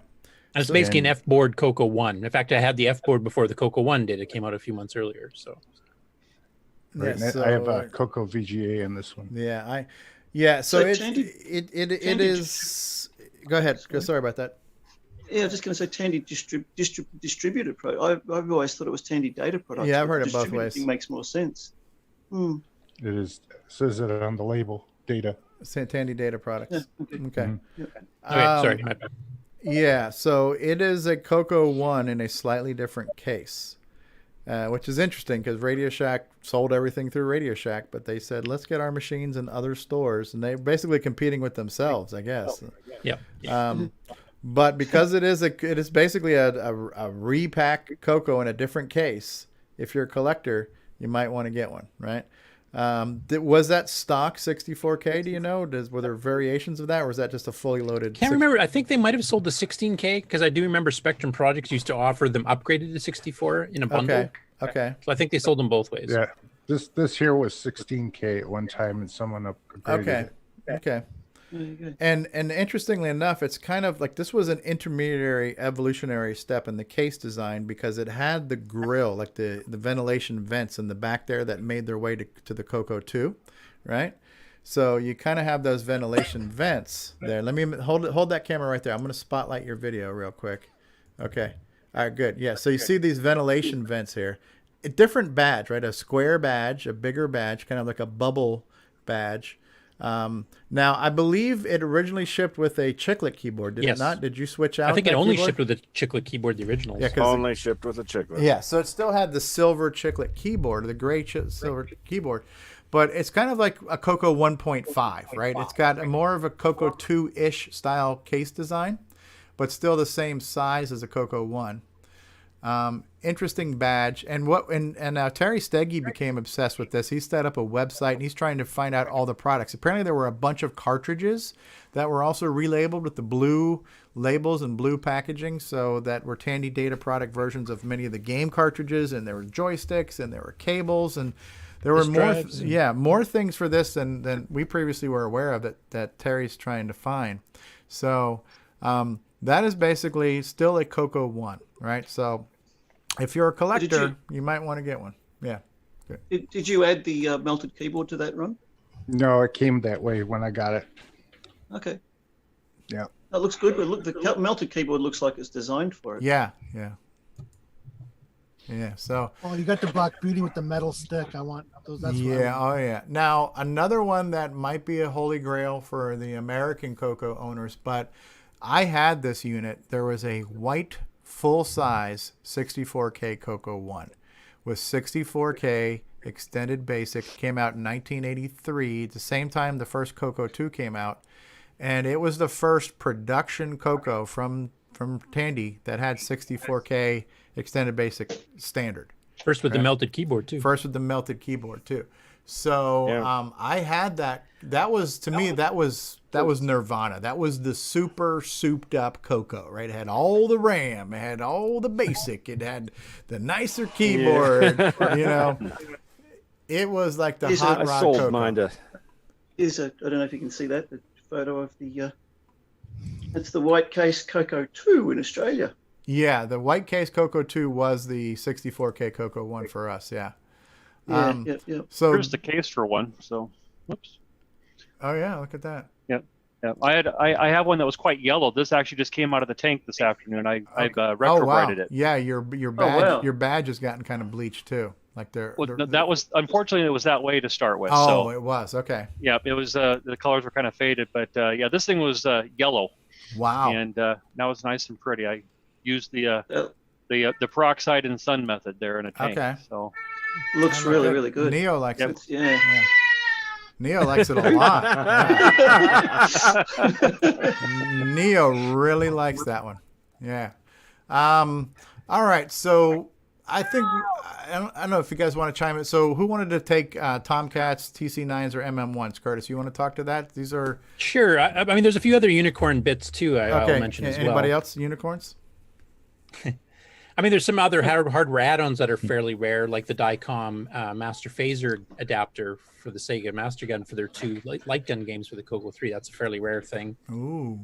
That I believe Tim Linder's actually got the schematic. So if somebody wants to build it and already has a laser gun from a Sega Master System, they can actually build that little interface, plug the gun into it, download the 2 games, and you can play them.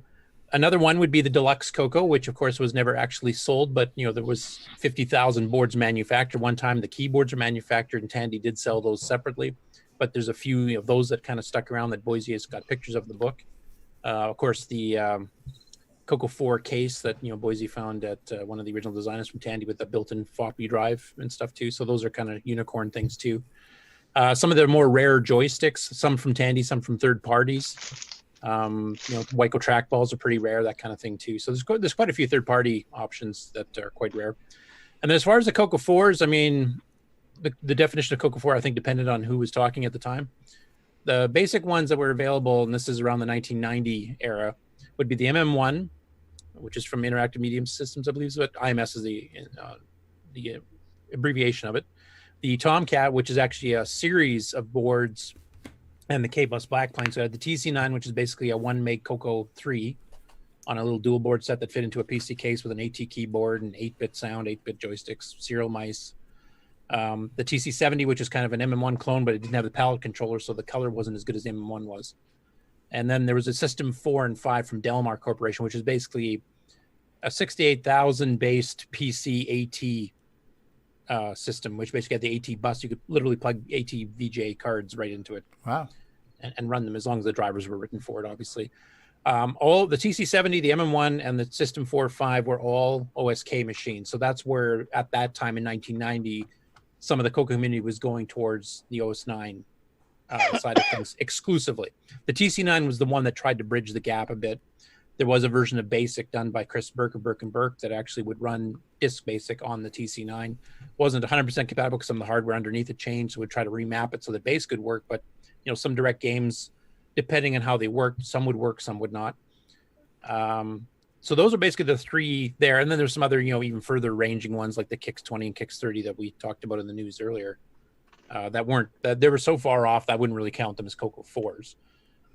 But that would be basically what they would be. I mean, like the Dragon had a few sequels too, like the Dragon Alpha and the Dragon Professional, which were also upgraded versions as well.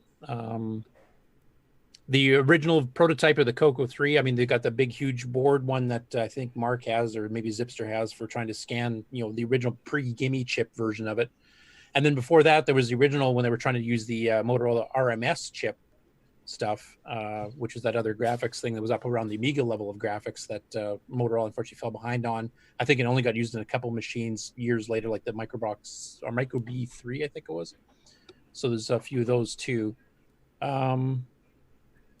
But that would basically cover the CoCo 4s. I mean, there was the 3 basic ones, the TC9/70, the M1, and the System 4-5. I think the M1 by far was the best seller out of the 3. But if you weren't into OS9, it was right. And that's really where people like Chet Simpson and Boise and Eric Critchlow and stuff, they were developing for that, right? Yeah. Yeah. That was kind of a commercial grade CoCo spiritual successor, right? Yeah, emphasis on spiritual. It was not compatible. Yeah. Now, so and then so when the CoCo stopped, and there was that period where everybody moved on to something else. For me, it was the Tandy 1000 and then MS-DOS based stuff. There were a lot of people who jumped ship from the CoCo, surprisingly, to the Amiga. A lot of people say, yeah, the Amiga was the logical step for me to go to after the CoCo because it was still Motorola 68 XXX based and so on and so forth, preemptive multitasking, all these things. So there are a lot of people that evolved, if you will, from CoCos to Amiga, which I don't necessarily connect the dot, but my brain is not on that level of the hardware and things like that. Obviously, the Amiga was a badass system for gaming and sound and everything else, but how do you guys explain the seemingly natural progression to go from CoCo to Amiga? I think you kind of explained it there. I mean, one, it was a Motorola-based system. Yeah. So I mean, Motorola, big ending versus little ending. You have to like figure out all this weird crap on Intel chips. Right. And so that was one reason. OSK was available for the Mac 68K machines, the Atari ST, and the Amiga at the time. They're a bit rare to find now. And I do know some CoCo people that were into music did go to the Atari ST because of the MIDI stuff built in. And they also had the OS9 OSK there as well. So that was another option besides the CoCo 4s, like the MM1s, TC70s. You could jump straight to one of these other machines. And so the Amiga, I think, became the successor because it had the most advanced graphics out of those three, the Mac, the Atari ST, and the Amiga itself. And some of the most advanced sound, except for the MIDI stuff. And they had their other big claim to fame when it came out was they had a fully preemptive multitasking operating system, which is something the CoCo 3 had, but the PC at the time was not, and neither was the Mac. They were both cooperative multitasking. So they weren't even as advanced as the Amiga or the CoCo was, the CoCo 3 in particular. So I think that was one of the reasons that it kind of became one. And we were also, utilities were written on the CoCo to play like Amiga sound files and show Amiga like graphics the mod files and stuff like that, right? Yeah, mod files, the SVX files. Those were huge. Those were huge. We could view the Atari ST tiny graphics options. We could view the Amiga, some of their graphics options too, though we, of course, not quite as well, but somewhat compatible as far as that goes. So I think that was one of the reasons it was a spiritual successor. I remember walking into a computer store one time and there was an Amiga there and it was playing like The Art of Noise in stereo, multi-channel. This is before MP3s or anything. So to hear a computer sound better than your radio did with digital music and stereo, we used to play that. I was blown away by that Art of Noise music. And then so I remember just being so envious of the Amiga because it was expensive. Yeah, we kind of thought the Amiga was a spiritual successor because the basic, you look at it, it had a better basic or whatever than like the Atari ST, and the CoCo was always the best basic of the machines up to that point. And it had digital to analog conversion for the audio. Digital to analog converted sound. You got it. Digital. And so, and the CoCo had that, where everybody else had a sound chip. And it's like the Atari ST. It has basically the descendant of the AY sound chips and not a DAC or anything. Okay. So yeah, that was what we saw, and my partner had a Amiga dealership and I developed the machine. But on the other hand, the PC had a basic that was almost identical, so you could go either way. All right, well, I hate to do this to you guys, but it's 6 o'clock my time. I smell food out there. So we're gonna have to put a big old fat cork in this show. I know we were going to put a pin in it. Get into project updates and acquisitions. We'll have to save those. I would like to play the games tonight. So if you guys want to do a live game stream after dinner, after food coma has subsided, the game tonight is Galagon, right, Nick Marotta? Yes. All right. Correct. I think we have definitely covered a lot of information. So hopefully for those of you who are new to the CoCo, we've given you a lot to chew on, things to think about. There is, again, I'm going to say it, there's no wrong way to CoCo. If you want to build an FPGA CoCo, you go to town, you FPGA the hell out of that CoCo, and you just CoCo your ass off. I don't care. I like real hardware. I'm not a snob. I'm very lucky. I count my blessings. I started buying them when you could get them, and you could get them at a reasonable price. There's always exceptions to the eBay thing too, right? You can especially go into your auctions at your VCF Midwests and your CoCo Fests and your Tandy Assemblies, right? You're going to find things Or maybe you on. just have one walk right by you at a show that has soap powder. Yeah, or like with Jason and I went to a hamvention thing and we got some there. I got a $15 CoCo too. You're going to find some unexpected deals if you're in Flea Canada, markets, flea markets, but they're getting harder to find. They're getting more expensive. So I consider myself very fortunate. I have a few, and I've got a few spares. So if something dies, I have a backup. They're still out there. They're still to be had. Ed Snyder's working on a CoCo 2 clone that's all real hardware. It's all the chips, so it's not even FPGA. Ed Snyder, again, we forgot to mention that, but there's an actual full CoCo 2, all hardware on a circuit board that you can just plug into, clean compass it out, and run your CoCo 2 stuff, right? So and he's planning a CoCo 312 once the Gimme X is done. Yeah, so there'll be more stuff on the horizon. Yeah, go ahead. Yeah, that CoCo 2 one, he's also planning on. He's got a header thing on it where you can add a CoCo VGA to it as well. Okay, so there you go. Buy it So, with the VGA already fitted. yeah, at some point in time, they're going to be gone. It will be like, the resources or the well is dry. It's been tapped out. There is no more CoCos to be had. That day will come. And so the fact that we have people making new hardware and new software and creative alternatives, hybrid hardware and software based emulated things. I see the CoCo kind of doing this V'ger thing, like from Star Trek The Motion Picture, where it starts to become bigger than what it was. And there are some people that say, I'm never going to open up my case. I'm not going to break the seal and I'm going to be pure. There's some people that say, screw it, hold my beer. I'm going to plug some crap into this damn thing and it's going to be the super V'ger CoCo. To each their own, right? CoCo is in the eye of the beholder, and however you decide to CoCo, the community's going to accept you, and as long as you're not from Canada, you're all good with us. So,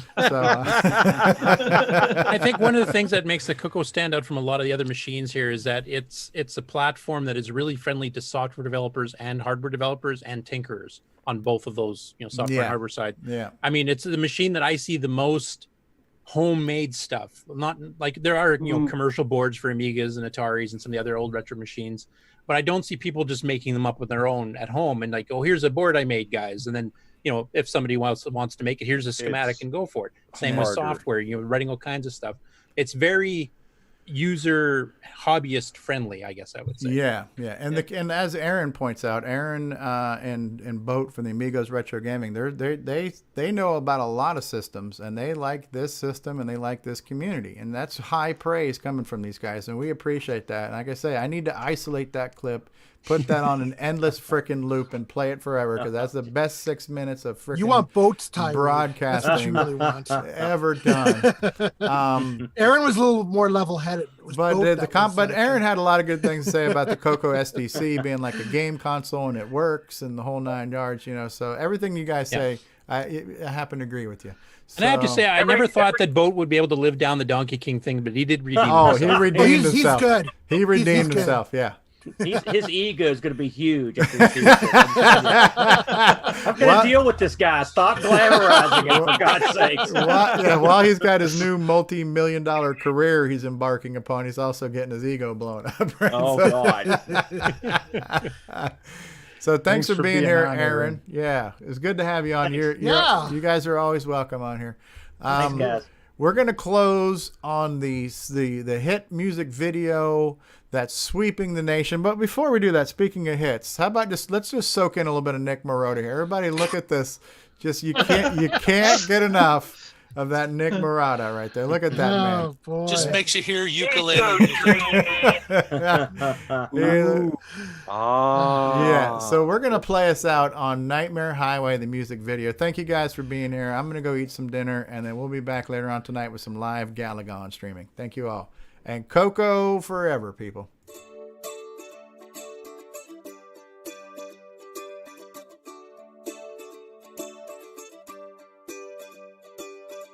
Got some time to kill, might play a little Zaxxon.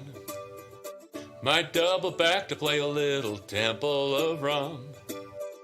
Dungeons of Daggeroth, colored baseball. But none can hold a candle to the greatest of them all, Nightmare Highway. Nightmare Highway. Sure, I'm a sailor man in Firefall. Go on a rampage for some soup.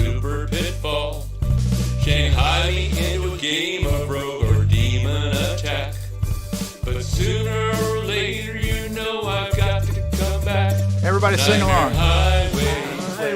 Nightmare Highway. Nightmare Highway. Nightmare Highway. It's got a road. It's got a road?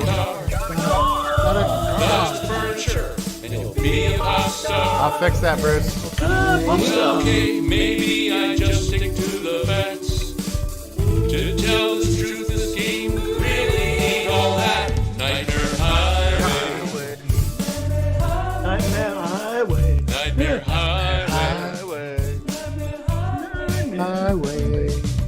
I used to bow down to the Donkey King. Grabber and Cashman used to be my thing. Megabug, buzzard bait. Sea Buzzard bait dragon, blows. I got that in there. You bet I did. slimy much as you do. Nightmare Highway. Highway. Nightmare Highway. Nightmare Highway. Everybody sing out of sync. If only we had a real-time clock to synchronize. Nightmare Highway.